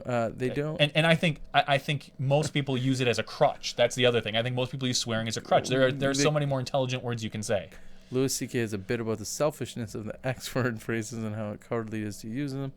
But it's in the rules, and the rules are the rules. That's good enough reason for me. Yeah, agreed. No, it's in the rules. Just like in basketball, you swear, you get a technical. If it's in the rules that say you can't, then don't do it. Those are the rules we set up and established. Life happens for repeat offenses, perhaps a meeting with PDG officials, but I heard more profane language on a weekend watching football than watching disc golf. Yeah, because you can watch coaches and you can. I mean, it's Sure. clearly what they're saying, and sometimes you even catch it. Sometimes you do.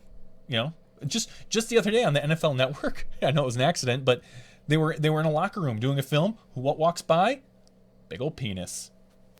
Ew. Yeah, like I don't want to see it, but it doesn't offend me. Like if that was on all the time, I watch HBO. I've got no problem with Game of Thrones, with the all the nudity and whatnot. But you're expecting that. You're warned of that. You're told of that. Those are all part of what make up that show. I understand that. Logging in to watch a disc golf video, you're not expecting F-bombs to be thrown around. I agree. You're not expecting that. That is not the norm. I completely or agree. what one is anticipating even. Yes, I agree. I'm saying it. I don't disagree that it shouldn't be in there. That if we want to appeal the widest audience available, it shouldn't be in there, because there are people that do take offense to it, and I don't have a problem with those people that do that. Me personally, I don't think care. offense is the word that I even take to just it. like I don't I just don't feel like it should be heard because it offends you. And there's a reason why we don't swear around our kids, because we don't want our kids repeating it because other people find it offensive. Because other people find it offensive. All right. But yes. The most classic Nico moment last year was interviewing Will, and he mentions how professional the pros are now, and in the background, and Nico dumps his bag on the ground. Editing the curse words should depend on what you're doing with the video. Do you want to use your video to progress the sport? Do you want to produce DVDs for sale? I mean, well, I mean, there's obviously a difference too, because if we were covering that live, we're not addressing that. Is another question.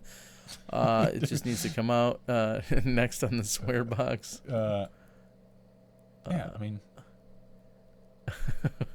wow, there's a whole bunch of conversation. I'm missing it. And again, this is the after show. Which is funny because we wouldn't probably have this exact same conversation verbatim. No, during the regular show. Why not? And I would not have sworn during the regular show. But it's just a word. I know, but people do take offense to it, and I know that, and I have that concept and knowledge because I'm a relatively smart person. Do you want to just cover the event for the current disc golf population? Remember,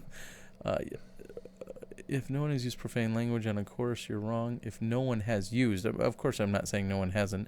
You guys need to communicate life changes. I think that's what Dan's saying, is that things. I'm assuming he does. Maybe he's joking, but things do change as in 20 years. If the F-bomb is acceptable, then I am okay with it. Yeah. And again, I presumably will be okay with it. Yeah. But that's not our cultural norm right now. No, I don't disagree. I do hate players who blow up and lose their cool. Pete says nudity's okay if it's women. We need to swear more often. No, I don't, and that's just it. Like he needs a trigger warning. I do. If you hang around me enough, you hear me swear. I don't swear a lot, but again, those are great punctuation words for me. Or fantasy football words, by the way, lately, because my team's not been doing well. Playboy getting rid of nudes. I don't even know what to think about all that. No one likes the magazine. I just feel like it's probably too accessible everywhere else. I don't believe anybody pays for it, is what surprises me. I think that's the whole point. Didn't mean for it to go this way. It's all right, Beats. That's great. We're getting down to business here. Yeah, this is what the after show's about. What was the big announcement? Nico swearing. That was the big announcement. Wait, Terry, if you shank a drive when you're out playing around by yourself, do you never curse? You're not much of a cursor on the course. I mean, I think I've heard you. Well, it's funny because talk to yourself. But do a lot of people curse on the course by themselves? Isn't it funny how you curse because you're letting out this this frustration or expression, but it's really for someone else. It's not for you. Yeah. I mean, because otherwise you do it by yourself, and I can't say that I do that. Yeah. I don't play a lot of rounds alone, but I don't think I would. If I missed a 10-foot putt, I wouldn't be like, fuck. No, there's no point, because there's no. I mean, odds are there's no pressure. And Steven, I don't have to worry about it because I don't shank a drive. Duh. Because you don't drive anymore. That's right, because I don't play. Disc golf is out in nature, fairly quiet, and the sound of the winds, the bird, different setting, different expectations. Next topic. It's off-putting, not offensive. Yeah. Okay, I mean, sure. I somehow those are the same, but yet different. I don't disagree. Do you ever see that from last year? I was rolling. You should take offense to people taking offense to that. Tell them to get their panties out of a wad. Later, Dan. Thanks for joining us tonight. Hope we kept you mildly entertained. Anyway, I think are we close to get the soap? We need to get DG on page 3. Andrew Luck. The problem with swearing is that people care too much. The worst thing you can do for your game is get emotionally invested in someone else's. Yeah, I agree with that. That's a good way to look at it. I'd love to hear someone with Tourette's swear it up at a disc golf event as a player. It would break barriers. I guess it could. And I'm not saying that swearing should be allowed. I mean, I don't mind. I don't mind the occasional swear word on the course. You know, as long as it's not distracting. Like, you know, if Nico threw that one out of bounds and he turned around and said, I really effed that one up, to either one of his caddy or something like that, I don't care about that. Oh, and I think that's different than kind of the way he blurted it out there. But you're right. The way he did it there, it was a little bit more aggressive. And more vocal to more people. And more vocal to more people. And would you care if there was a gallery of 150 people behind him? I mean, I think that's something else. That's the bigger picture here, too, is in theory, we're training to get bigger. We're in the process of getting bigger. Yep, and we want to appeal to the widest audience available. Because let's just play pretend, and let's quit picking on Nico. Let's say Zach Melton, who would never do this, but let's say Zach Melton throws 18 shots OB in a row, and all 18 times he has that exact same reaction while he's on the leader card.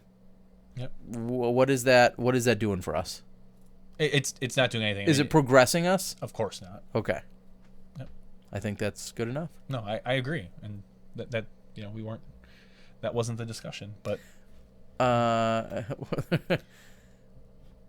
Shank to drive when two people walk by. As the sport grows and rules, we need to be in place. But what would be the penalty? A fine, stroke? Well, right now you'd get a warning. It's called a courtesy warning, Sean. Somebody in your group. So, for instance, the next guy or anyone on his group, and we'll use this example, could have said, that's a warning for you, Nico. And Nico could have said, well, F you and F you and F you, and he would get then a penalty at that point. Yeah. You get one warning. It's called a courtesy warning. And then let's just say 5 holes later, Nico accidentally throws one in the lake and then, blurts out something similar. He would then get a penalty for every time he does it after that. Do you think? I mean, I guess maybe this comes around to. Do you think we're going to see us get big in our lifetime? Do you ever see a time when players can get fined? Do you see a time in our future? I do. I think in our lifetime, I think that's practical. Sure. I would say that's practical. How old am I? Yeah, I could see it in our lifetime. I don't know by how much or whatever, but I would I'd venture to guess we could see that happening. Sure. And then would being seen as our sanctioning body, it would be the PDGA that hands out those fines? I would assume so. I don't know who else could. Yeah. I don't think the event really could because the event is probably sanctioned by the PDGA. Mm-hmm. Maybe the event would have some input, maybe not. I don't know, but. As to either the severity and or the amount, maybe not, I don't know. But yeah, I could see the PDGA issuing fines. I mean, I could see it. I'm not saying it's going to happen, but I could see it. Sure. Kant says he's not kicking baskets over.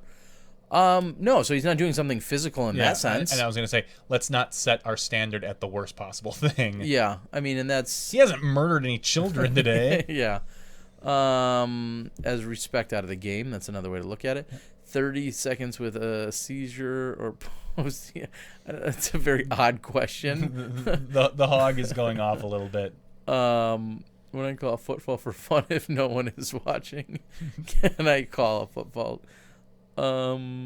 Well, I don't know. You could, sure. What is the penalty, though? Sort of not familiar with the rule. So the penalty is a stroke, Sean. So let's just set this up specifically. Let's say on the very first hole of the tournament, I throw my drive into the water and I blurt out the F word. All right, I just swear super loud. And Johnny here is like, "Hey, mister, I don't like that word." That is considered a warning. And then let's say 6 holes later, we're on hole number 6, and I miss my 10-foot putt, and I take the putter out, I drop kick it, and I say, you stupid C word Yes. of a putter. And then at that point, Johnny could say, all right, that's another courtesy violation. And at that point, because I've received a warning on hole 1, as of hole 6, I would get a penalty stroke. So if I took a 3 on the hole, I would put down a 4 in the box, and then probably write a little penalty next to it. And then when I get to hole 18 and I blurt it out again, or I go up and push him over, they would probably consider that another courtesy violation, and I could be disqualified at that point, but they'd consider that probably another courtesy violation, and I could get another penalty stroke. So once you're warned, you can then get penalized after that. Is kicking a reasonable form of throwing? Yeah, you could kick a disc into a basket. Yeah, I guess it would. Sure, probably. I guess I'd have to look at the definition of what a stroke or a throw is. Disc golf needs to break away from ball golf. We are not. I don't disagree with that. I don't know what you're referencing specifically. Maybe the formality of ball golf versus the informality. I mean, I would definitely not say like, well, golf is gentleman's honorable gentleman's game, and we're disc golfers, so we should get all buck wild, and it should be just anarchy out there. Sure. I don't think anybody would vote for, hey, everyone can run around and swear at the top of their lungs. I'm not sure anyone would vote for that. No. Because at that point, you're becoming distraction to the entire course and the other groups. I wasn't sure if it was a penalty stroke or is not at all. Yes, it would actually be a penalty stroke. Can I kick the disc inside the basket? I'd have to look. I've headbutted a disc into the basket, I think, every year for the last 20 years now at the World Championships. I did it again this year. Where if I'm close enough, I will take the disc and headbutt it into the basket. I'm not sure that's completely legal. I'd have to look that up. What's the worst swear word? I'm not going to bother getting into that. I think it's more of a string of words. Yeah, we do need our own identity. I think we very much have that. With your headbutt putt, do your hands leave the disc before your forehead? I think that might be illegal. I'm not disagreeing that it might be illegal. I've never really looked into it. I thought, here, give me the disc once. Because what I do, I don't. Because but I'm usually like over the basket at that point. I mean, because that's the only way I know I'm not going to miss it. Yeah. And I will take it, and I have to let go of the disc. Yes, but if you let go of the disc and then your head hits it afterwards, aren't you impeding the flight of the disc after? I don't know, but I'm not really projecting it either. If anything, I'm bringing it to me. I'm not sure. Yeah. That is a really... Let's get Chuck on the line. Let's call him. Wake him up. That would be 2 strokes here. Yes, for every year at Worlds. Let's go back. Chalk me up for 40 strokes then. I've played disc with guys who will not call penalties on themselves. Yeah, I mean, that sucks. I mean... One line that Brian Graham says every year at the Worlds is, how can we expect our sport to be taken seriously if we don't take it seriously ourselves? That's a direct quote. And that's a great way to put it. Beats asked, what disc is this? This is from Ozone Discs. It's the Proto Andro 1, which is not... Pick yours up today in my storage unit. Yeah, you ain't got any of these. I don't. Ooh.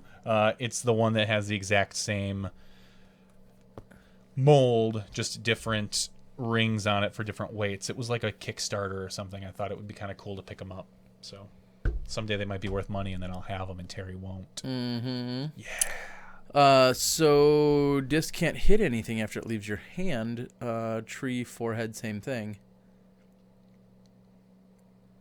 No, that's a good point. It can. Obviously, it can, and it does.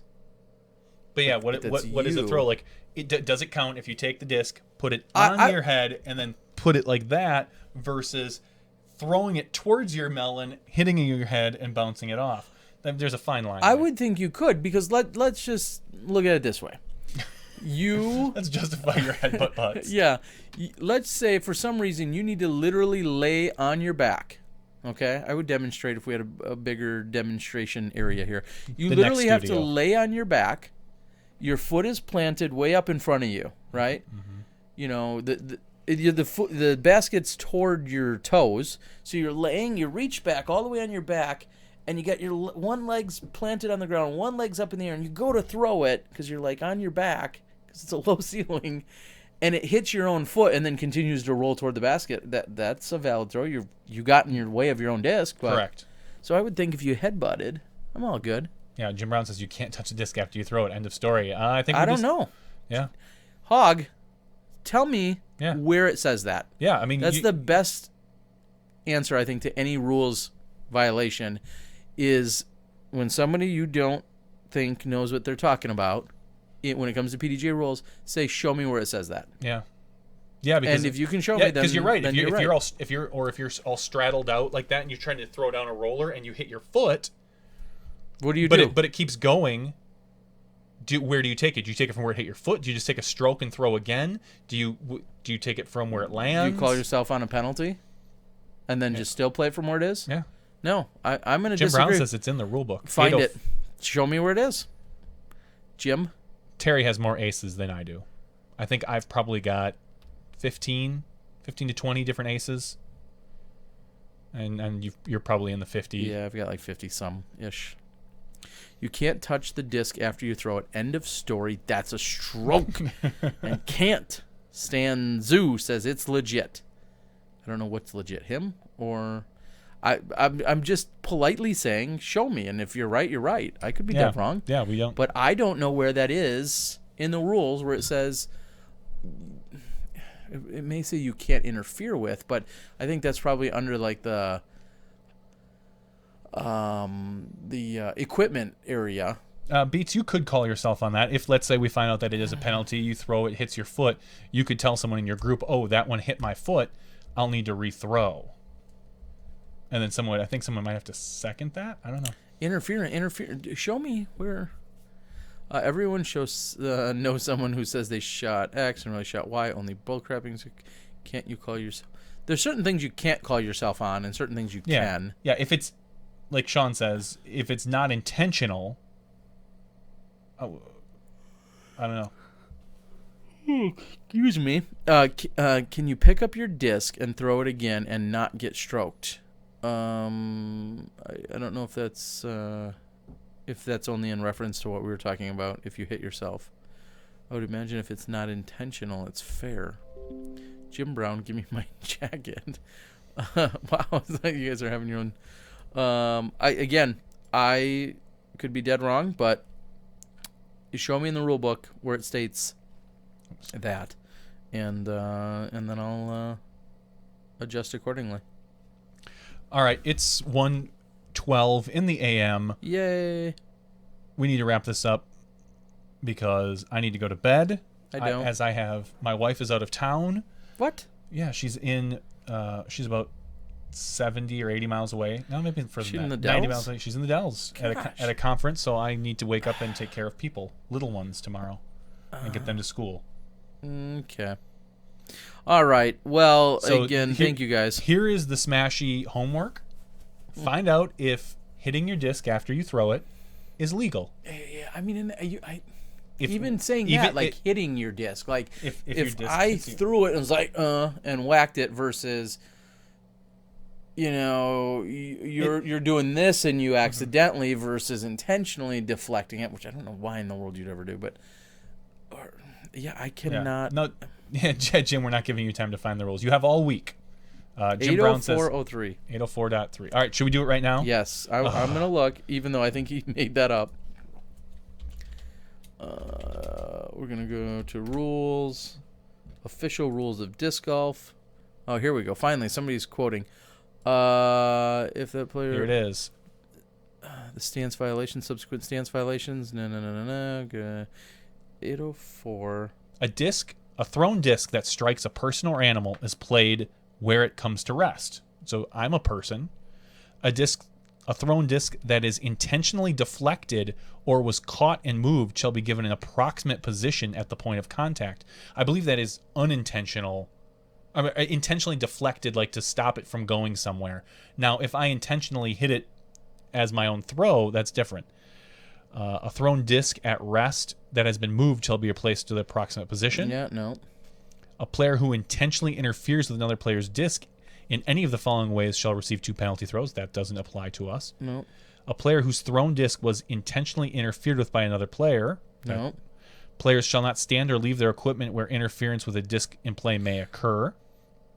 Hold on. I can almost maybe find a little bit. Players who shall not stand or leave their equipment where interference with a disc may occur.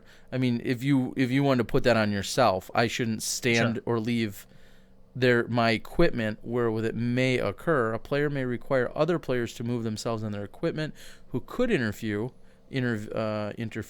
Refusal. No, okay. Altering the course of a thrown disc with the consent of the thrower in order to prevent the disc from being lost is not punishable interference. Correct. That's when you stand behind the say, hey, I'm going to throw this. I don't want it to go in the water. Can you stop my disc if it goes in there? If it's about to. All right. So. But no, there's nothing here that's saying that hitting yourself or hitting something is a penalty or anything like that. In fact, it says a thrown disc that strikes a person or animal is played where it comes to rest. So it strikes Terry's forehead, comes to rest in the basket. That's where we play it. Hashtag nailed it. Standing legs equals hoops. Yeah, so again, that's not the end all be all. That's the interference rule. I didn't see anything there. I think we should petition to the PDGA to get this as one of the questions on the You can use your foot or head. Not moving is a penalty, correct? That's you guys are still going. Yeah, Patrick, but we're about to call it a night. Yeah, pal. We're trying to call it a night here. I want a Smashbox stamp disc, Terry. What PM should I contact you?